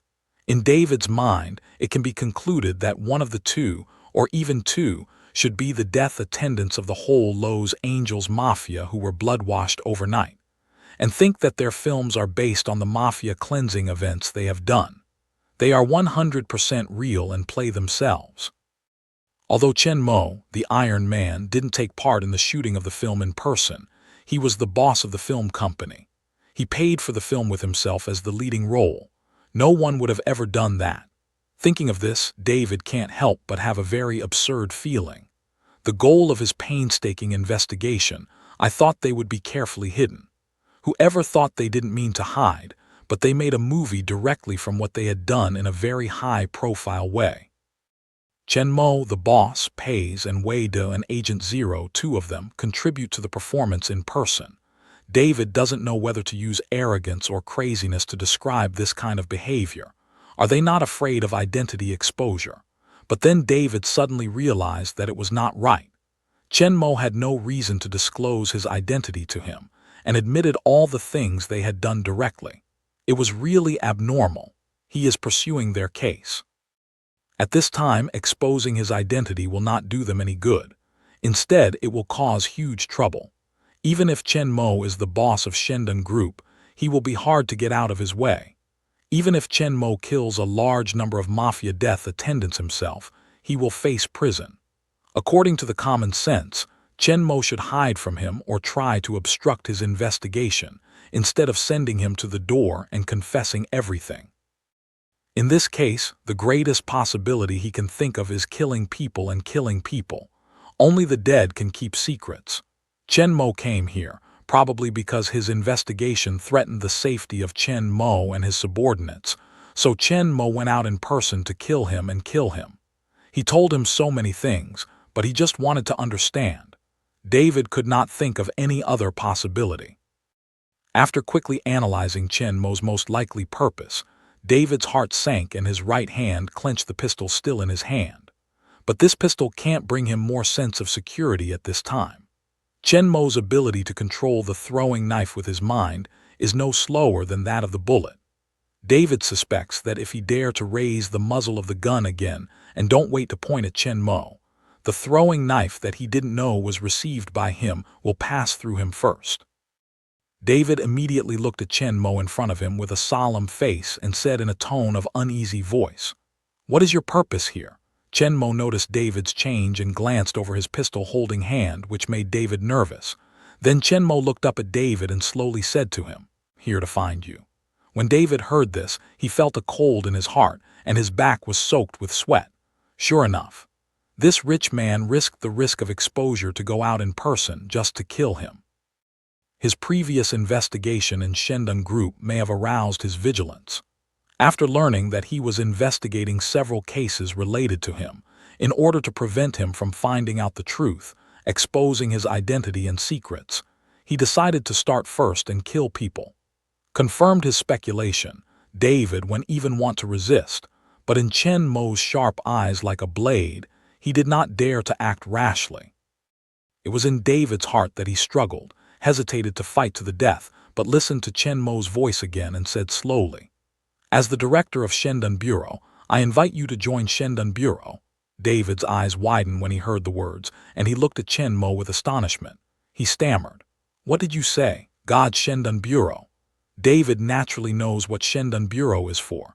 It's a secret organization that deals with all kinds of strange events and protects against major threats. But isn't it a fictional organization in Marvel's movies? If someone else said this to him, he would think that he was joking, but it was Iron Man who said this to him, which made David confused. For a while, he could not distinguish reality from illusion. Iron and steel war suit is the only super technology equipment in the movie, but it appears in the real world, even in his office at this time. Shendan Bureau is also a secret organization in the movie. Is it possible to exist in the real world? At this moment, David is a little confused about whether this is the real world or the movie world. Looking at Chen Mo with a serious face, David could not say what he doubted. Iron Man and Death Attendant have appeared. The existence of Shendan Bureau seems to be not unacceptable. If this is the case, Chen Mo's purpose here is not to kill him, but to recruit him to join the Shield Bureau, as he said. But why is it him? Just because he found them when he investigated the case. Looking at Chen Mo in front of him, David asked the doubts in his heart directly. Why me? Looking at David, who has basically accepted the existence of Shendan Bureau, Chen Mo thought that he could save something. In fact, the reason why David was able to accept the existence of the Shendan Bureau so quickly was Chen Mo's intention. He not only opened the iron and steel battle clothes in front of him, but also showed his magic power of thinking, which made David's original world outlook completely collapse and completely dispelled his doubts about the Iron Man and the Dead Man. After accepting the existence of Iron Man and Death Attendant, it is easier to believe the existence of Shendan Bureau. Chen Mo himself, at any cost of revealing his identity, naturally has great assurance that he can accept David, and even if he fails to accept, Chen Mo can directly erase David's memory related to him. So it seems that Chen Mo's act of going out in person is very risky, but in fact, everything is under his control. Prior to Hill's assessment, David was unlikely to join Hydra, so Chen Mo changed his mind directly. Since Hydra can't do it, change the Shendan Bureau. In any case, he has created the Shield Bureau in several worlds, which is not bad for the real world. Moreover, the existence of Hydra and Shendan is more conducive to his control of the real world. Some bright and just things can be done by Shendan Bureau, or even directly turn Shendan Bureau into a semi-official organization similar to the Pacific Rim Joint Army Defense Force and Land Strategic Defense Attack and Logistics Bureau, which also helps Chen Mo to attract some people like David to join Shendan Bureau. And some relatively dark and secret things can be done by Hydra. Just like the Avenger Alliance world, Hydra is hidden in the deepest place. As an unknown secret controller, the Bureau of Land Strategic Defense Attack and Logistics is on the surface to deal with some specific affairs. Of course, all of these cannot completely copy the Avenger Alliance world, but make corresponding adjustments according to the actual situation of the real world. But at least for the moment, Chen Mo's plan is very smooth. David easily believes in the existence of the Shield Bureau. Chen Mo's only need to increase his strength and get him under his command is not a difficult thing. Immediately, in the face of David's question, as a strategic deception bureau, Chen Mo, the director of Shendan Bureau, began to patiently tell him the glorious history of Shendan Bureau and the reasons for choosing him. In this world, there are movies like Thor and the Pacific Rim. It's hard for Chen Mo to take out the hologram of the dark elves and monsters. However, it's not necessary. Unlike the original Senmazi and others, David has basically believed in the existence of the Shield Office. Therefore, Chen Mo just described his experience of exterminating werewolves and aliens in the world of Legend of the Night. Then, Chen Mo comes up with the common words when the protagonist in the movie is recruited by the secret department. Actually, we have paid attention to you for a long time. We have made a comprehensive investigation on you without your knowledge and found that you are very excellent, honest, determined, smart, sensitive, and capable, just in line with our recruitment requirements. Finally, Chen Mo takes a piece of information from the space and throws it on the table. David took a look at Chen Mo, hesitated for a moment, put the pistol on the table, picked up the folder with the shield and sword logo on the cover and looked through it. David soon confirmed that this information is indeed his, and it is very comprehensive and detailed, even more detailed than the files in the FBI's internal database. What shocked David most is an analysis report at the back of this information, which details his character, trust, values, ideals, and other information. David was surprised to find that many of them are even he himself is not very clear, but looking at the text of the analysis report, David has to admit that it is very accurate. After reading the report, David feels that he knows more about himself than before. When he closed the folder, the expression on David's face was very complicated. He didn't expect that while he was investigating Chen Mo was also investigating him. And when he had no clue, Chen Mo had scratched out his background and even knew him better than himself. However, David was not seen through the panic, but more calm than before. Through the report just now, David knows more about himself and what he wants at the same time. He didn't pursue high-ranking officials or dignitaries, nor rights or money. He didn't join the FBI for these reasons. David, who graduated from a famous school, had a better choice at the beginning, but he chose to join the FBI and become an ordinary agent at the bottom. He fought with gangs, criminals, drug lords, and terrorists every day.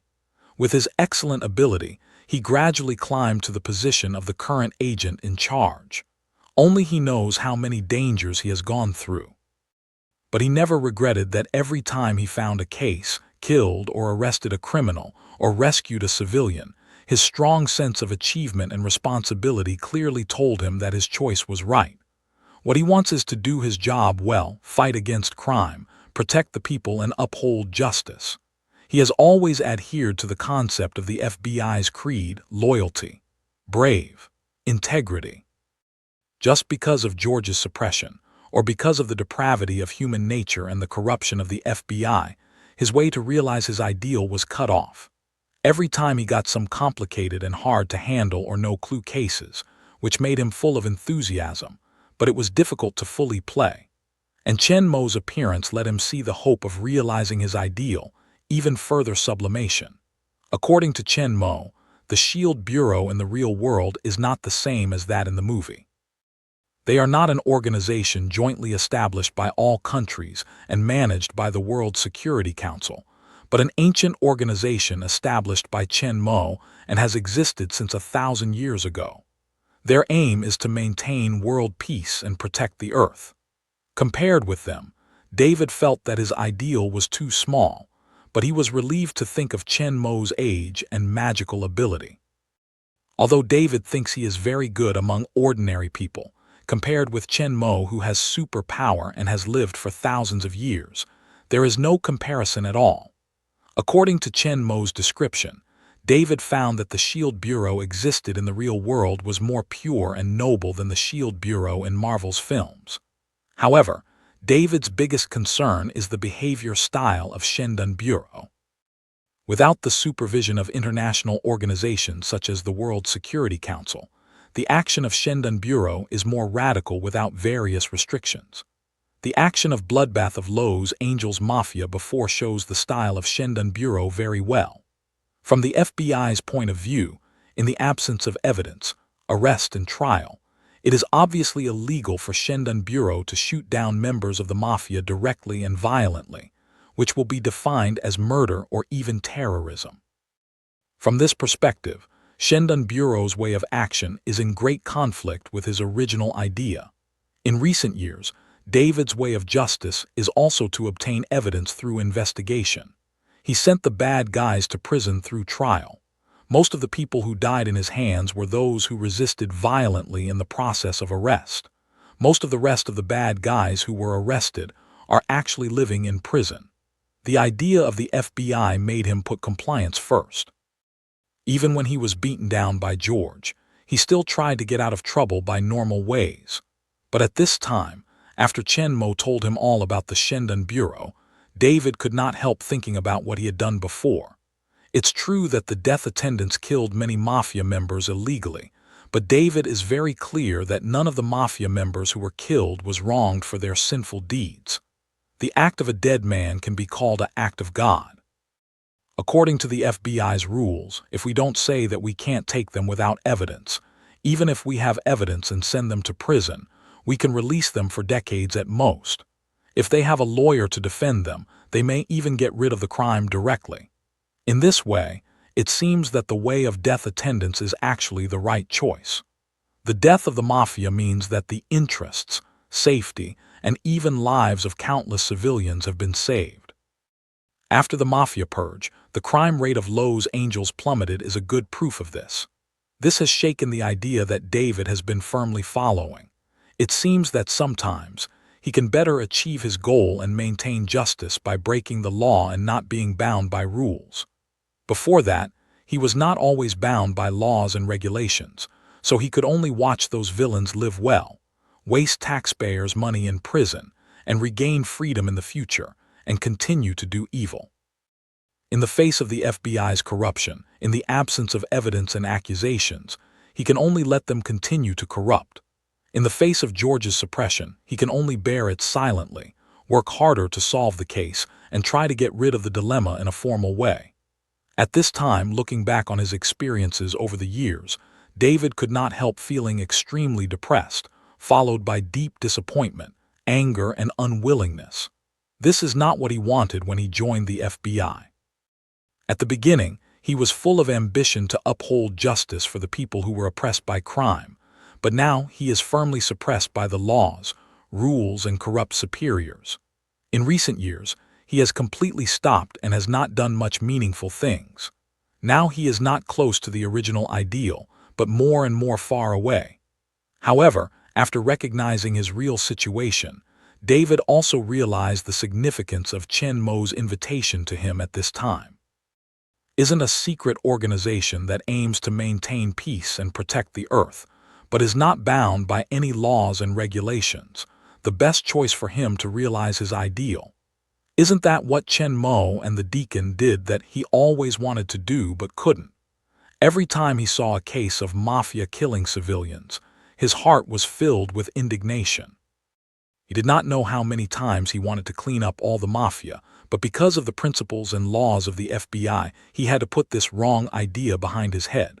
But now he doesn't want to be bound by these rules anymore. At this moment, David finally dispelled all concerns, looked up at the Chen Mo standing in front of him, nodded his head seriously, and said in a deep voice, "I would like to join the Shendun Bureau." Chen Mo nodded with satisfaction and said, "You made the right choice." "I think so too." David hears the words but agrees with them. He looks at Chen Mo and asks, "What do I need to do in the future?" Chen Mo raised his hand and took out a holographic smartphone and a copper sword shield collar badge the size of a fingernail from the space and put it on David's desk. "From now on, you are the first-level agent of Shendun, and you will remain in the FBI," David said with a frown. "But..." Before David finished speaking, Chen Mo directly raised his hand to interrupt him and continued, "I'm very clear about your situation. We'll help you solve George's problem. You won't have any obstacles in handling the case in the future." Chen Mo looked into David's eyes and said slowly, "Aren't you dissatisfied with the status quo of the FBI? Then climb up and wait until you have a high enough position and voice in the FBI, or even become the director of the FBI. You can change all this. And we will help you achieve it." David listened to Chen Mo's words. His heart couldn't help getting excited. He didn't think Chen Mo was drawing pancakes. Not to mention Chen Mo's Shendun Bureau, Chen Mo's identity as chairman of Shendun Group is enough to provide him with great help. In the final analysis, the United States is a capitalist world, and Chen Mo, who controls the whole Shendun Group, is obviously a powerful capitalist. The wealth and great influence he holds in his hands have been enough to affect the high level of the country. In Los Angeles, Chen Mo has the status of lifting his feet lightly. Even George dare not touch him, or even be very afraid. This time it's just plain strength, let alone a powerful shield. David believes that Chen Mo has enough strength to help him out of the current predicament. Although there are some regrets about not being able to leave the FBI and get rid of all the shackles, It's also a good choice to stay in the FBI if, as Chen Mo said, you can no longer be suppressed, or even be promoted with Chen Mo's help. He can still act in accordance with his own ideas, do something against the law and the FBI rules, and with the identity of the FBI, he is more convenient to act, but also a layer of cover. Seeing that David accepted the arrangement, Chen Mo immediately pointed to the mobile phone on his desk and introduced David. Although this mobile phone looks like a standard version of holographic smartphone, it is actually a specially customized communicator for agents of Shendan Bureau. Its performance in all aspects is far beyond that of the noble version of holographic smartphone. Its computing and storage capacity is equivalent to a small supercomputer. David can't help but be curious and excited to pick up the mobile phone and check it. Shendan Group's holographic smartphone he has heard of naturally, and also knows its powerful function. In fact, he had wanted one for a long time, but he couldn't afford it with his salary. Even the cheapest standard version costs $10,000. His salary, after deducting the loan and daily expenses, is not much. He needs to save for a long time to buy one. He really can't afford it. But he just joined Shendan Bureau. Chen Mo even sent him a more advanced work cell phone than the $1 million noble holographic smartphone. Just from this point, David felt the powerful financial resources of Shendan Bureau, and this treatment was no one. As David fondles his cell phone, Chen Mo's voice continues to come to him. The built-in AI system of this mobile phone is very intelligent. It can assist you in intelligence collection, data analysis, combat planning, network intrusion, etc. Through it, you can connect satellites, telephones, networks, and monitoring systems for monitoring, detection, and screen. David's face changed when he heard it. His eyes on the palm-sized black mobile phone became hot. According to Chen Mo, this mobile phone is equivalent to a group of top hackers and support teams. With it, all his actions will become more relaxed. Many things that were very difficult before, even things that were completed in the brain, can be easily handled. For specific functions, you can ask about the AI system, which will give you detailed answers. Chen Mo said, pointing to the button-sized bronze round sword shield collar badge on the table, and said to David, "This badge is not only the symbol of the shield, but also a micro-robot that can connect to your mobile phone for detection, tracking, positioning, and attack." With Chen Mo's words, 8 long and thin metal legs suddenly stretched out on both sides of the round collar emblem, which has been lying quietly on the desk. Like a spider, it moves quickly and flexibly on the desk. If you don't look carefully, it will only be regarded as an ordinary spider, and no one will think that this is a micro-robot. Its feet can release high-voltage electricity and neurotoxin to attack, paralyze, anesthetize, and even kill normal adults in an instant. Listening to Chen Mo's introduction, David looked at the flexible and mobile collar badge on the desktop and was shocked. It seems that the technology of Shendan Bureau is far more advanced than he imagined. With this little thing, it's very easy for him to have a quiet uniform or kill some targets. He had an impulse to kill George with a mechanical spider. Calm down. Chill. Although George is hateful, he is not guilty to death. Let him go into a coma and beat him up again. Just as David was excited about his mobile phone and spider robot, Chen Mo's voice rang again. These are only the standard equipment for the first-level agents. If you have accumulated enough achievements, you can be enhanced if you are promoted to the second-level agents. Reinforcement? David asked in disbelief. Yes, it's like the super soldier serum of the Captain of the United States, which can strengthen your physical fitness in an all-round way and make you have 3 times the physical fitness of ordinary people. David's face was unbelievable when he heard that he had super soldier serum that could strengthen his health and can improve the physical quality to 3 times of ordinary people. David is very clear that this super soldier serum is powerful, let alone 3 times. Even if it is twice or even 50%, it is enough for an ordinary person to become a very powerful soldier. A person who is proficient in fighting and shooting like him can increase his combat power by several times, and 3 times stronger can make him become a strong existence like a superhero. David can't help but think of the mafia that was slaughtered overnight. To kill their death attendants should be to accept this kind of reinforcement, so they can have such a strong strength. Thinking of this, David couldn't help looking at Chen Mo and asked curiously, "What about the top 3 agents?" Chen Mo looks at David, who looks forward to it and says slowly, "Level 3 agents can have superpowers," David said in shock. "What superpowers? Do you mean to control the throwing knife like you just did?" Chen Mo looks at David, who is completely ignorant, and shakes his head gently. David can't help but feel lost. He says that strengthening physical quality is enough. How can super ability be said to have it? It can give ordinary people super ability. I'm afraid only God can do it. But then he heard Chen Mo say slowly, "It's not just mindfulness, blinking, self-healing, flame, tempering." David's face became more and more wonderful as the superpowers in the films were said by Chen Mo. Most of the superpowers you can think of are among the enhancement options. When you are promoted to level 3 agent, you can choose any one of them for enhancement.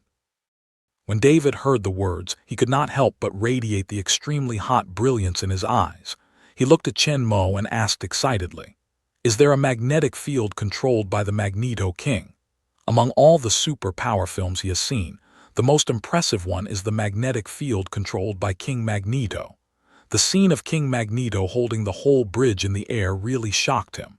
In David's expectant eyes, Chen Mo nodded slowly and said definitely, "Yes."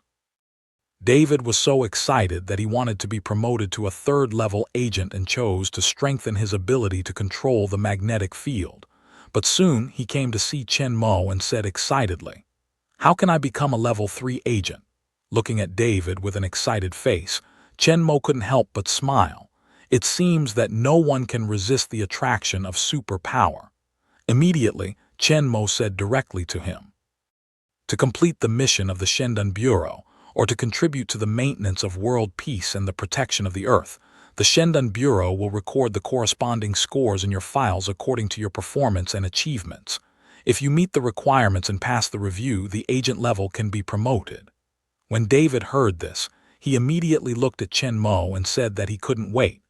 "What is my task now?" Chen Mo said slowly. "There is no official assignment for the time being." When David was feeling a little disappointed, Chen Mo continued, "However, you can do your job well, clean up the evil criminal forces in Los Angeles, fight against evil and crime, and also maintain world peace and protect the Earth.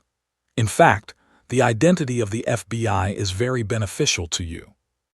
You only need to work hard to do your job. Not only can you get the promotion of the FBI position, but also the promotion speed of the Secret Service level of Shendan. It's going to be a lot faster than other agents." David can't help nodding after hearing the words. It's true. Other people don't have much chance to fight against crime at all. If they want to improve the level of agents, they can only complete the tasks assigned by the Shendan Bureau. Their own job is to fight against crime.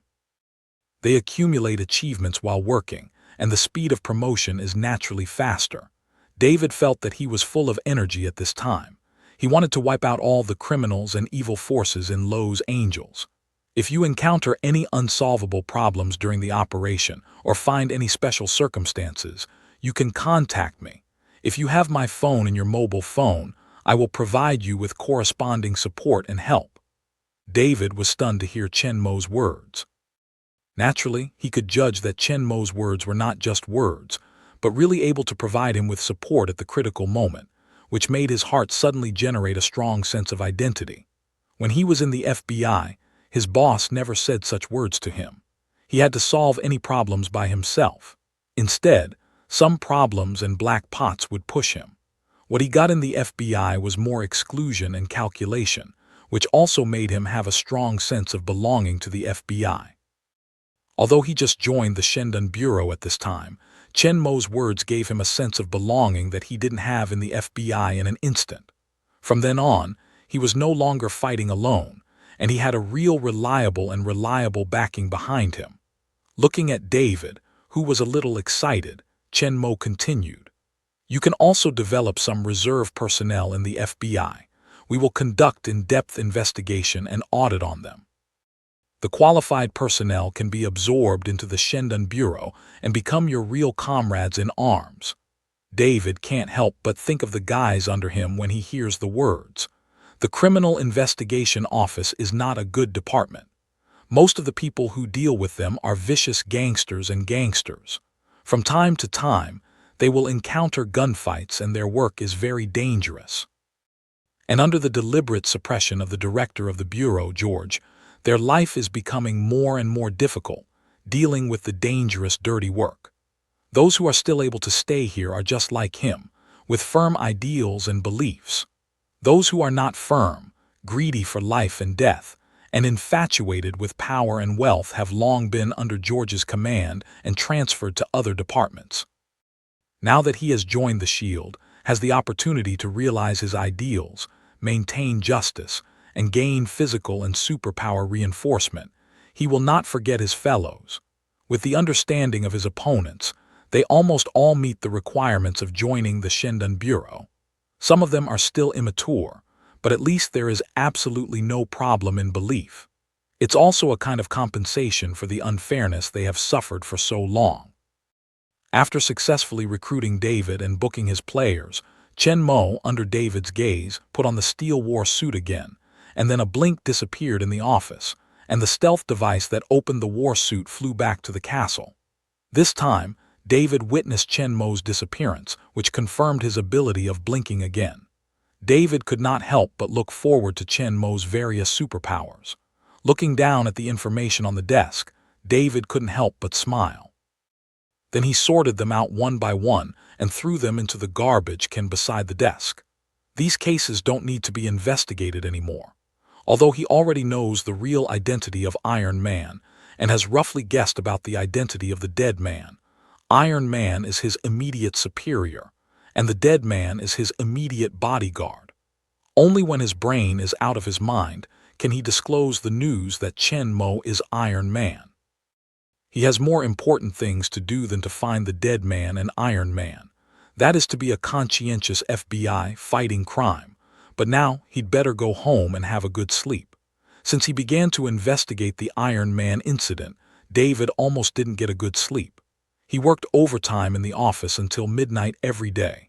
Sometimes he slept on his desk until dawn. Although he was in good health, he couldn't hold up for such a long time. Throwing away the materials that tormented him for a long time, David immediately stood up, stretched out a big waist, and then walked out with a relaxed face. Today he will have a good sleep. Nobody can stop him. David walked out of the office and there were no people in the office. Obviously, no one else knew what had happened in his office except him and Chen Mo. But just as he was about to leave, a tall figure came in through the door with a cup of steaming coffee in his hand. "Lena, why don't you leave? Do you really want to stay and work overtime with me?" It was David's old hand who came in from outside, Renaa. Hearing David's words, Renaa raised the coffee cup in her hand and said angrily, "There's no water in the office. I'll go outside and wash it for you. Take it. I'm going," Renaa said, putting the coffee cup in David's hand. Then she picked up her bag from the side, turned around and walked out. As she walked, she turned to David. "Don't be too late. Be careful of sudden death. George won't count you as a work-related injury."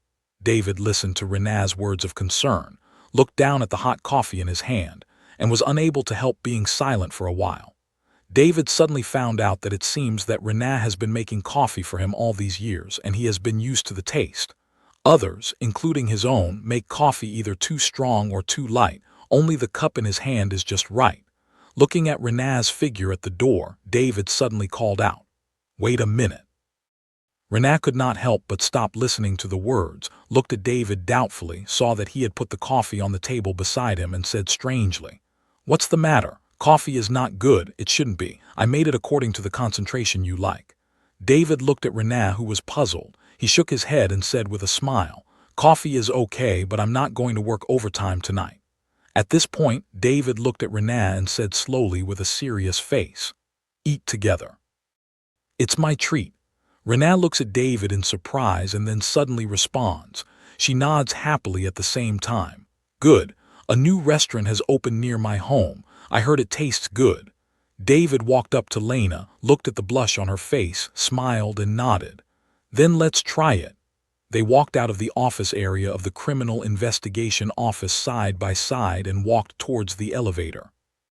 In the elevator, neither of them spoke, and the atmosphere around them became a little delicate for a while. From time to time, Renée turns her head and secretly glances at David. In addition to being happy, she can't help wondering. David worked overtime in the office every day during this period of time to study those cases. Why did he suddenly leave work early today? Is there any eyebrow? And I didn't ask him to have dinner before, but apart from having dinner with other people from the Criminal Investigation Office, they never had dinner alone, let alone David invited her for the first time today, and the sun came out in the west. And she also found that David's whole state seems to be different from before. Although his eyes are still bloodshot due to long staying up late, there is a sharp light in his eyes. The spirit of the whole person is even better than before. Some of them are like when she just joined the FBI and was transferred to David's hands. At that time, he was just like this. The whole person was full of fighting spirit and high spirits. It seemed that he was full of infinite power, which made the people around him infected. But later, under George's constant pressure, although David never changed his original mind, he was still full of fighting spirit and determined to do what he thought was right. But the heavy work and pressure made him like a sword, and the whole person became a lot of depression and a little less ambitious. But at this time in David's body, Renée felt the familiar feeling again, like a sharp sword wiping off the dust attached to it. All this seems to be very obvious, but it's just Renée's feeling. Only after she's been with David for so many years and knows him so well can she keenly perceive the change. Renée even had a feeling that David's spirit at this time seemed to be stronger than before. But she clearly remembered that when she was in David's office, he was not like this. She made a cup of coffee, and what happened to him could make such a huge change. David naturally noticed Lena's puzzled eyes and knew what was strange about her, but he just smiled and didn't talk. Before, when David was just an ordinary agent and team leader, he didn't touch the FBI's power level and interest circle. All he wanted to do was to fight crime, eradicate crime, and protect the interests of citizens. Naturally, his superiors were willing to have a hand that worked hard and dared to fight. However, when he became the director of the Criminal Investigation Office by his own ability, the situation changed, and he had certain rights. When he touched the interest circle, his choice and insistence became the obstacle for others to obtain interests, and the repression came along with it. It's not only the pressure and restrictions from the top that make him tired of coping with, but also the disappointment of the FBI that makes him doubt his previous belief. Can joining the FBI really realize his ideal? A soldier who begins to doubt in his heart will naturally lose his original vigor. Although he is trying to change all this, even trying to change the whole FBI, his inner doubt has never disappeared. David, who has all his energy in trying to change and doubt, naturally has no energy to talk about children's love, and he didn't want to be separated from each other because of his relationship with Renée. If they fall in love with colleagues in the department, one of them must be transferred to another department according to the FBI's rules. Over the years, Renée didn't know how he felt about him. In fact, he had no good feelings for him, who had been following him since joining the FBI, growing up from a young newcomer to a capable man who can be on his own and become his right-hand man. That's why he didn't want Renée transferred. If Renée is transferred to another department, according to the work nature of their action department, they may only be able to stay together at night, or even not see each other for several days when they are busy. And like now, they spend more than half of their time together, day and night together, can see each other at any time, can fight together when they are carrying out tasks, and can rush forward at the first time when they are in danger. Compared with being together in love, he is more willing to keep the current state. If there is no accident, either he can finally get promoted and leave the action department and live like a normal person and come together with Renée, or Renée has never waited for his feedback and finally give up and come together with other people. In the current situation, it is clear that the latter is more likely. As long as George is still there, it's impossible to watch him climb up. It's bad for them. Fortunately, Chen Mo's appearance changed all this. Now David has no doubt, because in his mind his identity is an agent of Shendan Bureau. The FBI is just his cover. Since there are problems with the FBI, solve them. And after the identity change, David's mentality also changed dramatically. His previous scruples about the FBI rules have been completely broken. What if the FBI stipulates that he can't be with the department? I just want to be with him. Not only in the daytime, but also at night. At this time, David had no awe for the FBI and the regulations. His shackles had been completely broken with the appearance of Chen Mo. What he had to do was to do according to his own heart, no matter work or love. The elevator stopped on the first floor. David held his head high and walked with Lena to the door. But behind them, the door of another elevator opened tightly. Director George came out of the elevator and saw David and Lena walking side by side in front of him. George didn't care about Renee, but looking at David with a straight waist, George's brow was wrinkly and immediately called him. "Are you ready to leave work now? How's the crash investigation going?" Lena can't help biting her teeth when George stops them. This damned guy usually gives them some hard cases. Can't she even get off work normally? David has been working overtime for many days for this case. It's not easy to get off work early today, but he stopped him again. With David for so many years, Renan naturally knows the reason why George suppressed them, because they still have principles and persistence, and George is not the same person. But after all, under George's hand, they could not wring their arms to their thighs. They were worried about the conflict between David and George. Renee was about to open her mouth to help him explain, but David stopped him, turned to look at George, and said in a calm voice, "You asked me to find out whether there is Iron Man or not. I've found out. Based on the traces of the scene and the testimonies of Kobe and others, the final result of the investigation is yes. It's time to get off work." Many people are preparing to walk outside in the hall. When George stops David, many people can't help but stop. Some people want to see David's jokes, while others see a trace of disgust flash in George's eyes. See David talking to him in a stiff tone, George's eyes can't help but flash a bit uneasy. This guy in front of so many people, so talk to him. It seems that the pressure on him is too light. George's face was flat.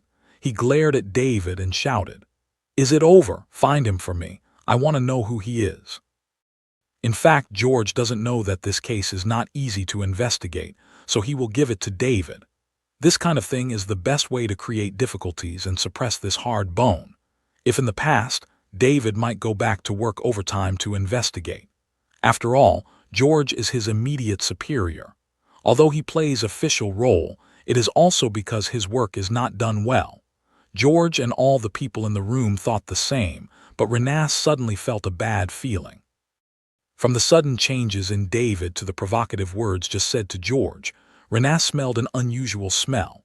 Looking at David's upright figure, Renee could not help but feel that a volcano was about to erupt. At this time, under the glare of George and the different eyes of the people in the hall, David suddenly appeared a smile of mockery on the corner of his mouth, looking at George without flinching back, joking. "Who else is Iron Man? Tony Stark, of course. You don't want me to get him, do you? Then I need the help of Avenger Alliance, or you can contact Shendan Bureau for me. As the director of the FBI's Los Angeles Bureau, you must have Nick Fry's number." Right? Everyone listened to David's words and couldn't help but stare at him with unbelievable eyes. This guy can't be crazy. Tony Stark, Nick Fry, the Shield, the Avengers League, these are all the things in the movie, okay. David won't be, because George always asks him to investigate death attendants and Iron Man. He's obsessed with studying the case. However, many people don't think David is crazy. From David's tone, they hear banter and disdain. They are obviously deliberately playing George, but it sounds more like crazy. George is the director of the Los Angeles Bureau of the FBI. He controls the appointment, removal, and work arrangement of all of them. He offends him. No matter how powerful he is, he can't even improve a little. He can even use his power to make it miserable. David is the best example. If it wasn't for George's deliberate suppression and David's ability and achievements, he would have been promoted at this time, at least as a senior director. or even as a deputy director of the bureau. However, David is so direct against George today that he will never have good fruit to eat. George, who is not pleased with him, will definitely give him more small shoes to wear. He may even get angry and deliberately kill him in the task. Similar things are not uncommon in the history of the FBI. Only concealing or deliberately ignoring some key information is enough to put the agents on the mission into a desperate situation. But after all, there are some hidden dangers in this way. If it is found out, it will inevitably be affected. This is also the reason why George just suppressed David before and didn't directly kill him. He still has some scruples in his mind. But looking at his angry expression at this time, he may have begun to figure out how to kill David. The others were just watching, but George was almost pissed off by David. David used to know that he was deliberately suppressing him, but at least on the surface, he still maintained respect for him. At least he would not directly contradict him in front of so many people, making him unable to come down. Now, feeling the strange eyes of many FBI employees in the hall, George only felt a fury rush to his head and wished he could shoot David to death. This bastard dared to laugh at him mercilessly in front of so many people. Does he think he's an idiot? There is no Shield and Avenger alliance in the world. Those are all fictional existence in the movie. It seems that the previous pressure on him is not enough. We must let him know who is the boss who controls their life and death in this branch. As many people have guessed, George has begun to figure out how to get rid of David. Even if you don't kill him, you need to turn him into a cripple and get out of the FBI. As for the subsidy, you don't need to think about it. Waste doesn't have the right to waste federal funds. Let him, the director, keep it for him. It's like compensating him for the money he's made less these years. When George glared at David angrily and his mind turned to all kinds of dark thoughts, David didn't pay any more attention to him, but he turned around and strode towards the door. He has had enough of this disgusting fellow. Renat took a look at George, who was furious. She couldn't help worrying, but she didn't hesitate at her feet and hurriedly followed David up. George looked at the figure of David walking towards the door, and his heart was even more angry, which was to challenge his authority. The angry George roared at once. "Stop for me!" Renat heard the roar of anger behind her and couldn't help looking at David in front of her. If David doesn't stop, she won't either. However, under her gaze, David, who has come to the door, still stops, which makes her feel relieved. At the same time, she can't help but feel a little bit disappointed. If she can, she doesn't want David to compromise. She still wants David to be as sharp and fearless as she knew when she just joined the FBI. However, the reality is not so simple after all. It is not that we can solve all problems as long as we are firm-minded and fearless. Sometimes we should always learn to compromise. Just at the time when Renat was full of different tastes, she saw David turn around and smile at George, saying loudly, "Chief, when you find the Avengers League, I will help you catch Tony Stark," David said, looking down at Renat, who was surprised and excited, and said softly, "Let's go to dinner." "I'm hungry for the delay." Renat could not help laughing at the words and nodded her head. "Me too." Two people look at each other and smile. Everything is in silence. All the people's eyes fell on George's dark face. He was about to tear his face away from him. He had no face left for him. There are not many opportunities to see the Chief George eat flat, and most of them are also popular. Just don't know what George will do next. Everyone can't help but look forward to it. Naturally, George also felt the eyes of the people around him. He knew that if he could not hold David today, His Majesty would definitely be hit. Although these people can't fight against him, they will inevitably produce many bad voices. This sign must be suppressed. It's not just between him and David. Several other deputy directors should be waiting to see him make a fool of himself and try to find a chance to replace him, but he will never give them this chance. George also knows David very well. He knows what David is after, although he doesn't care about it. At that moment, George's eyes twinkled with a cold light and he snapped at David. "If you dare to walk out of this door today, you won't have to come to work tomorrow." David couldn't help but have a meal at George's threat. For David, whose goal is to fight crime, George's threat hit him right at the heart. That's why David has been patient. As the director of the Los Angeles Bureau of the FBI, George has the right to fire his agents. Even if he is an agent in charge, as long as George is willing to pay, there is no problem. The fact that he was expelled from the FBI will be recorded in his file and become a stain. Even the local police will not recruit him at that time. The law enforcement department will completely close the door on him, and he will no longer be able to legally fight crime as a law enforcer, unless he, like the superhero in the movie, puts on his nightsuit and becomes a vigilante who is not accepted by the law, and that's not what David wanted. Renan naturally knows this, so she just stands quietly behind him and doesn't speak. Anyway, she supports David's choice. But David just stopped for a moment, then pushed open the door, and he didn't go back with Renan. If George's threat had worked for him in the past, he would not have been the FBI agent who was struggling with his ambition. Now he is the first-level agent of Shendon Bureau. Behind him, there is the whole Shendon Bureau as the backing. Touching the Shendon Bureau badge in his pocket, David's heart has never been stronger. Since Chen Mo said that George's problem would be solved for him, David believed that Chen Mo would be able to solve it. This is not blind trust, but a rational judgment based on Chen Mo's strength. Not to mention other things, just the shield badge that Chen Mo gave him that can be transformed into a mechanical spider can lead to George's death. Of course, even if his crime is not fatal, there is no problem for him to stay in the hospital for a month.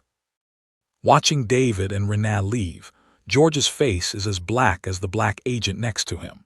There was no one around to talk, and the needle could be heard in the hall for a while. David's departure is equivalent to giving George a big mouth, and it is in front of dozens of FBI agents on the scene, heavily slapped on his face. George can guess that in less than an hour, this matter will be spread throughout the Bureau, become known to all, and his prestige will be greatly affected. Looking at David outside the door, George was gnashing his teeth with hatred, and there was a ferocious look in his eyes. Damn it, damn, David, you will pay for what you do today. On the other side, David and Renan walk towards the car parked on the side of the road side by side. Renan looks at David's side face, and there is a touch of worship and obsession on her face. This is the boss she has always liked. Originally, he has not changed, or the original that would rather bend, fearless man. David went straight to his car and opened the door and sat in. Lena didn't drive her car but opened the passenger's door and sat in. With her seat belt fastened, Renan couldn't help turning to look at David and said with some concern, "Boss, tomorrow." David looked at Renan's worried look and couldn't help laughing. "Don't worry, I'm not an impulsive person. You will know tomorrow." Renan took a deep look at David and made sure he wasn't comforting himself. Then a bright smile appeared on her face. Instead of mentioning what happened, she said with a smile, "Let's go then. I'm really hungry." David smiled and nodded. He immediately started the car, put it in gear, stepped on the accelerator, and the car suddenly started and rushed out. Renan felt the strong acceleration, but she couldn't help turning her head to look at David with a bright smile on her face, as if she had returned to the time when she had just joined the FBI and was taken out by David. The next day, with the exception of David and Renan, the Criminal Investigation Office arrived, but their faces were dignified.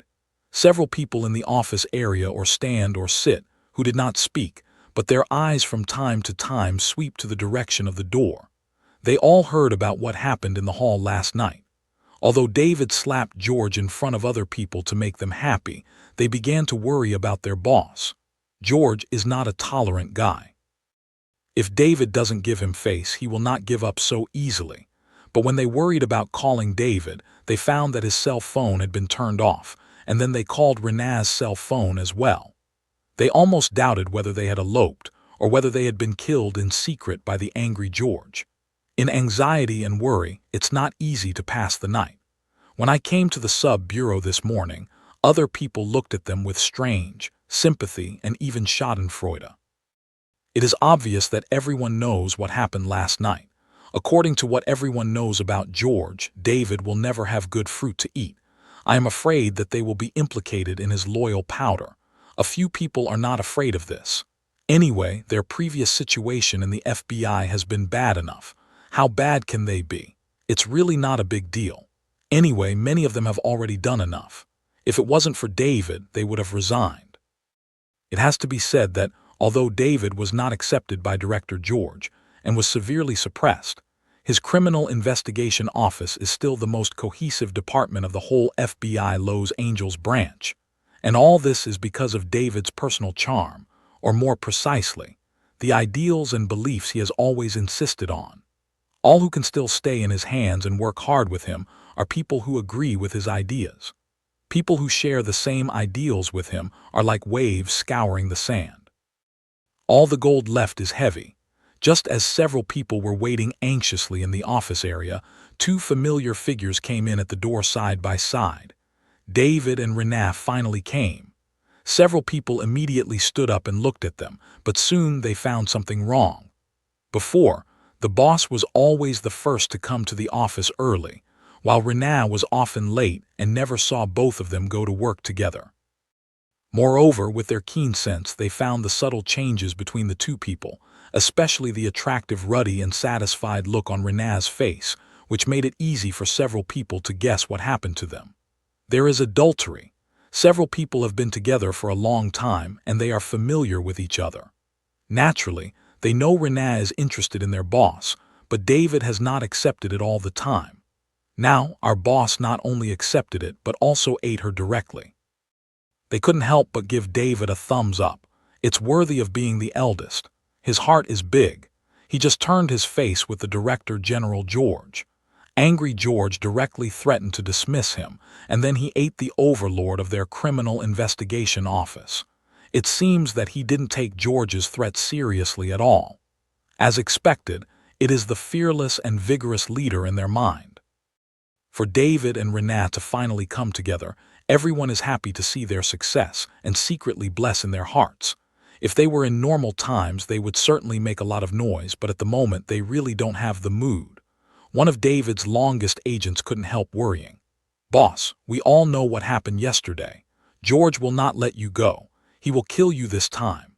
And he turned his head and looked at the crowd and then turned his face firmly and said to David, "We've all talked about it. It's a big deal. Let's go with you. We've been here long enough. Yes, the whole FBI is going to rot to the bone. Before that, we would stay here because of your presence. If you leave, we will go with you." "Yes, boss, we'll go with you," several other people around said with excited faces. Renee, who was standing beside David, smelled the words and turned her head to look at David. There was a strong love in her eyes. She said softly but firmly, "I'll go with you too." David's eyes crossed the faces of all the people, looking at the firm look in the eyes of several people, and a smile of relief appeared on the corner of his mouth. His old men have been following him all his life and death. He has regarded them as his brothers for a long time. Up to now, they have not let him down. David can't help thinking, if there is no Chenmo, no shield, what will he and his brothers do? Maybe he won't turn against George impulsively, but unless he is finally lucky to succeed in promotion and get rid of George's pressure, either he or his brothers will waste their time in the current position, and eventually they will either die in the task or be polished off the edges and corners, erasing the ideals and beliefs, becoming what they always despise and deeply despise those people. Fortunately, he met Chen Mo and joined the Shendun Bureau. These brothers in front of him have become agents of Shendun Bureau with him in the future.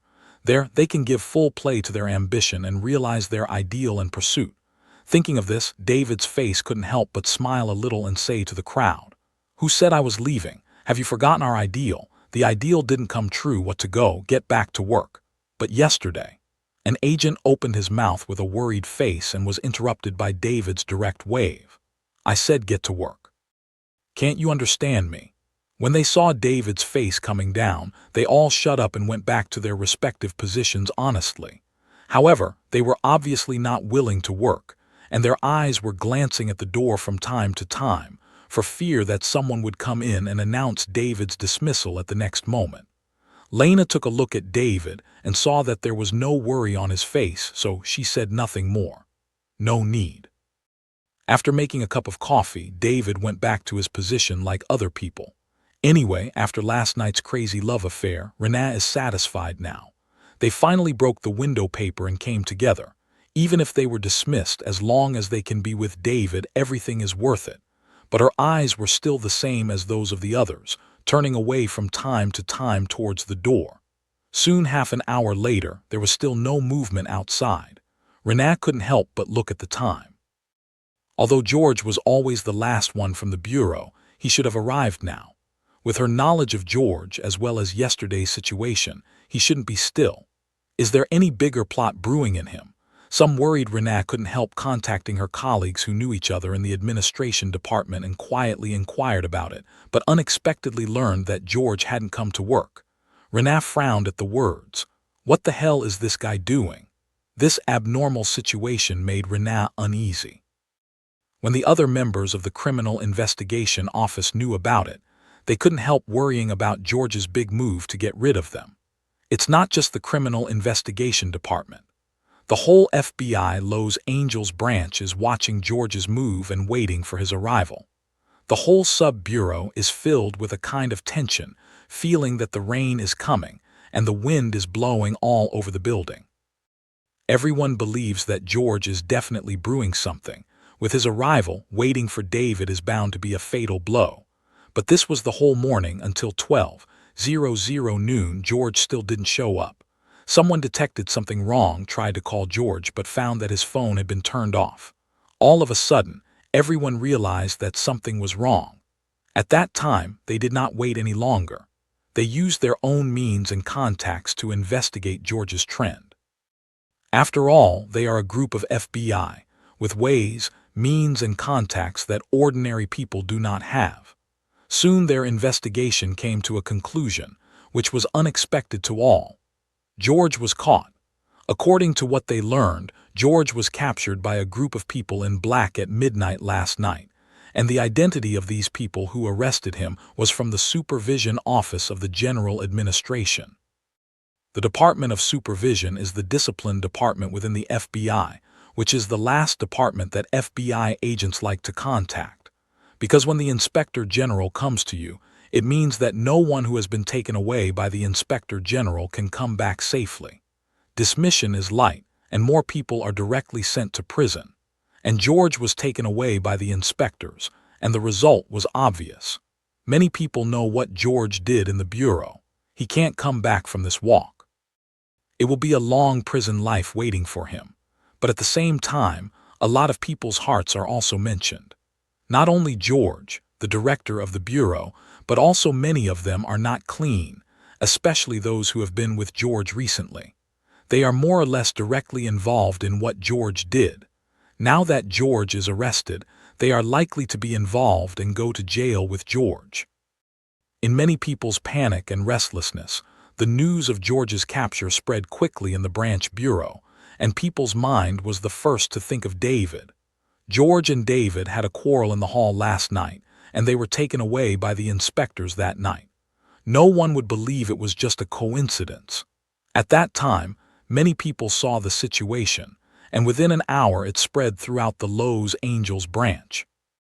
David has been deliberately suppressed by George for such a long time, and everyone in the bureau knows it well. But before that, although David did not succumb to George's obscenity, he never confronted him head-on. Last night, his behavior was very abnormal. Most people at that time guessed that he had been suppressed by George for too long and finally burst out. But some people who know David know that he is not an impulsive person. The previous silence was just a forbearance. Last night's sudden outbreak reminded them of a lot. Today, George was taken away by the Supervision Office, which confirmed some people's speculation. David found the evidence and tripped George. That's why he dared to turn against George directly.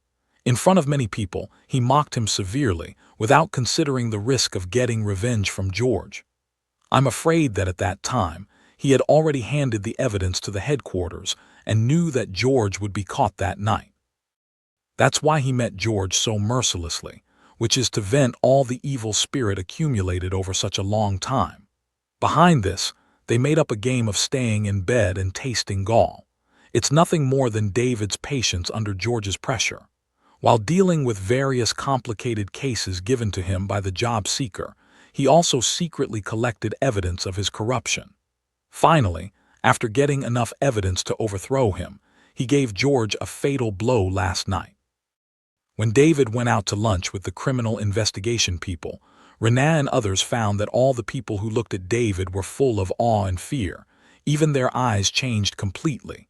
Just when some people were puzzled, Renaa's mobile phone suddenly tinkled. Renaa took out her mobile phone and looked at it. Then a thick surprise suddenly appeared on her face. Seeing other people looking at her doubtfully, Renaa immediately suppressed her excitement, said excitedly in a low voice, "George was taken away by the inspectors last night." Everyone was surprised to hear Renaa's words. "What? Great, the boss doesn't have to go. This bastard is done." Renaa looked up at David, but she didn't see any surprise on his face. Instead, she saw a winner's smile on the corner of his mouth. He knew it. In connection with what happened last night, Renaa soon understood that George's arrest must have something to do with David. It's no wonder that he had an impulsive face-off with George last night. He knew he would be arrested that night. He is not impulsive, but has the courage. Renaa's guess is not quite right, but it's almost the same. But David's morale is not the evidence that other people imagine overthrowing George, but Chen Mo and Shendan Bureau. George's capture finally removed a big stone that was pressing on everyone's mind. They followed David happily out of the gate and walked towards the nearby restaurant. The relaxed people could not help joking. A young female agent approached Renaa and asked quietly, "Hey Renaa, how did you feel last night? Can you be satisfied with the fighting power of the eldest brother?" This female agent seems to be in a low voice. In fact, the voice can be heard by everyone. David, who is walking in the front, can't help but smile. David turns his head slightly and looks at Renaa. Renaa just looks up at David and their eyes collide. Renaa felt the heat in David's eyes. She was secretly happy, but she could not help looking away shyly. She looked at the gossip girl beside her and the shame in her eyes disappeared quickly. Instead, she was very proud. Surrounded by her own people, Renaa didn't hide, didn't deny, but said with a bad smile, "You can try, don't worry, I don't mind." Others could not help shouting at the words. "Hey Nicole, try it." Renaa said she didn't mind. "Yes, Nicole, we support you." Nicole's face turned red when she began to tease her female agent. Her skill is not as strong as Lena's. Just then David, who was walking in front of him, suddenly turned his head and looked at Renaa and said, "Sorry, I mind, I'm a single person." The others heard the words and then they shouted more excitedly, "Oh Lena, the boss is telling you. Poor Nicole, you don't seem to have a chance." "Don't be sad, Nicole. There are many good men in our action department. What do you think of me?" "Go away." Looking at a group of people fighting and making noise, David could not help but smile easily. "Guys, you didn't let me down and I won't let you down. Wait, I will bring you to realize our ideal." Thinking of the wonderful expressions of several people who knew the existence of Shendan Bureau, David could not help but smile a little bit. Not only the Shield Bureau, but also the Super Soldier Serum and Super Power. These guys should be crazy. But the rascals of Lowe's Angels are going to suffer. In order to accumulate merits and improve the level of Secret Service, these guys will probably kill all the criminals of Lowe's Angels without even keeping a small fish. No, I can't tell them now. Otherwise, these wolf cubs know that their superpowers won't be available until when? Didn't the director say that the preparatory personnel should go through strict observation and examination? So let me make a good observation and test them. While David and his crew were having fun, there was a lot of tension in the FBI's Lowe's Angels Bureau. From last night to now, this series of events is too dramatic. David, who had been beaten down by George for a long time, turned over the offer which was beyond everyone's expectation. But the truth is, though David didn't admit that it was George who brought him down, who were they? FBI, after a little analysis, we can know that it must be related to David. Otherwise, he could not have a straight face with George last night. It seems that they still underestimated David, who was once the FBI new star who was in charge of agents at the fastest speed. They kept silent for so many years, but they had such a big move. Many people can't help but recall whether they have offended him before, for fear that David would attack them. Some people who used to rely on George's pressure on David and fell down on the rocks before were even afraid to look him in the eye when they saw David. Even Director George has been done by David, who knows if he has their handle in his hand. In case of getting angry with him and being poked out by him, George, who is taken away, will be their example. No one thought he could come back safe and sound. The age of George is over. The era of David is just beginning. So from that day on, the treatment of David and his criminal investigation office in Los Angeles changed completely. Those ordinary agents and civil servants of all departments have long been fed up with George. They admire David, who brought him down. In the past, George had to keep a distance from David because of his suppression. Now they have no such concern. They are very enthusiastic about David and his special workers. And those who are in the middle and upper levels of the sub-bureau, who are not very clean, are afraid that David will overturn them, and they are afraid to find them again. Some people even see them and take a detour. Renat and others clearly felt this change. All departments' needs for them were completed at the fastest speed, with unprecedented efficiency. The previous prevarication, procrastination, and even difficulties never happened again. The obstacles that once surrounded them seemed to disappear completely overnight. Even Daniel, the deputy director who presided over the work of the branch office for George in the temporary era, was extremely supportive of their work and had an unprecedented kind attitude. They could not help but doubt that Daniel was the mean guy they had known all day long, who seemed to owe him money. Not only was the plane crash that George had given them, which could not be checked at all, taken back, but also put out a lot of big cases for David to take back and choose at will. This is the treatment only available to the secretary's intimate staff, who can almost do what they want. You should know that before this, the cases are all selected by other groups first, and only when no one is willing to take over the cases at last, or even when some other groups can't deal with the eliminated cases, will they be handed over to them. Not only that, all kinds of weapons and equipment are also allowed to be used by them. MP5 submachine gun, M4A1 carbine, even grenade. As long as they apply for it, it will be approved by them. Renat even suspects it. They look like an armored car, and Daniel is expected to agree. In fact, Daniel's heart is also full of fear for David. Since David can kill George, he is not much cleaner than George. If David is in a hurry, he is likely to repeat the same fate as George. Needless to say, he was able to become Deputy Director General and expected to become a full-time official, all of which delayed David's blessing. Otherwise, he would be under pressure by George all the time, and it would be difficult for him to make a breakthrough. In this respect, David is also a great help to him. He should also thank David. So his philosophy is that as long as David doesn't mess with him, he will give David and his people as his ancestors. Don't they like to fight crime?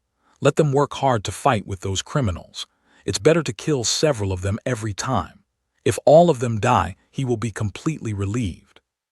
His full support for David's mission and weapons was not really very kind.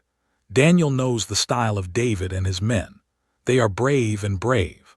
Although George always asked them to deal with some shit, before that, David and his criminal investigation office were the most capable and the most effective action team in the whole FBI Los Angeles branch. The rifle is almost their standard match every day. The bullets consumed every month rank in the whole bureau. Although the built-in artificial intelligence of the mobile phone is far worse than that of Jarvis of Chenmo, it can also be compared with the artificial intelligence system used by Tony Stark. Intrusion, investigation, monitoring, and evidence collection are all indisputable. The micro-mechanical spider can hide even more sneak into almost any place to investigate or even assassinate. These two kinds of black technologies can exert great power even for ordinary people, let alone top agents like David. With these two artifacts, David's investigation of the target can be said to be hopeless. By hacking into mobile phones, computers, and surveillance devices, David was able to master most of the targets, and the rest of the spiders were able to fully master them. Before each mission, David knows the situation at his fingertips. If he can come hard, he can come hard. If he can't, he can ambush. If he can't, he he can apply for the support of other action teams. Even if Daniel wants David to die, he can't refuse to approve the application submitted early before David's action. Other action teams also cooperated with David's request for support. At first, David forced him to overthrow George's power. Later, he was willing to help him. He even wanted David to ask them for help. Because they found that every time they worked with David, the whole process was surprisingly smooth. Although they are needed to support a large number of enemies and usually have a strong firepower, David will always get a clear picture of each other's situation, time, location, number of people, what weapons David knows very well. They usually don't need any effort to wipe out the enemy. The process of fighting seems intense, but it's actually very easy. With a few easy shots from David, you can get a lot of credit. Where can I find such a good thing? Several action teams almost always rush to help, but at the same time, they were also amazed at David's powerful intelligence ability. Although they didn't know where David got these extremely detailed intelligence, they were more certain in their hearts. Don't provoke him.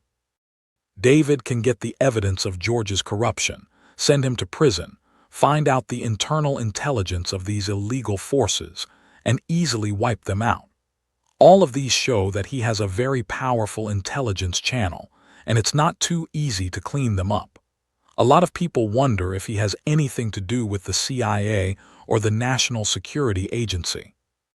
Anyway, David's prestige in the Los Angeles Bureau of the FBI is getting higher and higher, and even Daniel is more and more afraid to deal with him.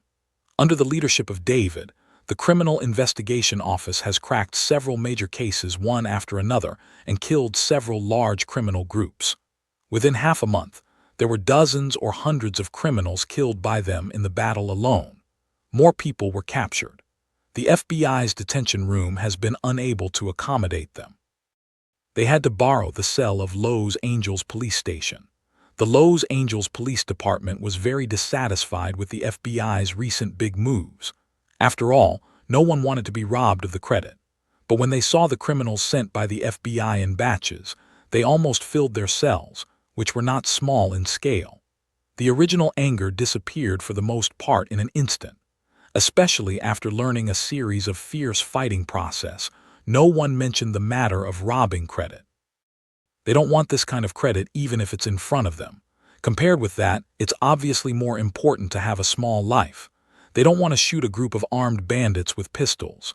The bullets don't look long. These powerful large criminal groups should be dealt with by the FBI. They can catch thieves and robbers. Although Chenmo didn't contact David during this period, he often paid attention to their situation. Every time David and them are on duty, Chenmo will sit on the sofa and watch the holographic image projected by Jarvis and live broadcast. Chenmo is very optimistic about David and his people. Strength is not important to him. With super soldier serum and X-gene serum, no matter how weak a person is, he can become a strong super soldier. What he values more is their internal quality, which is really valuable. Of course, ability is also very important. David and his men are the most elite FBI agents. Although they are far worse than the nine-headed snake agent Chenmo brought out from the Avenger Alliance world, they are already very powerful in the real world. According to the crazy degree of David and their current mission, according to Jarvis's calculation, it won't be long before David can be upgraded to second-level SHIELD agent. Chenmo is very looking forward to what happens when David receives super soldier serum enhancement. Will it become a real-world American captain or Batman, fighting crime as a law enforcement officer in the daytime and a superhero in the evening? While Chenmo is watching the actions of David and others and waiting for him to upgrade to a second-level agent, Chenmo suddenly receives a call from David. Chenmo can't help wondering. Jarvis has been monitoring David's situation. If they have actions or are in danger, Jarvis will inform him in advance. Now that Jarvis is quiet, it means David is not in danger. With some doubt, Chenmo directly connected the phone, and David's anxious voice immediately came out of it. "Chief, I have an emergency report." "Say it." I just received the news that a flight from Los Angeles to China lost contact over the Pacific Ocean. The military sent 2 fighters to investigate and found that all the people in the plane were comatose. The plane is not controlled at all. Hearing this, Chen Mo frowned, but David continued anxiously. The military can't provide effective rescue. If no one saves them when the fuel runs out, more than 100 people on the plane will die together with the plane. Chen Mo immediately understood the purpose of David's call.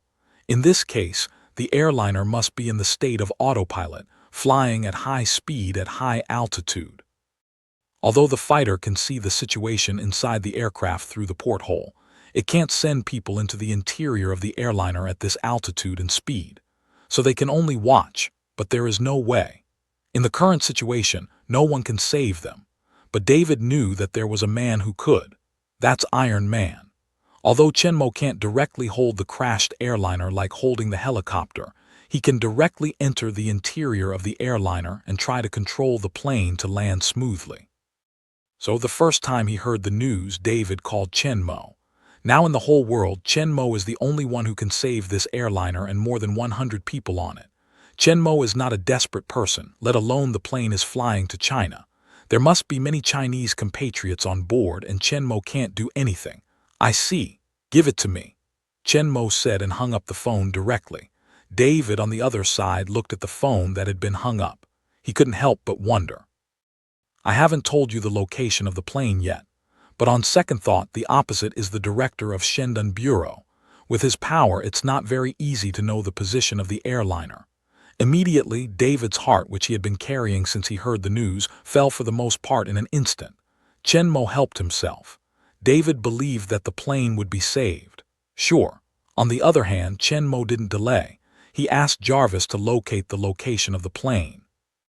Then he put on the steel battle suit directly and started the stealth mode and flew out of the castle. According to Jarvis's navigation, Chen Mo drives the steel battle suit to the maximum speed and flies to the northwest. In less than half an hour, Chen Mo arrived in the airspace where the plane crashed at the super high speed of steel battle clothes. In addition to the Boeing 747, Chen Mo saw 2 F-15 fighters following on both sides of the plane. But now there is a problem. In fact, the stealth device of Chen Mo's steel battle suit can only play the role of visual stealth and can't completely avoid the detection of radar and thermal detection device. Although the shape design of the iron and steel battle suit can reduce the radar cross-section to a certain extent, and the coating on the surface of the battle suit can absorb most of the radar waves, playing a certain degree of stealth effect, but this kind of stealth is limited by distance. The F-15 radar uses an airborne active phased array radar with a detection distance of 250 kilometers and a detection distance of about 70-80 kilometers. According to Jarvis's calculation, the stealth distance of the steel war suit can reach 5,000 meters. That is to say, 5,000 meters away, the F-15 can't find Chen Mo, but if Chen Mo wants to enter the interior of the airliner, he must enter this point even if he is using blink, which means that if Chen Mo wants to save people, he will be found.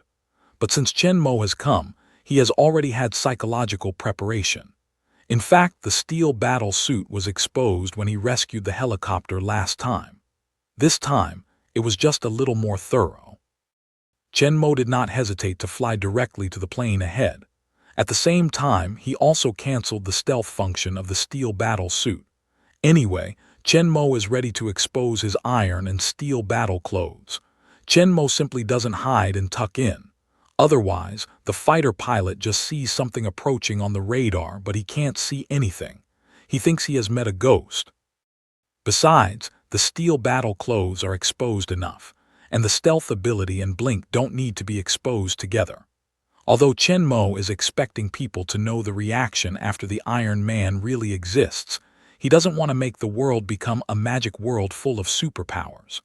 At least until the third-level agents of the Shandong Bureau grow up, the world is still on the road of science and technology. The line is good. Moreover, although the existence of Iron Man will cause great concern, the impact brought to people's hearts is not comparable to superpower.